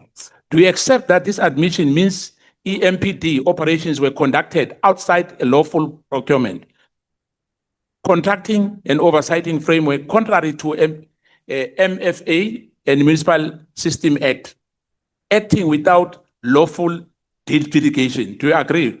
Member, I don't disagree with you, but the thank you. The Act says. Yeah, but Mamela. Oh, yes. You're not disagreeing with me. Am I right? Yes, but the act says using state resources to a private company. But I'm saying to you, with my statement, the private company, we use the private company to benefit the state. No, ngiseza lapho. Oh, I'm coming because you have no, our 70, anything as you said, those cars were not even delivered. Am I right? yes, yes, yes. Thank you. Reference, I'm going to give you a reference on your sworn statement here. 17, 26, and 51. In paragraph 17 and 26, you describe extensive operational control. While in paragraph 51, you rely allegedly on the instruction from Mr. Mzolo. Am I right? Sorry, remember, you said 17 and 26. 17, 26. Yeah, you described to us extensively about the operational control, whilst in paragraph 51, you rely on an alleged instruction from Mr. Mzolo. Do you still remember that? The to-do list. Yes. Do you agree? Yes, it's a to-do list. That's why I want to emphasize, because so that I'm saying you rely on an alleged instruction of Mr. Mzolo. Do you agree? no, but the instruction was saying, can we create the memorandum of understanding so that we can work? Yeah, I'm saying you rely on the instruction, alleged instruction of Mr. Mzolo. Mr. Mzolo and the meeting that we had.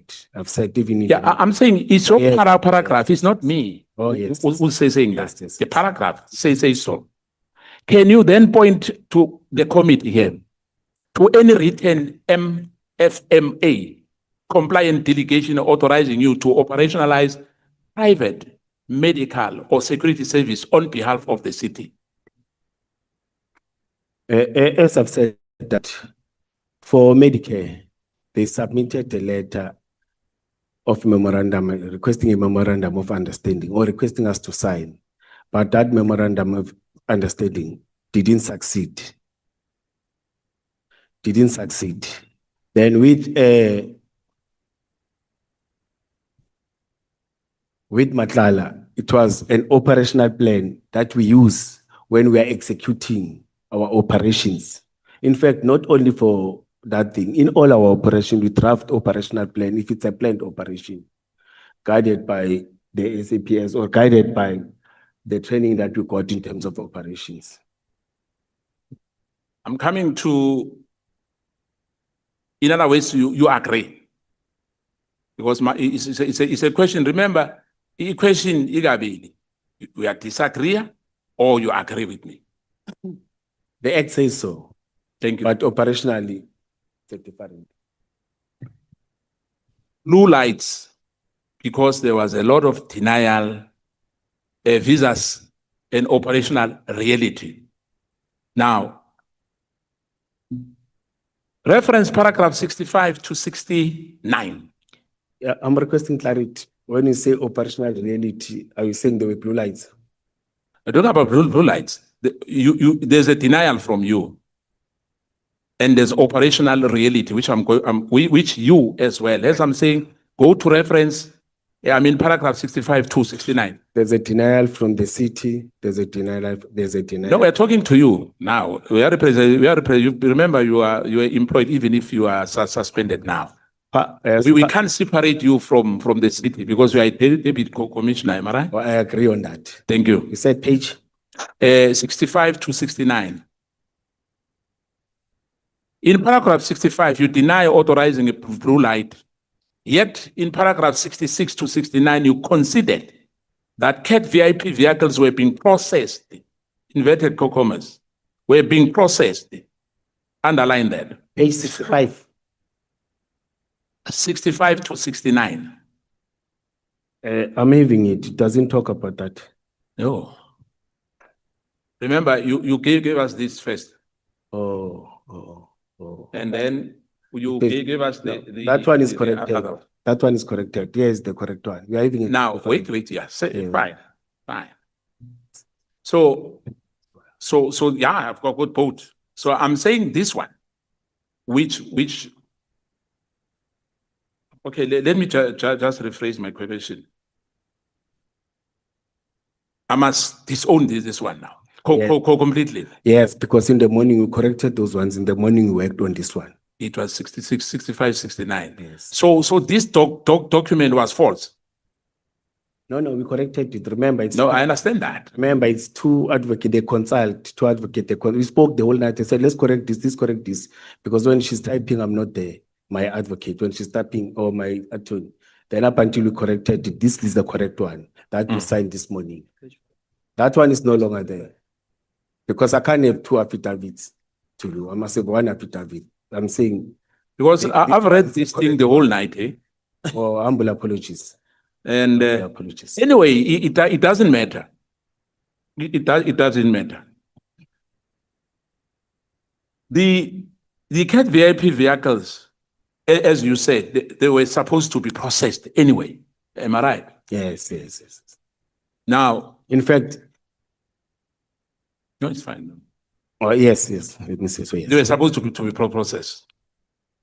Do we accept that allowing those vehicles to operate before lawful registration created an unlawful impersonation of a state authority, whether or not you personally sign an approval, whether or not you sign a personal approval?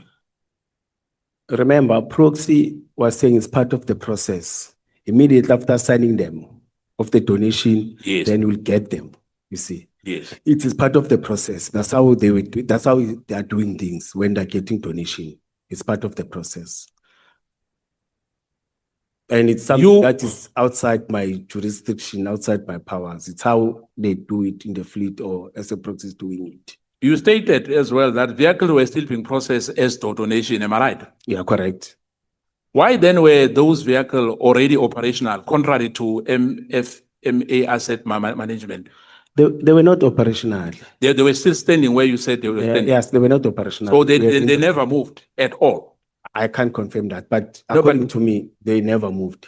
But I can't confirm that because Aminego Ruleni, the company is in Tshwane, you see, or he was parking in his house. No, I was not there. So earlier you said Because- the guy who did that is working for Tshwane now, Metro. No. For which cars? No, what I'm saying We are is, talking about two cars now. yeah, there's 2 cars, I remember. Yes. But what I'm saying, there's a guy which you spoke about that is working for Tshwane. He resigned, then he went to Tshwane. Am I right? Yes, but it's a donate. It's not the ones of Ket Matala. Yeah, it's another fine. one. Yes. Yeah, I just wanted to clarity on that. We'll go to Yes. that. He's in Tshwane, yes, sir. Yes. You stated that you stopped the use of Sintel vehicle once irregularities were discovered. Am I right? You are correct. So in other words, due diligence was not done. Because I'm charged for that, yes, it was not done. Because So you accept that you were wrong. for taking a decision for Yes. them to park. No, whatever decision. What I'm saying, as you said, we are charged, and you agreed that when I'm asking you about the due diligence, that you haven't done a due diligence on that. No, I'm still going to challenge it from my side because So- I consulted, I communicated, I went to the relevant department that does that. I didn't do it on my own Yeah. So, but what I'm saying, the buck stops with whom? with the fleet. With the fleet. Yes. So So yourself, you are distancing yourself from these Sintel vehicles. Oh, What I'm asking, are you we are talking- distancing yourself? You are confusing me. We are talking about now with Sintel vehicles. Yes. I went to the fleet. The fleet said, No, I understand that. What I'm saying, you say you are not part of that. as the acting chief of police says, the park was stopping with me. Yeah. So you must take responsibility. Do you agree? Yes. Thank you. Yes. Why did you not immediately suspend CAT vehicle operations when the same defects, lack of approval, the insurance and all that? I understand you. You said those vehicles. Let me ask, how many vehicles were there? 2 BMWs, as you written here, one with the CAT. Mercedes-Benz Yes. and one Golf. Am I right? No, it was suspended immediately. Yeah, but what I'm saying, those were the vehicles 4 years. besides the helicopter. No, the 4 vehicles that were there, it was vehicles. The helicopter was not there. Yeah, what I'm saying besides the helicopter. Oh, yeah. I think this deliberately because the helicopter was supposed to be provided by CAT VIP. Am I right? Yeah, correct. Yes. And the way it's branded, I'm not sure whether, because it's you who gave us this. It was somewhere in the Emperor's Palace. The helicopter, whether it's futuristic or I'm not sure. You know the area, you're 100% correct. If you can see with the photos. So the helicopter was there. Yes. And the helicopter belonged to Ted. No. It belonged to someone. Yes. They only said that they want to know the ideas of they stole it from the letter of intention. They did separate with another company. I don't know. I don't know about the process. In your affidavit, you said that Matala was your Yes. This relationship is a conflict of interest. I think one of these will ask you, and I'm going to ask you again. In accordance to the Municipal Ethics Code and MMA standard, when decision making KTVIP arose. No, I declared. That's why it was a letter. No, we didn't declare. There was a letter that was submitted to this. Wait a second. Wait a second. Because on Mbamba Masinya, you said you declared, but you did not declare. No, let me correct myself. Thank you. Yes, there was a letter that was submitted. All these letters were submitted to the city. It was not a secret thing that was done at Mkhwanazi's house if analyzes. As there are letters and they are confirming, there's a person who's confirming, a PA, that yes, those letters came to the chief's office. She has confirmed that. Do you accept that deploying a political connected private security company for protection of political office bearers outside lawful procurement framework creates a political capture of municipal police functions? You know why I'm saying that? Yes. You said the mayor from the DA, you provided this security on the day. I think it was a state of the nation, if I remember. State of the city, am I right? In your view, was that right for you to do that? I don't accept that because I've said it many times that CAT doesn't want anything that has to do with politics. You see, and it was not the mayor who invited CAT. CAT and the mayor, they never met. I understand that, but what I'm saying, because you are responsible. Yes. Hence, I'm asking you that, do you accept that it was wrong for you to do that? You said political connected. Yes, I said so. No. Let me repeat again.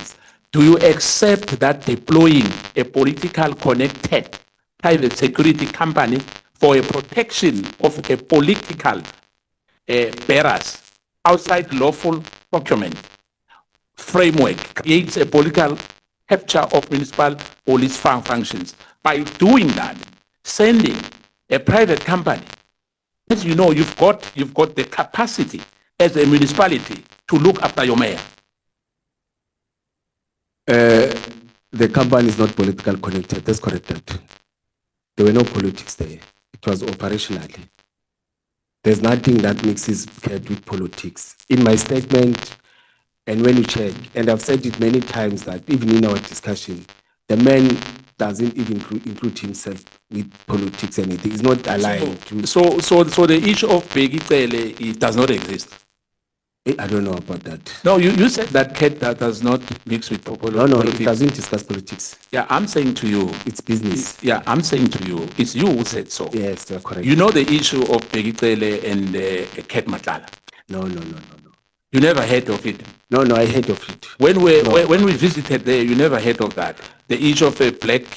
No, I heard about that. It was on the second, but first day I was. So let's not say that he's not involved in politics. Say between yourself and him. Yes, I'll understand that. Oh yes, let me see. Thank you. Now, because of time, I'm looking at the time there. I've got 7 minutes or so.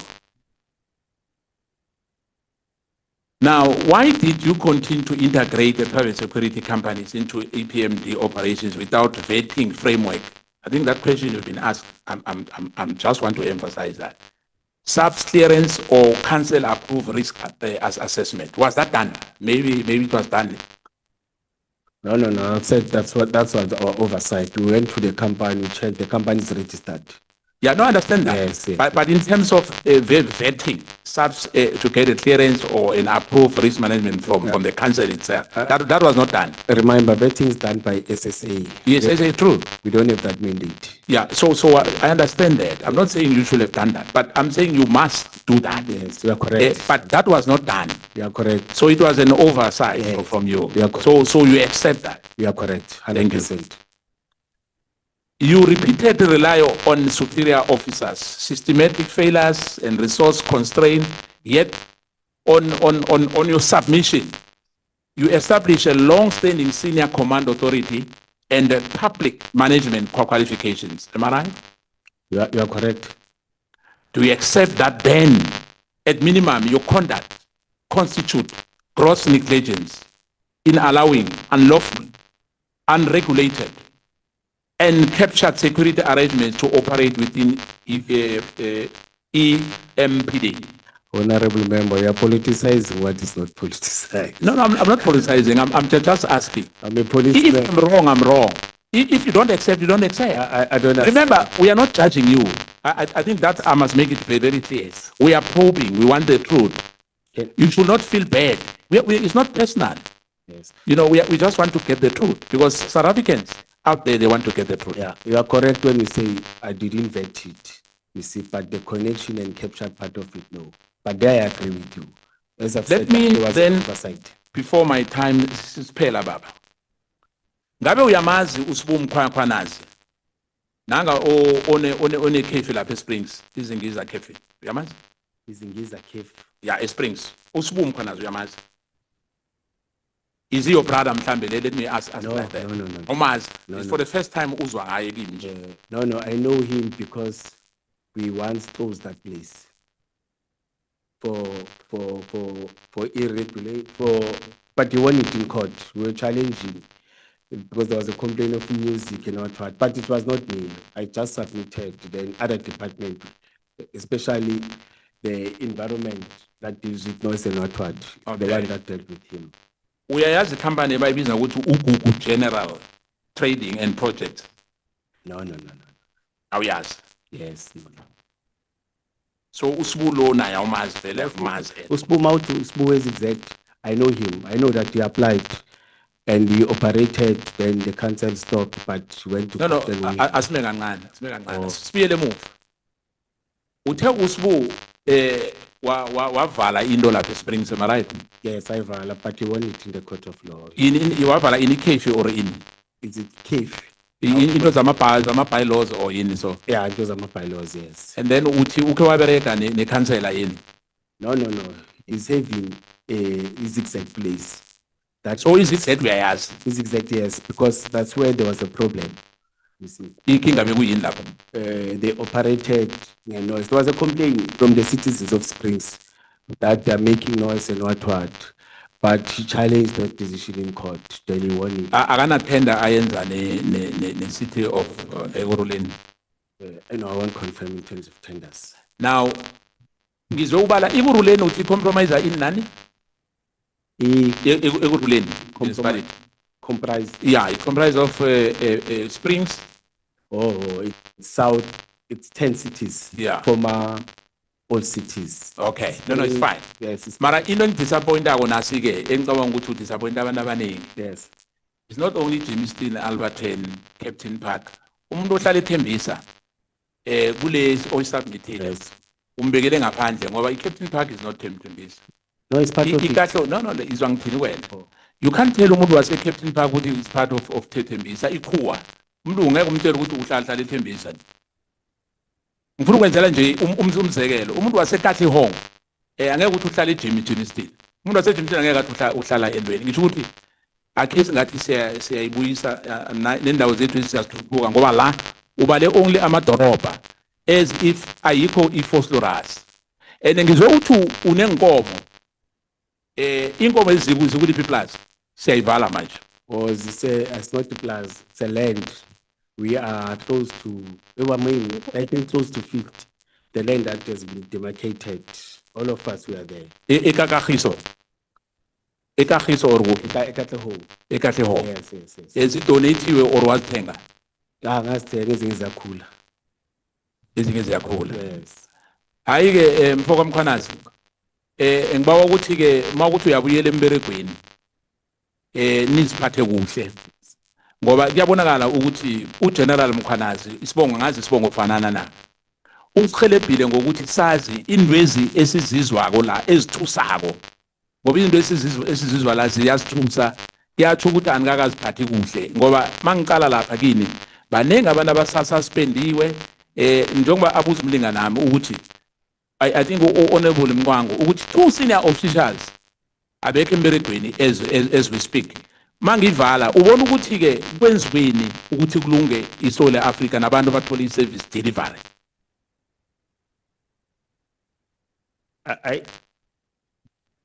As I've said, now I'm focusing on this, but intervention is needed. It's very Ngiyathokoza. important in terms of. Ngiyathokoza uChair seka masekenze njaya kusuke kubhalile. Ngiyathokoza Chair. Honorable Cameron.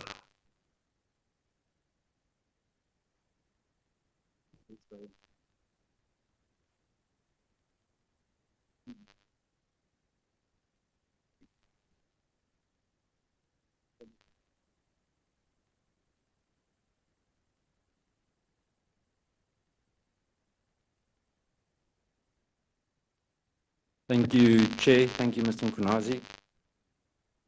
I see you like water a lot. I haven't seen someone drink that much water in a while. Please leave us some. You are having backup. I don't have backup. Water is life. Yes. Honorable Cameron. Yes. In fact, Honorable Chair, when you land in China, there are many billboards that are saying that water is life, water is life, water is life. Yeah, but it's like you took a lot of water at the commission. And I always do that, even at home, I drink a lot of water. I get thirsty. And maybe it's the reason why Bonani put a peg closer. In fact, even now I'm shy. I wanted to take one, but No, he has some he has bottles in store for you here. Chair, I'm just scared, Mr. Mkhwanazi. Let's supply him first. Just scared his hydration needs takes my time. no, I get thirsty. No, you may continue. That's okay. Oh, No, no. we can proceed, Honorable Cameron. Thank you, Chair. Your time starts now. Thank you, Mr. Mkhwanazi. Yes. Mr. Mkhwanazi, I want to start first things first, just in terms of administration, or let's call it an administrative task. You spoke earlier about the chopper that you knew nothing about. What would you say if I said to you I did my homework and that chopper was approved by council? It was only rented for 1 day.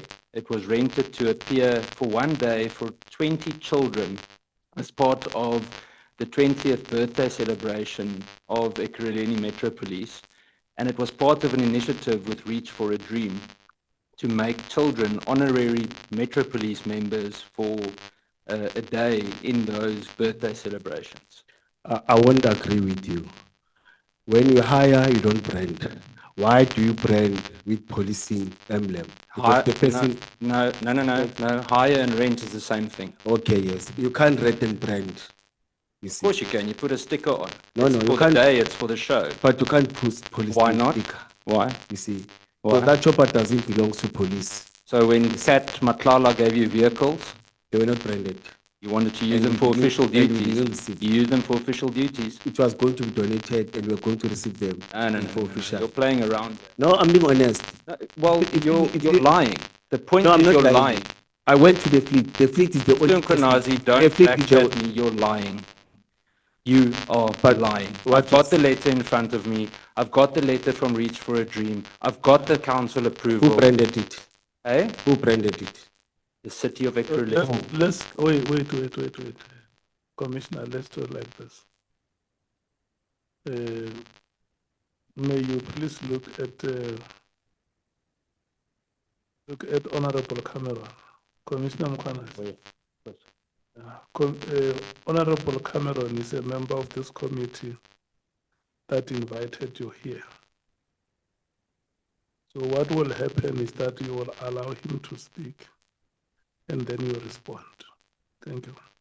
Humble apologies. Chair, Mr. Mkhwanazi, why do you think you are before this ad hoc committee? In one sentence. Why do you think you've been asked to appear here? For the allegations that I branded and I put blue lights in the vehicle. General Mkhwanazi, when he was presenting and when he was making his statement, he said that I use state resources, state monies to brand and put blue lights. I use my authority to do that. And you say you've never abused your authority, correct? No. So I want to refer back to one last administrative matter before we move on to the bigger issues that we have touched on slightly earlier today. I want to ask you about a lady called, I just want to zoom in so that I don't mess up the name. She was a candidate. Her name is Miss SFV Jokazi. Do you know her? Yes, 100%. He's working for it. She's working for the department. And you appointed her as a? I didn't appoint her. She went for interviews. The panel that was chaired by the Chief of Police, Isaac Mapieye, she passed the interviews. She was caught by me. She was caught by the chairperson. In fact, let me Thank you. explain the I've process. I've got the process. You don't need to explain to me. I understand the process. Yes. Something that's very helpful to us on this committee is that a large amount of members on this committee sit on the police portfolio committee. And I noticed from the report where you signed off recommending her appointment that you actually missed that she didn't have one of the most critical qualifications, namely a law enforcement certificate. You appointed her as a brigadier. All the candidates that were there. I don't want to hear about other candidates. Did she have all the qualifications or not? Yes or no? You are talking about but Did she have all the qualifications can I or leave not? it? Yes or no? There's a dispute that is taking place that I'm attending this week. Why is the dispute there? It's about that. Can I Exactly limit my myself for point. that? Yes. So the But point is you we're having appointed her without that. I went and checked the prerequisite. She doesn't have the law enforcement certificate. She came from licensing. She's a traffic member. She does not qualify as a Metro Police member. And I want to put it to you before I go into the other details, that this is why so many of the good police members feel demoralized, because people like you come into high positions and you appoint people without merit and you abuse your position. Her appointment was declined before you came in as the acting by who? Commissioner. By who?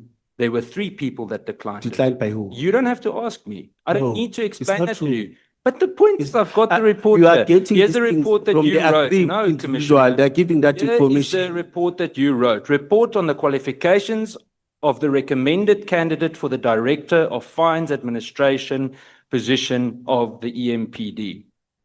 I'll send this to you, then it can make for easy evening reading for you. I'm going to move on to the murder scene. You spoke about Yaku Hanekom earlier, correct? You're correct. What do you think a OB but can I stands ask you- for? When you speak of an OB number, what's an OB number? You are not allowing What's me. an OB number? But my problem with you are not allowing me to respond. You're telling me. No, you want to tell me stories. I asked for yes or no answers. You keep on talking about other things. You're going to waste my time, and unfortunately, you've done with it some of the other members, and I'm not going to But allow in all that. those things, the process What is does an OB number stand for? occurrence book. Thank you. When Yaku Hanekom phoned you, why did you not initiate any kind of an occurrence book process? No, usually when I respond, I don't do occurrence book. Occurrence book is for members that belongs to the precinct that are deployed by commanders. When they report on duty. Who says that? No,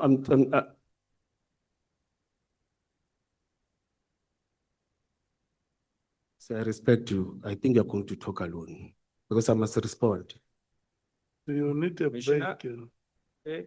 Commissioner, I'm going to say this peacefully and calmly, but I want to know who told you that only members from a precinct. Let's do like this, UOBs. Honorable Cameron. If you ask him a question, allow him to respond to the question. Okay, Chair, but then he must actually respond. I don't have an answer on that. Thank you. That's enough for me. So that leads me to the next question. Would you agree that an OB number is the official starting point of any reaction or investigation? When you report on duty, when something happens, I'm telling you of the processes. You said you don't agree with it. I didn't I say I can't didn't answer you agree. any- I I can't said, answer what do you you any- base it on? That's my I can't question. answer you any. I asked, what do you base it on? Occurrence book. About what has happened in that place. in No, that place. no. See, It's an occurrence book. You report what has occurred or what is occurring. It's a simple English. you see what my point is. Now he's talking about something totally different. Stop running to the sides. I want to know, what did you base your answer on when you said that an occurrence book is only for members of a precinct? What do you base that on? I'm telling you what is happening. I don't report to the precinct. At any time when I get a call and go and visit members, members by that time should have reported and make an occurrence book for that operation. Boom. When they report in the morning, they sign. When they come back, they report on that. Thank you. Well, you've basically answered my next question. So why did Mr. Hanekom call you, not one of your members, that should have already initiated the OB process? Mr. Anekom, it was a person that worked and he was our source. Doesn't answer my question. Why did one of your members that originally already initiated the OB process call you? That is how a system of command works. There are no members that initiate the process there. I've said it clearly, it was initiated by security members. Who was on They the were team? brought. It was Anekom. Were there any metro No, members I on the didn't scene? see any metros. It was indicated. I spoke to Anekom. In my statement, in my affidavit, Yeah, I read it. 23. I read it. Yes. I read it. Can I have said again, this matter is under investigation. I don't want to disclose some of the things. You can choose not to answer if you feel that it interferes. I'm not going to push you. I understand that. Yes. Why would Mr. Hanekom, an ordinary civilian, feel the need to call you? I don't know. So I think he was going to answer. Let's summarize it then. So this is what it looks like. You receive a private call from a civilian about a murder where police were already present. From what we could find out, what I could find out, police were on the scene. You created no official record before acting, so you didn't call in anything, register anything, a report to anyone, even a potential subordinate, and then you interacted further with a civilian, correct? Have you read the statement Yes? of witnessee? Yeah. Does he say it's a murder case or he said, I was called for the success for the goods? Don't mix the statement. The statement is No, very it's not clear. mixed. Don't worry. I read it. I'm asking you the question. You can say if I'm wrong. No, you're wrong. 100%. You may believe that. The point is that the process, the command process here looks off. I want to touch on Kat Mklala.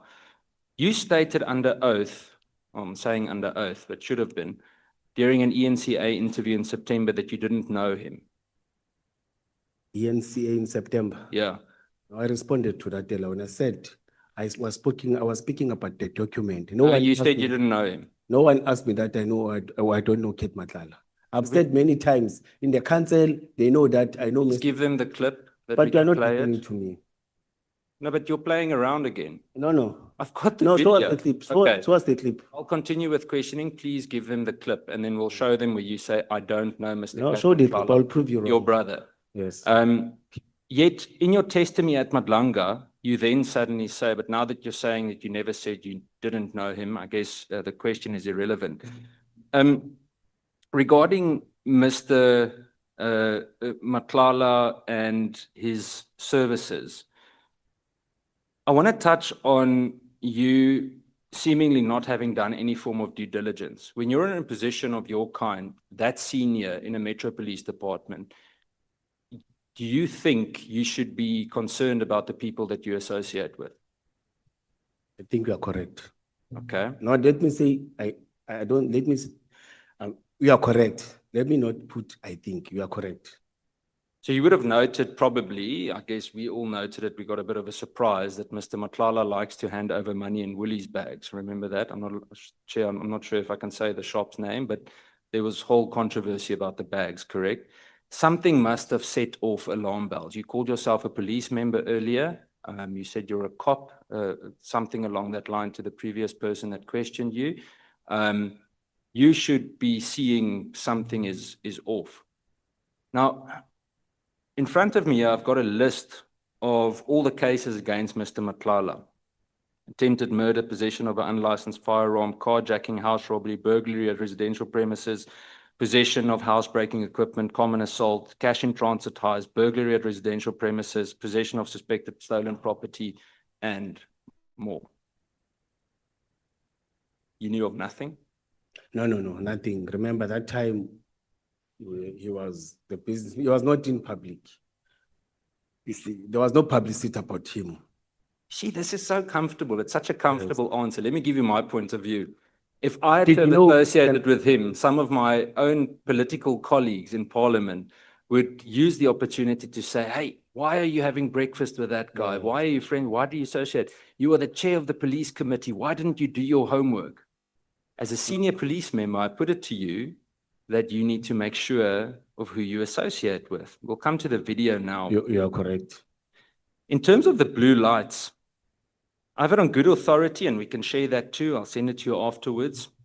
I've got photos and video footage of Mr. Matlala's wives, previous wife and the current one, traveling in a vehicle with the blue lights that you denied having fitted. I saw that artificial video in Instagram. It doesn't show. No, but Okay, no? Right. may I not answer that? Why not? You can laugh. You are not taking it serious, and I'm taking it Well, serious. you smiled, so I laughed with No, you. I didn't smile. You smiled. No, may I not answer that? It's very convenient, Commissioner. You are not showing me respect, and I'm showing you No, respect. no, Commissioner, you know what? You've been dancing around for the day. So I'm quickly going to say this. I'm not here to fool around. We are spending night after night listening to people implicated in some of the most serious corruption in this country. You were almost bed friends with Mr. Matlala.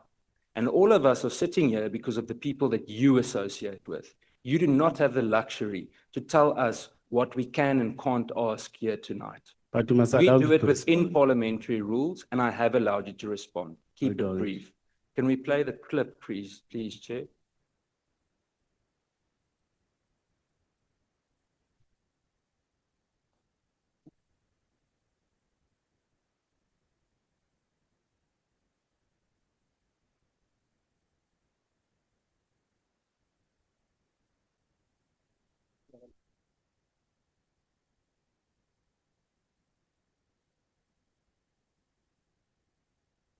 Is it working?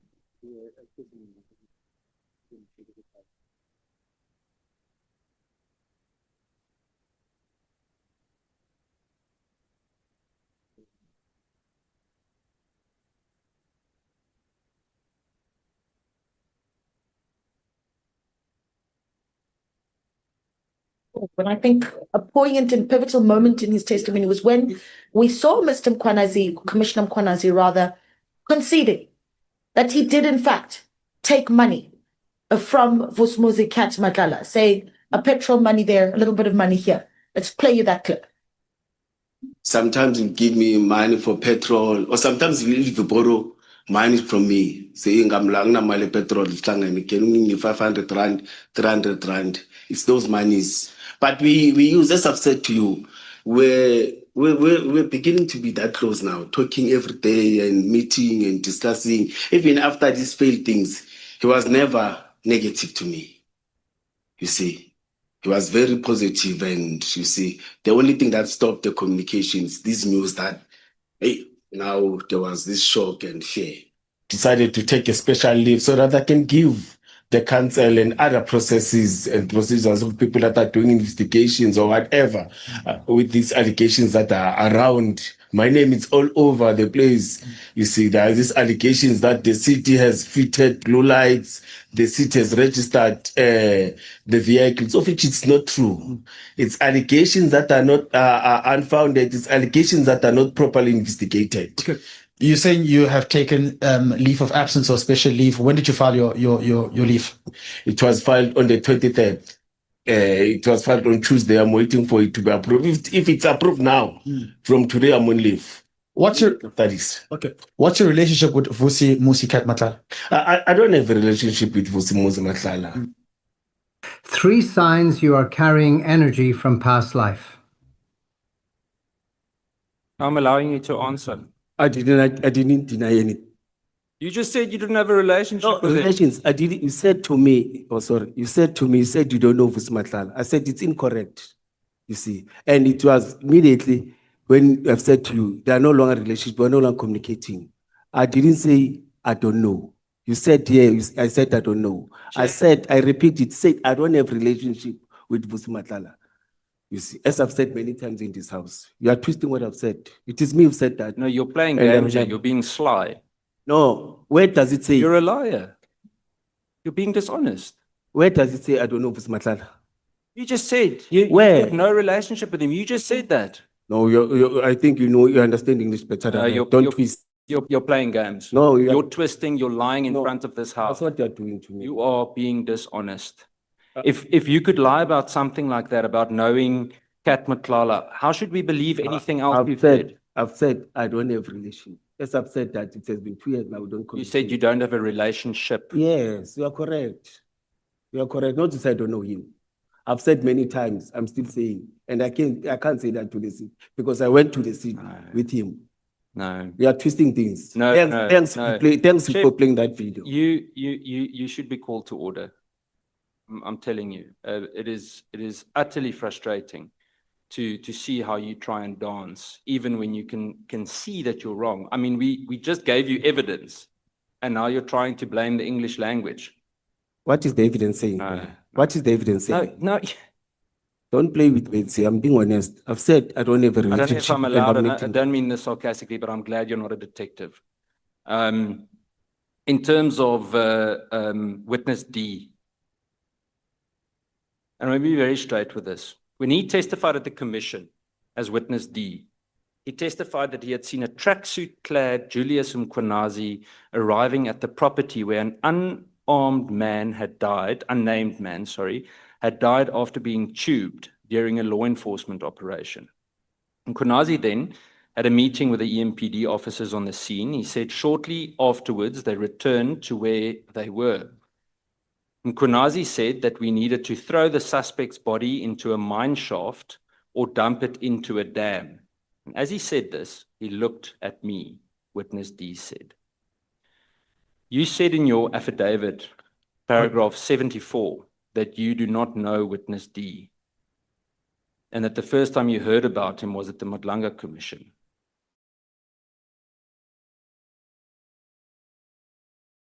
So what do we believe? Yes, after he's mad. And you can't be selective when you read paragraph. You read paragraph that are only accommodating you see. And in that paragraph, you start it where it doesn't start. I'm not asking for you to give me grammar lessons. Do you want my paragraph? Do you want me to give you a print? No, I read it.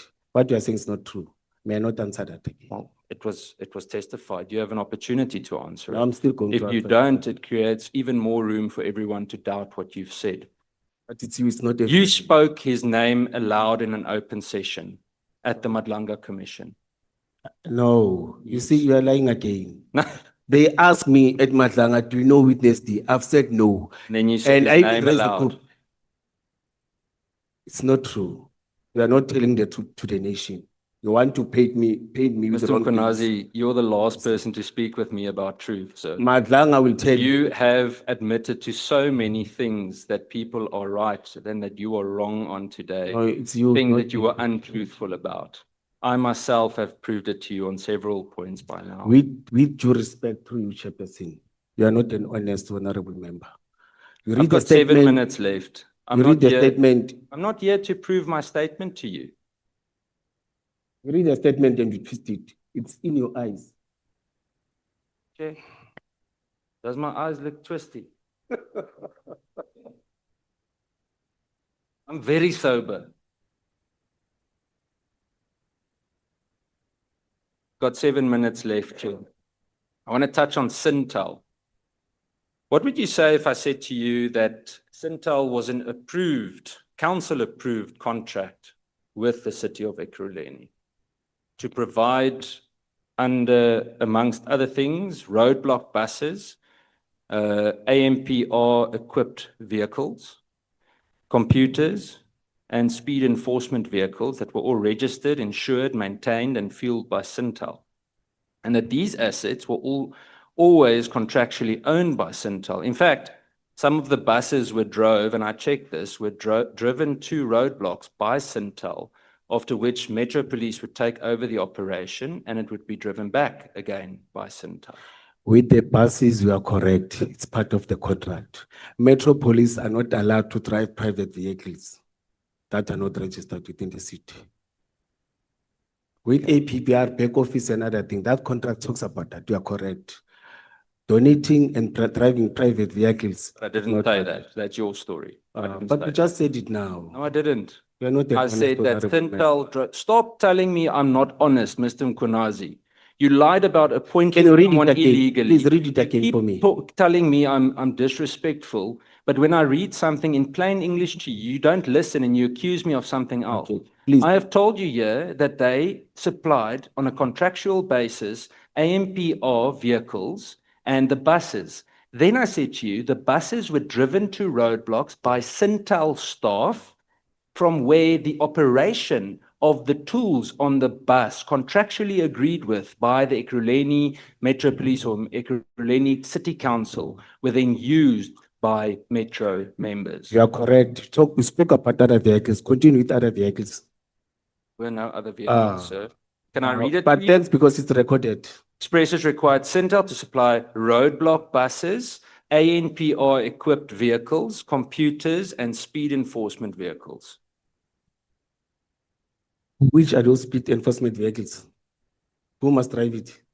This comes from your contract. No, and you're wrong about that too. I'm still repeating. Metro Police is not allowed to drive Yes, they are. vehicles. If it's contractually done, they are. No, they are. Allowed. No. Tshwane Metro Police up until recently had a deal with BMW on the same thing. You are not insured. No, BMW was advertising. BMW was advertising. We had the same vehicles in the city of Ekurhuleni. The same thing that they did in Tshwane. They were marketing themselves in the city of Ekurhuleni. So they drove those vehicles. I know they were advertising to us. You clearly weren't watching very carefully. No, I was not watching. I was But go ahead. No, accuse me of dishonest. Do you know what SWAT stands for? Intervention. No. What does SWAT stand for? I don't want to talk about SWAT. What does SWAT stand for? I don't know, sir. You call yourself a tactical head and you don't know what SWAT stands for? No, I don't know. I don't know, sir. Are you a police officer?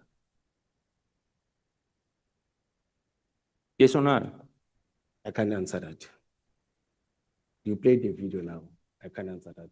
Are you a police officer? What does that video tell you? Are you a police officer? I can't answer that. Are you a police officer? I can't answer that.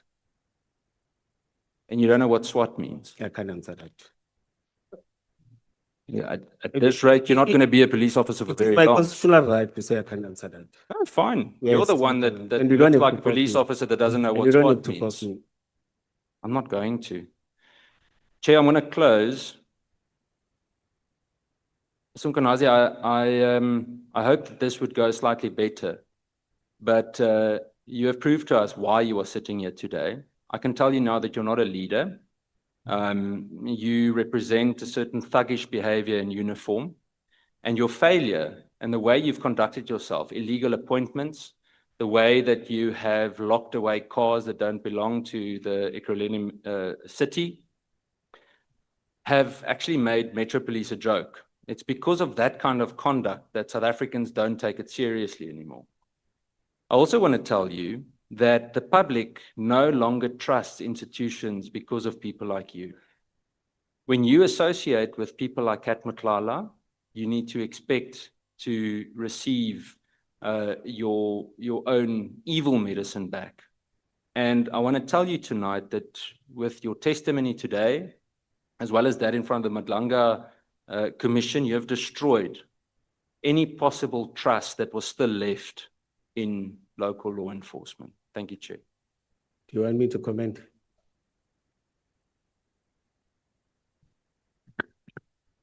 Do you want to comment? He has become a substeward addressing grievances of a certain people that want to challenge some of the things. Exactly the things that you said, they presented that thing.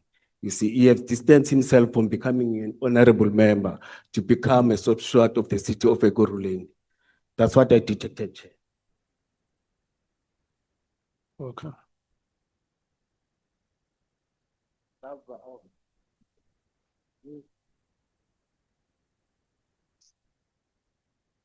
Honorable Sols.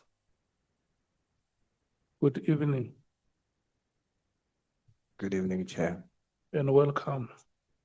Thank you, sir. I want to thank you and Mr.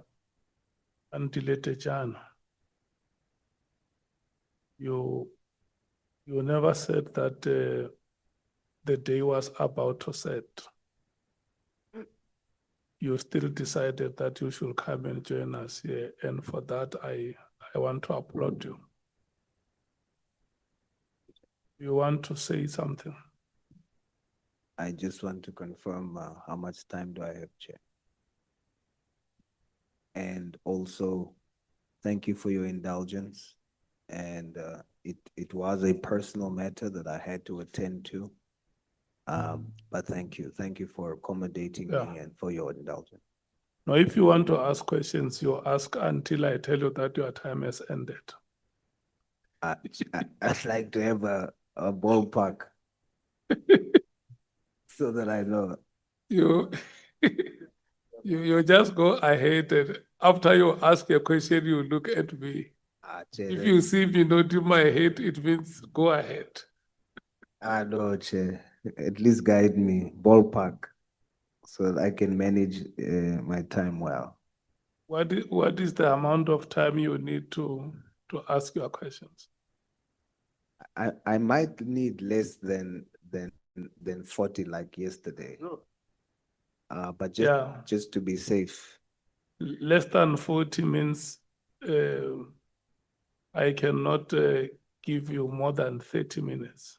Okay, Chair, thank you. All the members that have spoken today before you, none of them has gone beyond 30 minutes. I'll do my best, Chair. Thank you so much. Yeah. Your time starts now. Commissioner, good evening. Evening. Good evening, Honorable Member. Commissioner, you say that private security are better equipped than EMPD. What do they have that EMPD don't have? Number one, it's tactical vehicle that you use in an off-road. For example, in the areas where we respond when there's illegal mining, the type of, before we used to call them the hippos, you see, and we've got a challenge of bullet vests. You see, they've got that, they've got the type of the caliber, different caliber of firearms that you can tactically use. The issue of that I've said earlier on, we've got challenges of vehicles. Let me leave that thing, you see. In terms of responses, when you drive around the city, see the type of cars that they are using in terms of responding. We've got intervention unit that is supposed to have the cars so that you can be able to respond to, let me make an example. If a person would drive a BMW 320 or those fast cars, we can't respond to that because of the capacity, you see, of vehicles that we're having.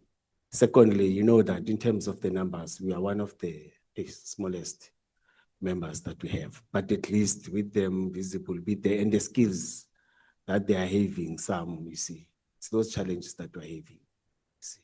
But I've said not to say in terms of capacity, 100%, because at least now in the past 2 months, we're able to buy, or 3 months, some cars, 100 cars.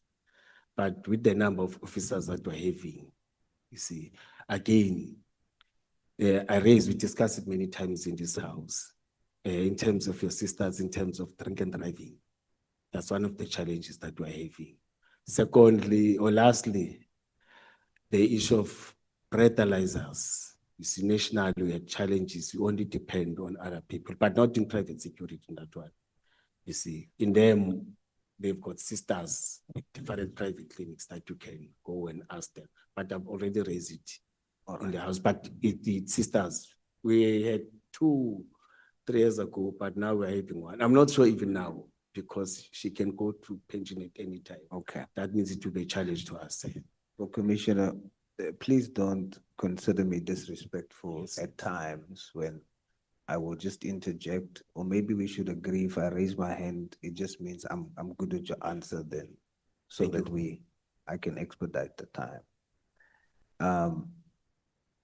You testified that some security companies that you worked with, that they themselves worked with illegal miners in your affidavit, paragraph 46.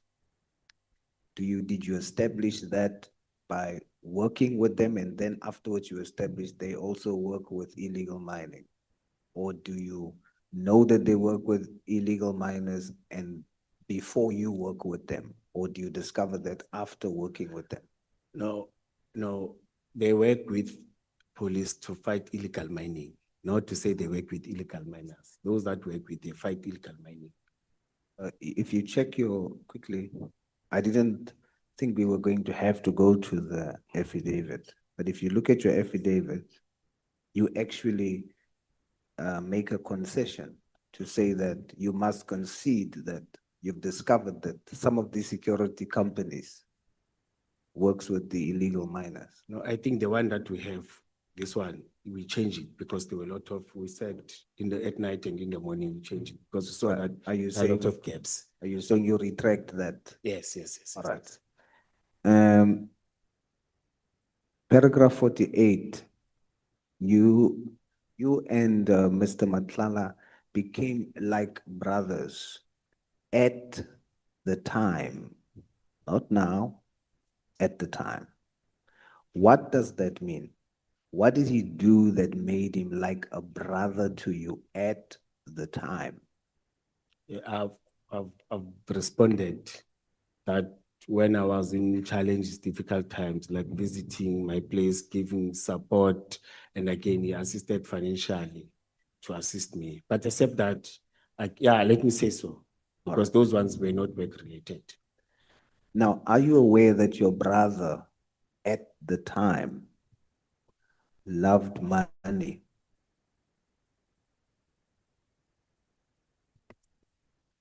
He's a businessman. Are you He saying always you want to are make aware? money. No, I was not aware, but the businessman makes money. I was not aware.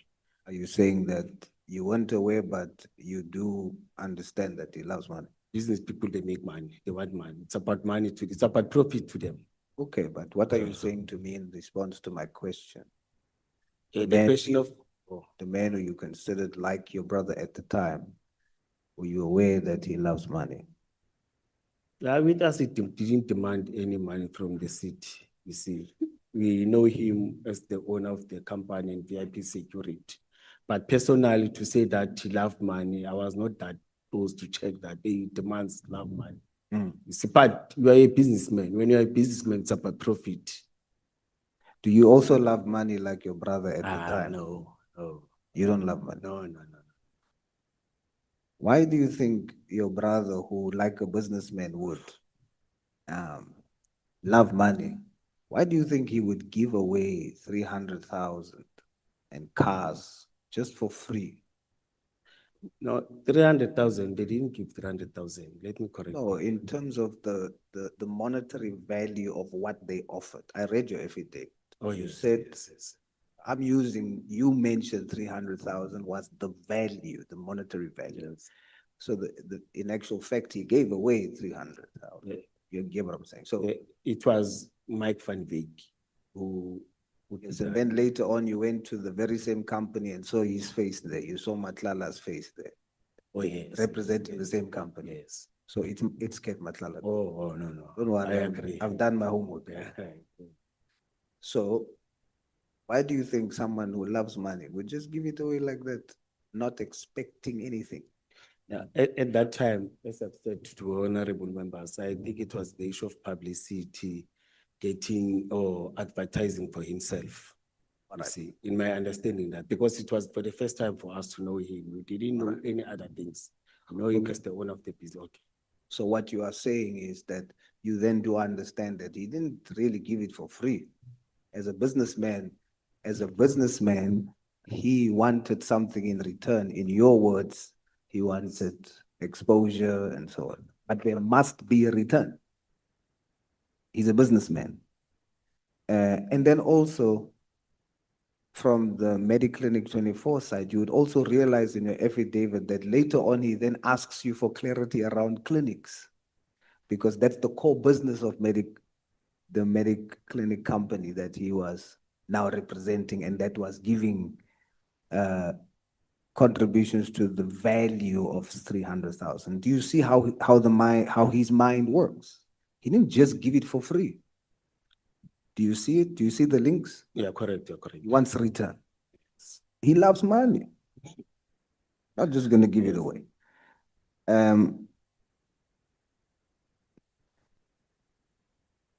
You testified earlier about one called Yaku Hanakom, who called you to the scene. What is the position of Mr. Yaku Hanakom? He was one of our informers who always give information about crimes that are taking place. So he doesn't work for EMPD? No, he never worked. He doesn't work for EMPD. Did Mr. Yaku Hanakom receive a letter that says he is part of EMPD signed by yourself? No, sir. You sure? Yes, I heard that witness is talking about that. I never. You sure? Yes, yes. Is there anyone, any member in the security companies that you worked for before who received a letter that states that they are part of EMPD signed by you? I repeat, sir, I never. Not one? Yes, that question was asked at Madlanga. So you're saying not one? No, sir, no. You are sure? Yes, I'm definitely sure. All right. So do you know a Chris Smith? No, I don't know Chris Smith. Oh, no? Do you know Etienne van der Walt? Yes, I know Etienne. You are 100% sure not even Etienne van der Walt received a letter that says he's part of EMPD signed by yourself? You're sure? Yes, witness this spoke about that at Madlanga. They asked me that. I never. Right. He said there's a letters that are circulating, that is so what I've said. No, I've never done that. Then let's move to the state of the city address. You say that that was just for marketing for a CAT VIP. What legislation do you use that allows you to use an official government event as a marketing platform for a private business in exchange for free service? So remember that time it is me who approached him. It's not him who came to us and said, I want to. It is us because we identify certain skill in the protectors that are working. Yes, I'm asking. Yes. And we used an operational plan that we always use when we are doing our operations. Commissioner, Yes. I fully understand that. I'm asking, what legislation did you use to approach him to do that at an official government event in exchange for him to use it as a marketing platform, as you testify? We didn't use any legislation. It was only an operational plan. You just did it? Yeah, through the operational plan that was signed and approved. Now, what legal authority do you use? The operational plan is legally. You can be taken into court if there are incidents or accidents that are taking place. That is why we must sign that operational plan. That is why the city must keep that operational plan so that anyone got injured and we have deployed and there's a commitment through the plan, there's a deployment. Are you saying it's lawful for you to do what you've done? Yes, because I followed the procedure. Section 217 of the Constitution says that all procurement by an organ of state must be fair, equitable, transparent, competitive, and cost-effective. By you doing that, Commissioner, you provided an unfair commercial advantage to Ket Matlala, and this bypasses the competitive bidding process, as other security companies were not given the same opportunity to market themselves at these functions. So procurement, it means that there are monies that are involved. In this thing, there were no monies that were involved. There was no money that is involved. He just volunteered when we asked him his services. No, you See, there was no procurement, there was no involvement of any That is- financial implications. I put it to you, so that's your personal interpretation.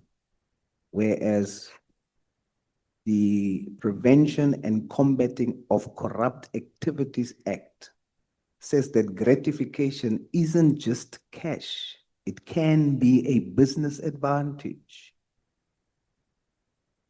So it doesn't need to be cash. There's a business advantage, and as such, that's gratification. Therefore, it is against the Constitution to do what you have done.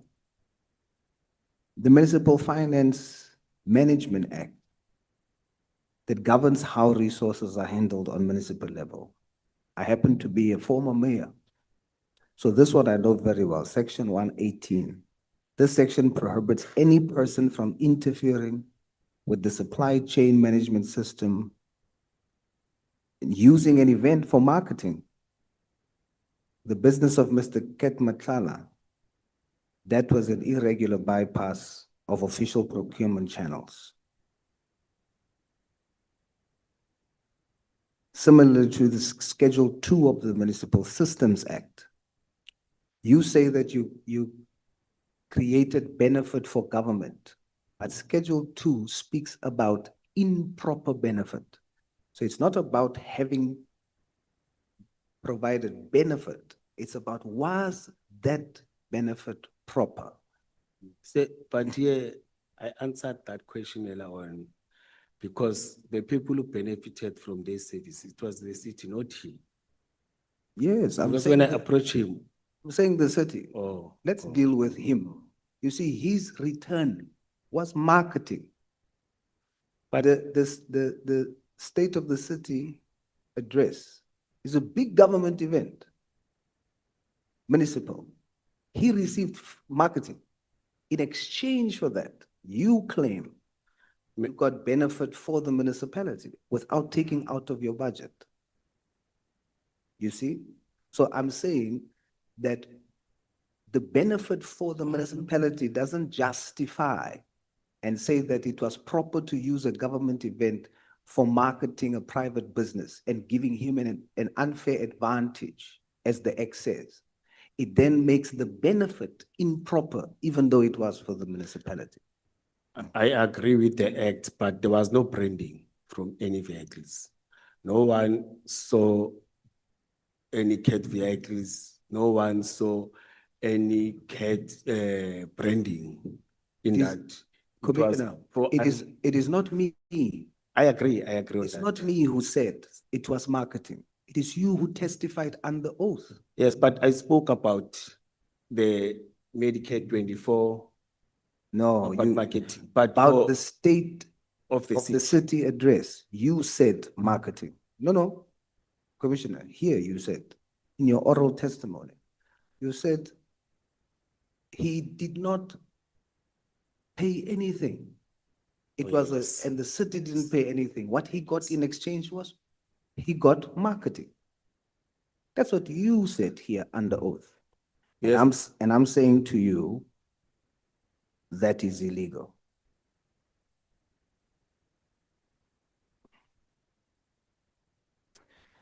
Let's move on. How does the Regulations of Gatherings Act and SEP's National Instruction 4 of 2014 distinguish between public order policing and tactical operations? What's the difference between the two? Or let me say, public order policing deals with crowd management.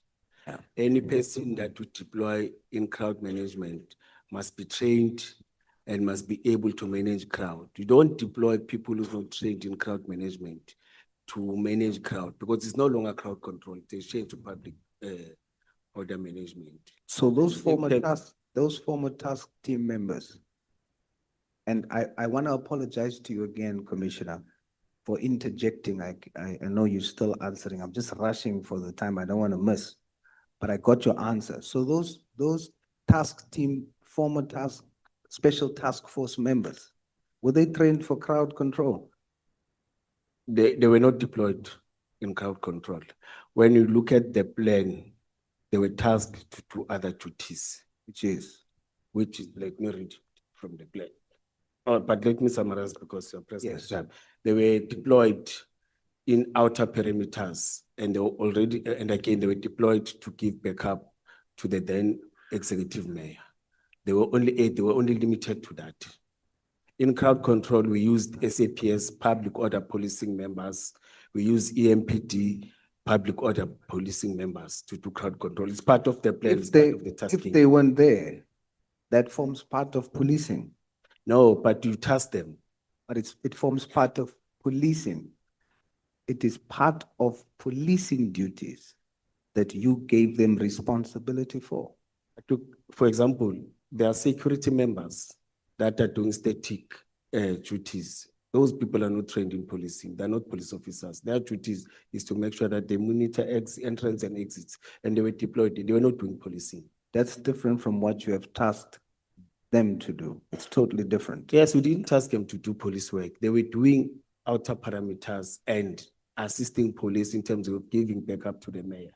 That's VIP protection. Okay. Because you want to go that way, what does your EMPD policy say about the establishment of VIP protection units, the mandate, Resolution 5? Is to provide close protection. It's just that I don't have that policy with me. I put it to you, Resolution 5 says all members that does that must be EMPD officers. Then this was a special event. No, it does on not. daily basis, where Commissioner. it doesn't talk about special event. Commissioner, there's no exception. You are interpreting policy and the act the way you want to. Okay. There's no exceptions. Okay.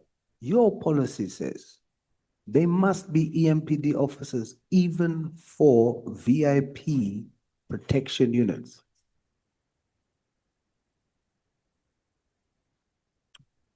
So, is the former task members EMPD officers? No, they're not.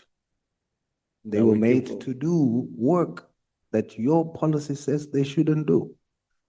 No, VIP members were driving with the mayor. They were doing their duties. Then they were giving backup and support. Yes, they're not supposed to do that according to the law. You decided that they should do that. You have no authority to make them do that in exchange for marketing. No, but I submitted the plan. The plan was supported, the whole management supported the Your plan. plan doesn't change the law, sir. Your plan in itself becomes illegal. As a matter of fact, it becomes evidence of illegality. No, if you say so. I'm not saying so. I read the X to you. Okay. You have done something which is against the policy. Annexure A, Section 6 of the same policy speaks of unauthorized persons in the chain of custody. Policy says no unauthorized person may be permitted to perform duties or be transported in official capacity for VIP protection. In terms of that policy, are the task force members authorized or unauthorized? No, they were driving their own vehicles. They were not doing the state vehicles. Yes, but in their functions, in terms of that policy, are they under the definition of authorized or unauthorized? Can you please repeat it? I think I lost you. In terms of the policy, no unauthorized person may be permitted to perform duties of VIP protection units or be transported in official capacity for VIP protection. You are only dealing with the latter part. The former part is the duties you've given them. Your policy says unauthorized or authorized. I'm asking you, in that context, are they authorized or unauthorized? When we approved the plan, when all of us signed, but you said it's illegal. When we approved the plan, we were allowing them for that operation, for that day. Are you saying? But you said it's illegal. It's not what I'm saying. Are you saying that by virtue of adding them on the plan, they become authorized? Yes, we authorized them because the plan is to authorize. So you authorized them. All of us. Former task force members who are not EMPD members, you are saying that the law allows you to decide, they become authorized members in VIP protection functions. Is that what you're saying? I think our policy is having limitations because now I'm thinking of other operations that we did with people who are not EMPD members. Now, I agree for now it's wrong, but I think it needs to be reviewed. I agree with you. I agree with you. Let's make it practical. Why? I want you to see the wisdom of the law in protecting security. Who pays those former special task force members? Who pays them? It's the CAT VIP security. So CAT pays them. Yes. You don't pay them. Yes, you are correct. Who does the employee listen to? The one who pays them or the one who doesn't pay them? The one who pays them. But once you commit in a plan, you are legally bound to do operations. That's not true. Are you saying that by virtue of you writing them on your operation plan, they will no longer listen to Ket Matlala? No, he has borrowed us, or he has given us these Commissioner, members. are you He was saying? not part of the plan. He was not there. Listen carefully. It's okay. But are you saying that by virtue of the fact that you've put their names on your operation plan, they will not take an instruction from Ket Matlala on that day? If he calls them and says, do this, they'll say, no, we are under the command of Commissioner Julius Mkhwanazi. No, it's their boss. They will listen to their boss. We listen to him. Yes, yes. Now, you're do you correct. see the wisdom of the act? Yes, yes. No, you are correct. Yes, you are correct. Trying to guard against such, because that amounts to infiltration. You are no longer the commander. No, you are correct on that. That you are correct. And by doing so and not following the wisdom of the law, you are putting thousands of people's lives at risk. That's what the law seeks to protect. Almost done. But I'm hoping that you see what we are getting at. No, I see, I see. Now, you say you no longer see him, Mr. Matlala, like a friend or brother today because of what has happened. What is the specific reason for that? What gave you the change of heart? No, there was a communication breakdown for 2 years. We are no longer communicating like we used to do. What's the reason? Sorry? What's the reason? Why did you have a change of No, heart? there was a communication breakdown. Why? I can't tell. Not to say we didn't fight. You see, there was no class, there was nothing. You see, but we used to call each other like after a week or, but now for the past 2-3 years, we were not communicating like we used to communicate before. Commissioner, now that you have perspective and you see the wisdom of the law, when you look back, would you say your decisions was right or wrong? No, it was wrong. I did many oversight. You know, you can't trust a person when you see him, and many honorable members, they've raised that. And I've agreed that there were many oversight that I did, thinking that I'm doing a correct work, the work is done, executed, becoming excited. But now you are saying again, in a long run, it was not going to be what you think it is. No, it was wrong. Let me repeat it to you. Commissioner, it takes a very big man to admit that he was wrong. But I want to put it to you as people who represents this country, yourself and myself. We're not doing it for ourselves. We are on national duty. We must put South Africans first. You were not just wrong. Your ex was illegal. And worse, there are career EMPD members who wants promotion, who wants to be on these VIP units, who wants to serve in those special capacity, and you take people from outside and allow them to substitute for those. It's time, Commissioner, for us to look at our own, empower them, uplift them, and restore security on ground level.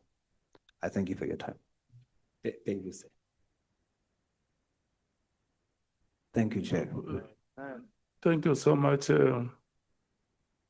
Honorable Souls and Commissioner Mkhwanazi for the responses that you have given here. Are you saying to us that Mr. Matala never did any business with your municipality? No, with EMPD, I don't know with that, but I don't think with other department, with EMPD, no, it was limited to that end. I don't have access in other areas, but I don't think so because it has been quiet and even Mike himself, no. Because their interest is not what we're providing. When did he start giving you money? It was 2022 to 2022. It was that 2 or 3 months as I've mentioned. Even if you check the statements, talks about those 2 months. The late 2022, let me put it that late 2022, Chair. And then did he give you that money after you visited his office? No. It was all after when I was having the challenges, the bereavement or the funerals. It was about that, yes. It was long after that. Remember the last time we worked with him? Yes, not just to get the chronology of events. You went to his offices first. Yes, 2021 and early 2022. And then after you went to those offices, that was when you had the unfortunate experience of losing family members. After the state of the city. Yeah. It was offices, then it was state You went to the offices and then came the state of the city. Yes. Address. Yes. And then later the misfortune struck where you lost your relative. Yes, Chair. And then he gave you, or he assisted you with preparations to lay the remains to rest. Yes, Chair. No, it didn't. I agree. Okay. And then when you testified here, you said there was at some stage where you felt like he was a brother and a friend to you. Yes, Chair. And then when Honorable Ngola asked you whether you will have the same feeling again now, you said you will be skeptical. I 100% agree, Chair. What do you mean? I want you to explain that when you say I'll be skeptical, and what is it that gives you that kind of a feeling? With all the cases that are coming in, the things of the court, and you see, I can't be associated. So it's character assassination, not about, it's not, let's leave work personally. Are you confirming that it holds true that when days are dark, friends are few? No, it's not about that. It must be dark, but in a correct way. He supported me because of the bereavements and other things, not because I was going around. Yeah, I want to know, why are you walking away now? No, it's because, not because there's that, but because of these challenges that are coming in and crimes. I'm in a different field that must fight that. I can't be supporting that. I can't be encouraging that. Personally, as a father. So where you stand, are you saying that you are gradually getting convinced that some of the allegations against him are gaining credence? Not gradually. There are case numbers that the Honorable, I forgot her surname, that they've raised cases that was convicted, or cases that were opened against. You see, it's a different story. Unlike 1 or 2 cases, the incidents in life, the accidents in life. But if all of them are linked to crime and other things, it becomes a challenge. General Kumalo, when he was here, we asked him about the drug cartels that are operating in the country. And he gave testimony that goes to the extent of saying that Matala is one of those involved in drug trafficking in the country. How do you feel about that? It's bad. I can't be fighting crime and supporting crime indirectly. Yes, no.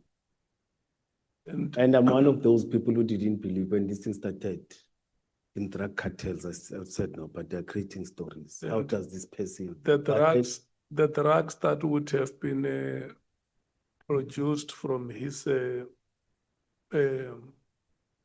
shady activities would have destroyed some families in the Republic. It's true, Chair. You agree with me? 100%. I've got kids too, because you don't know where and they will. those families that are watching us now here, when they hear that the hand that was manufacturing drugs was the same hand that gave you money, how do you expect them to regard you when they come to the municipality where you work, they see you, or if you attend a funeral in your area, they see you, they say the same hand that gave Commissioner Mkhwanazi money is the same hand that destroyed very brilliant young children, soccer players. For sure, you know, Ekurhuleni is one part of the country which produced very brilliant soccer players, and they ended nowhere. You are correct, Chair. We have classical example of brilliant national assets who ended nowhere from Ekurhuleni. So I'm just talking to you to say, here is a report that is being given to the nation that, and you also agree, you are part of it. We are told by you to say, he gave me money. Yes. So I want to hear you saying it. How do you feel when information like this comes out? The hand that gave you this money. It's bad, Chair. It's not even really bad. It's worse than the word bad, Chair. Whether I did know, whether I didn't know, there are many issues that came from honorable members here that as a police officer, you need to check the background and check. And the oversight, I didn't do that. I just said, no, he's owning big companies, he's a good person. And it's very bad, Chair. It's very bad because I'm also affected by these drugs in my family members. It's bad. There are families whose loved ones have disappeared.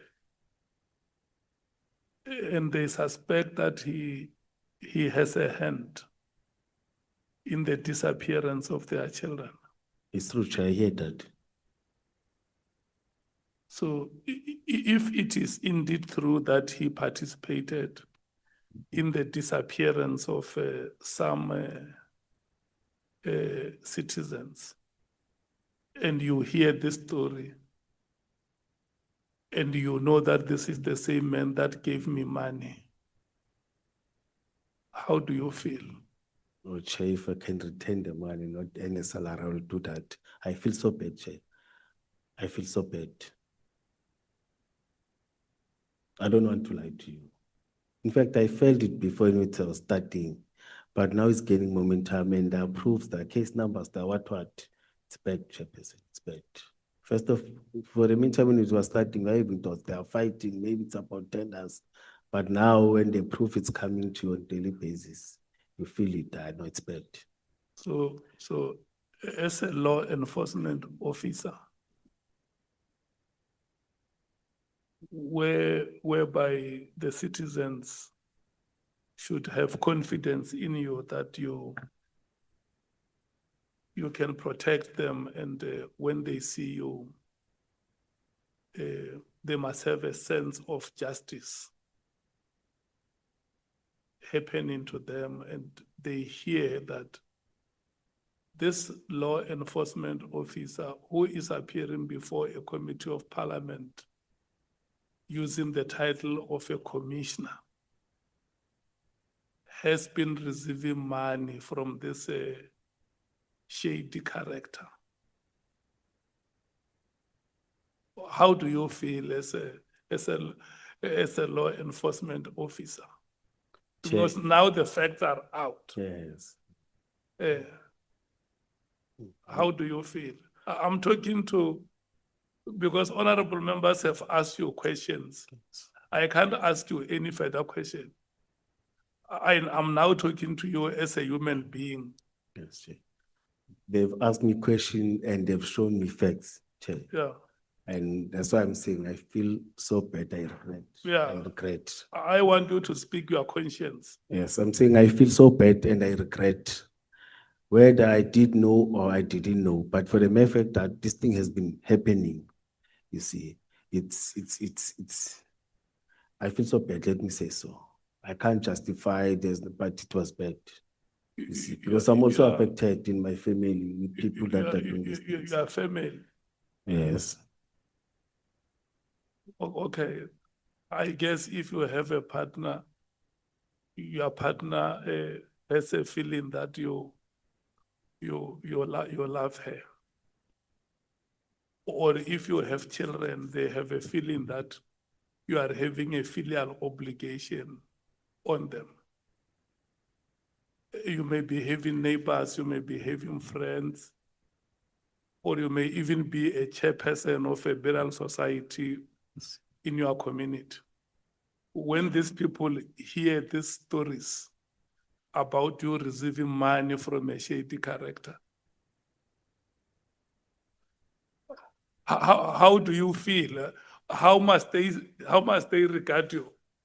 Because this is a community where you stay, this is a family where you stay, maybe with your wife every day. You want to tell her, baby, I love you. You want to say that.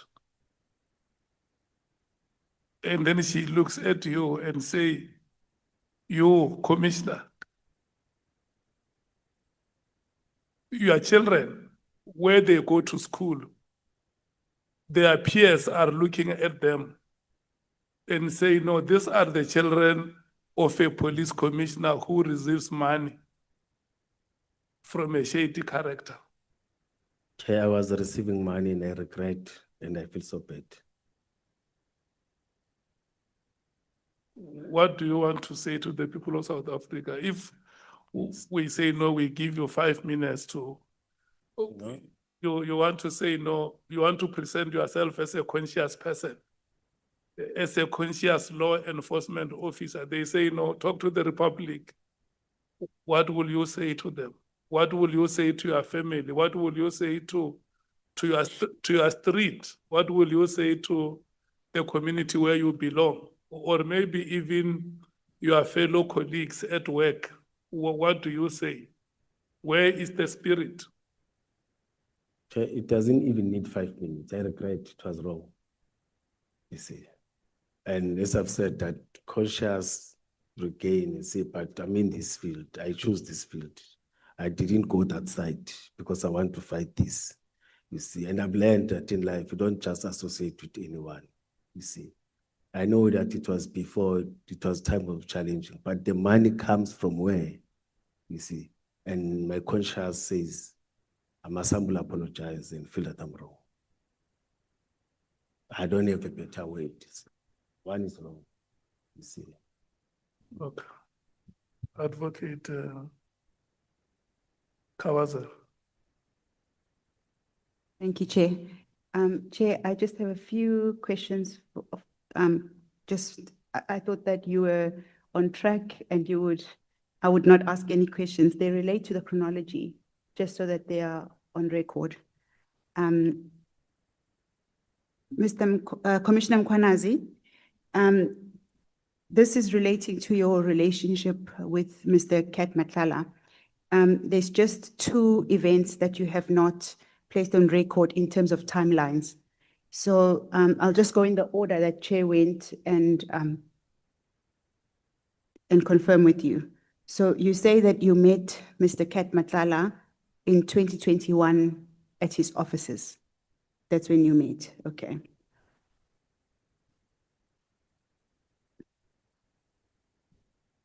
Okay, Late 2021, yes. okay, perfect. Actually, let me start this way.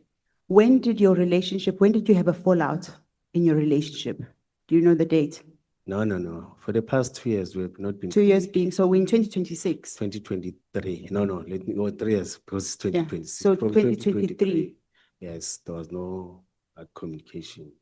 Okay. Or sometimes we agreed once, but Okay. it was no longer. Yes, but the relationship basically ended around 2023. Do you know whether it's the in first part of the year or the latter part of the year? I can't tell because he used to call once or I will check him once, then it's like that.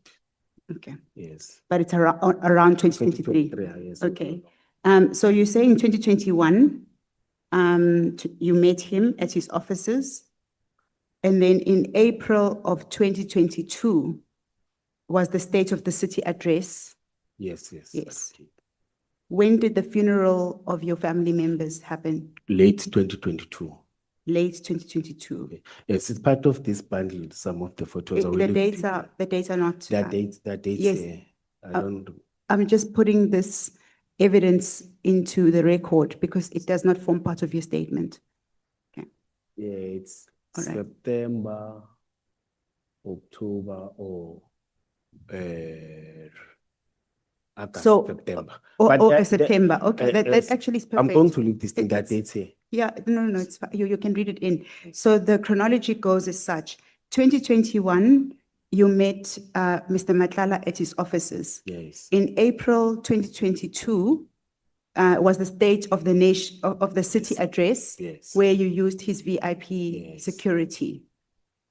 On the 15th of June 2022, he wrote the letter of intention to commit, and that letter relates to the registration of the cars.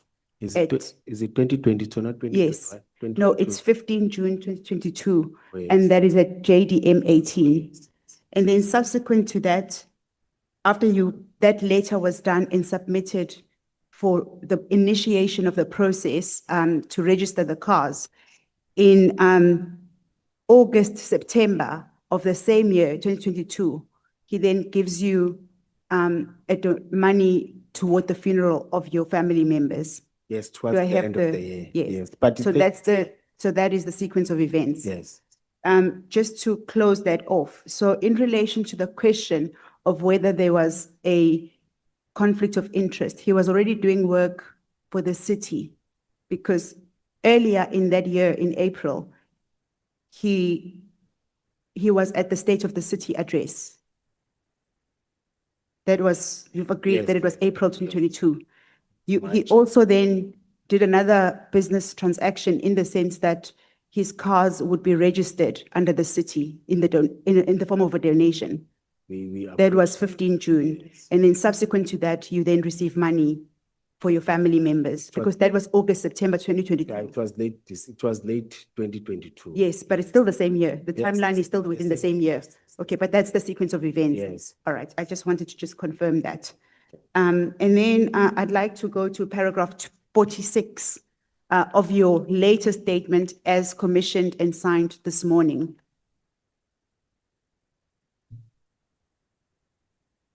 Paragraph 46, just before, like the last 3 lines, you were asked by Honorable Saul regarding your statement, and you said let me first read it in. You say, we have had cases where some security companies work. Yes. Oh, page 15. Yes, page 15, paragraph 46. Yes, but I'm just interested in the last 3 lines. Yes. So you confirm, if you go to the last page of your statement,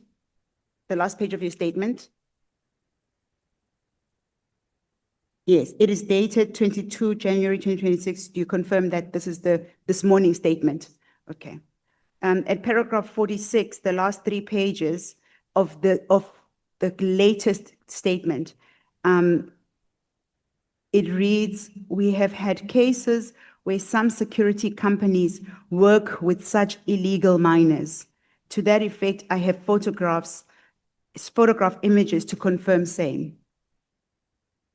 I think I must retract it because I wanted. I'm not necessarily questioning you on the statement. It's clarity. It's just to clarify for the purposes of this commission to say which one is the correct statement, because there's been a number of responses relating to various statements. So I just want to put that on record that what Honorable Sauls was referring to is in the latest statement, according to your evidence now. No, I wanted to talk about witness D. That's why I repeated it on the latter. Okay, I think his question has passed. I'm just speaking about confirming that it is in the current statement. Yes, that's what he said. Okay, that's what he said, but we also confirmed that we've read it in. Yes. Okay. Yes, that's what I want to retract because I was talking about witness D, the other side. Okay, and then the last point of clarity has to do with the MOU. Under the section of the MOU, you say, you speak about that you got formal instructions from Mr. Goodman Mzolo. I'm just putting it in order, like in terms of chronology. I'm not asking the questions again. Yes. So paragraph 51 and 52 relates to the memorandum of understanding.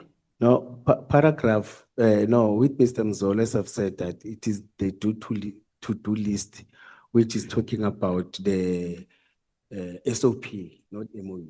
It's supposed to say SOP, Standard of Operational Procedure.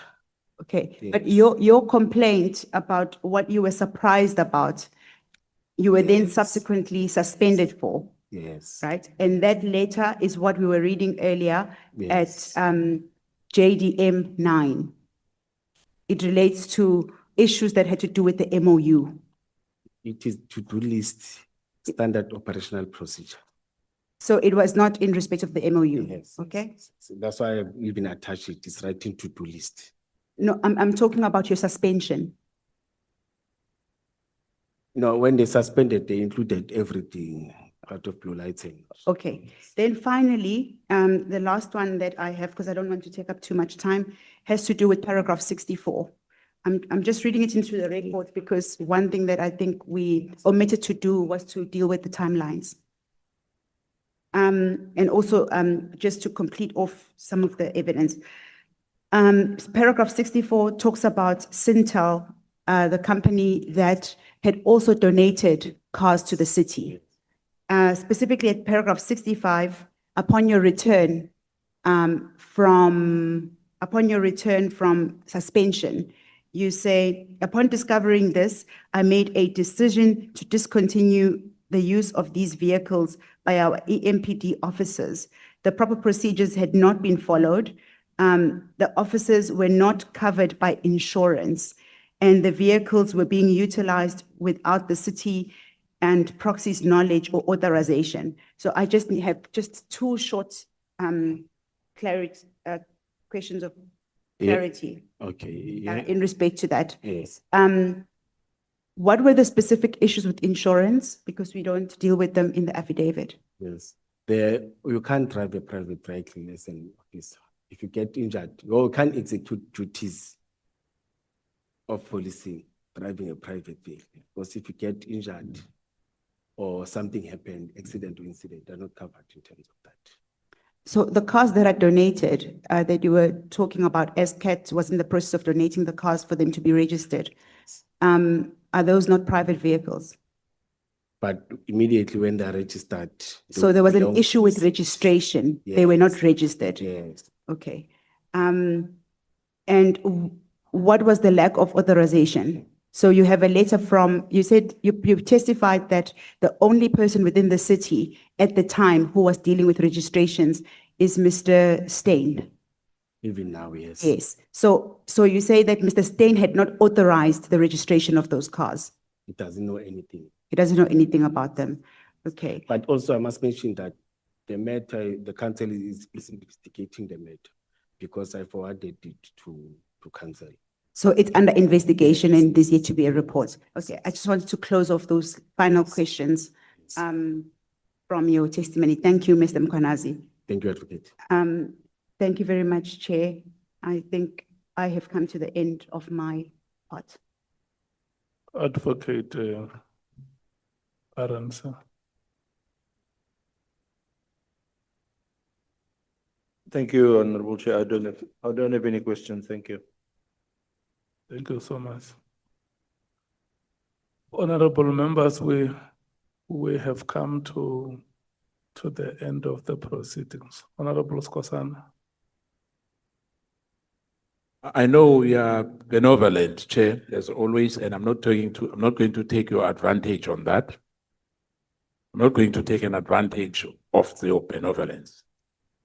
The only thing which perhaps one has forgotten, Chair, you know, there was a time when I'm not sure whether it's Honorable Mwango or Honorable Cameron, the issue of SWAT, Chair, I think before Umkhulula Ahamba, if you remember well, as a head chair, Commissioner Mkhwanazi, there was an issue of Wendy Jonathan, who was involved in the murder as well in the torturing of the people who are instigating a murder case, Yagasenzo Meyiwa.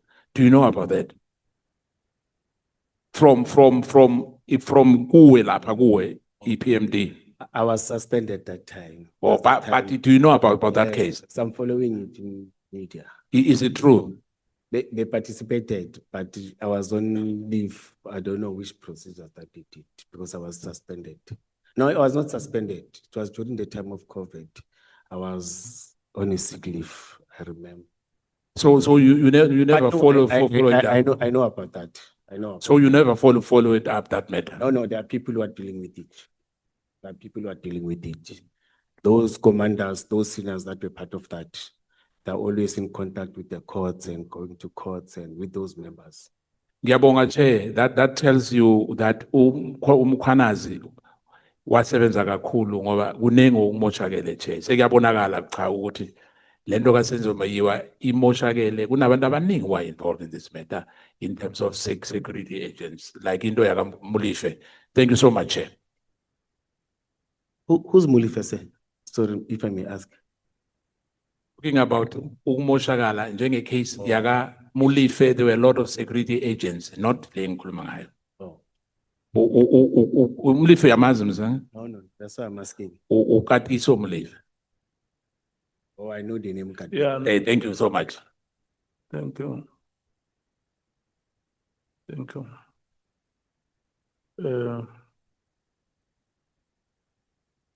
We were supposed to be lasting for 2 days. And we have finished tonight. So we will not be able to plan any activity for tomorrow now. Yeah. So next week, Tuesday, we had planned to feature Mr. Paul O'Sullivan. It's Tuesday and Wednesday. And we had said it's our decision that in the event we are not able to get him on those days, there should be other activities happening.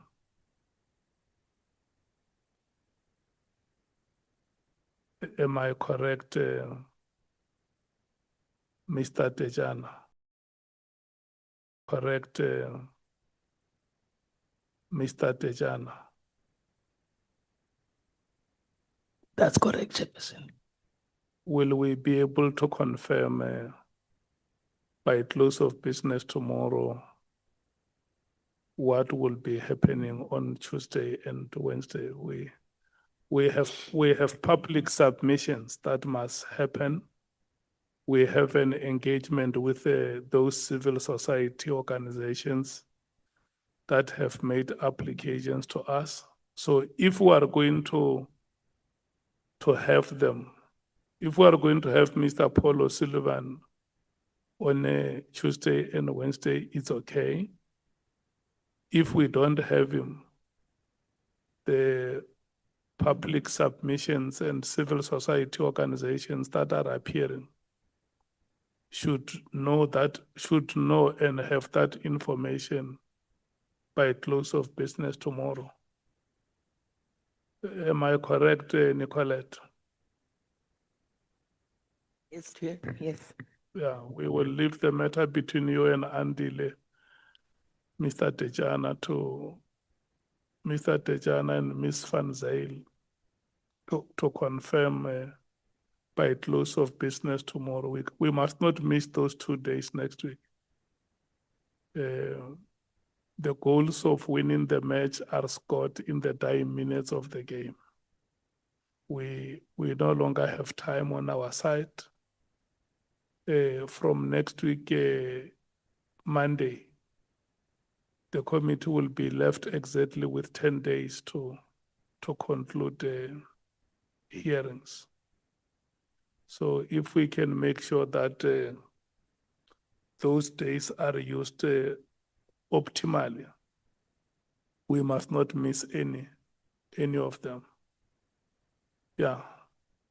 Honorable members, we have come to the end of today's proceedings. I want to take this opportunity and thank you, Commissioner Mkhwanazi, for having made time to do consultations with our legal team and your subsequent appearance before this committee here. Thank members of the committee for the interaction they had with you. At some times, it was robust, and there were moments where there were heated exchanges. It happens in every conversation sometimes, depending on the tempo of the conversation.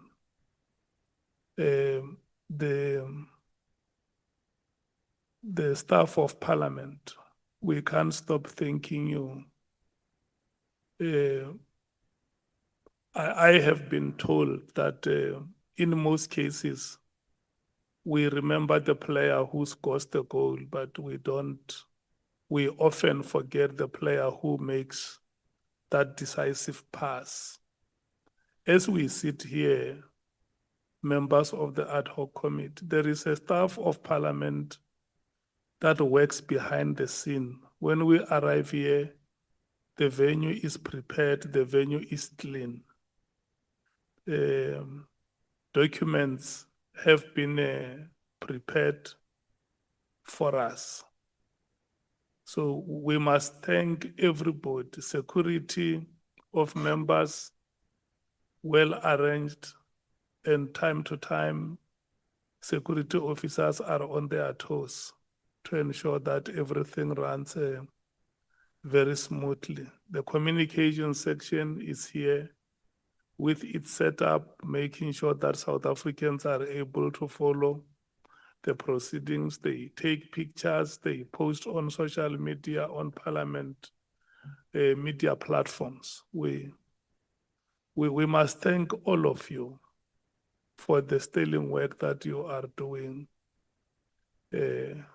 because ours is just to sit here and interact with our witnesses, but a lot of preparation has gone into this arrangement that we see unfolding here. And also the staff from political caucuses that we have in Parliament, the support that you give to your members. Honorable Souls has not been with us for the better part of the day, but when he arrived here, we gave him a slot to speak because there was somebody who has been doing work here. Everything that he said was relevant and accurate. That person must be thanked for the brilliant work that is being done, and it has not gone unnoticed. And once again, Mr. Tejana, it's unusual that when a person has had commitments for most part of the day, can still find it desirable to say there are 2 or 1.5 hours left. Let me go to my workplace and see what I can do. We want to thank you so much for your commitment to the committee. Have a blessed weekend, members of Parliament, Mr. Commissioner Mkhwanazi, and the members of the media. We also want to thank you so much. Enjoy your weekend. The Premier League is back in action. There is a final of Betway SA20 this weekend.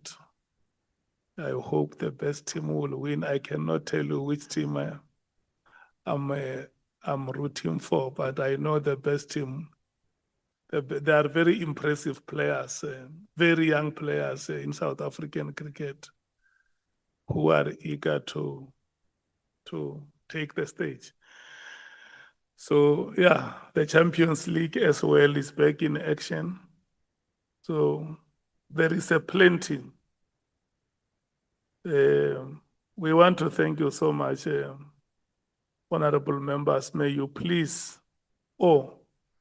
Bonani Ramano, thank you so much. Mr. Pilot Kwebu, the top table, I want to thank you so much. May we follow the order that we followed when we took the first break during the day, that we will allow members of Parliament to rise and leave the chambers.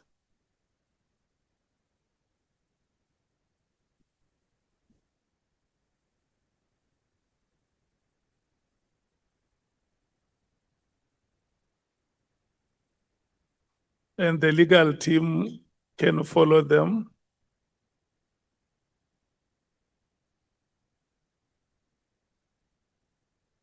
And all of you may now stand up and leave the chambers.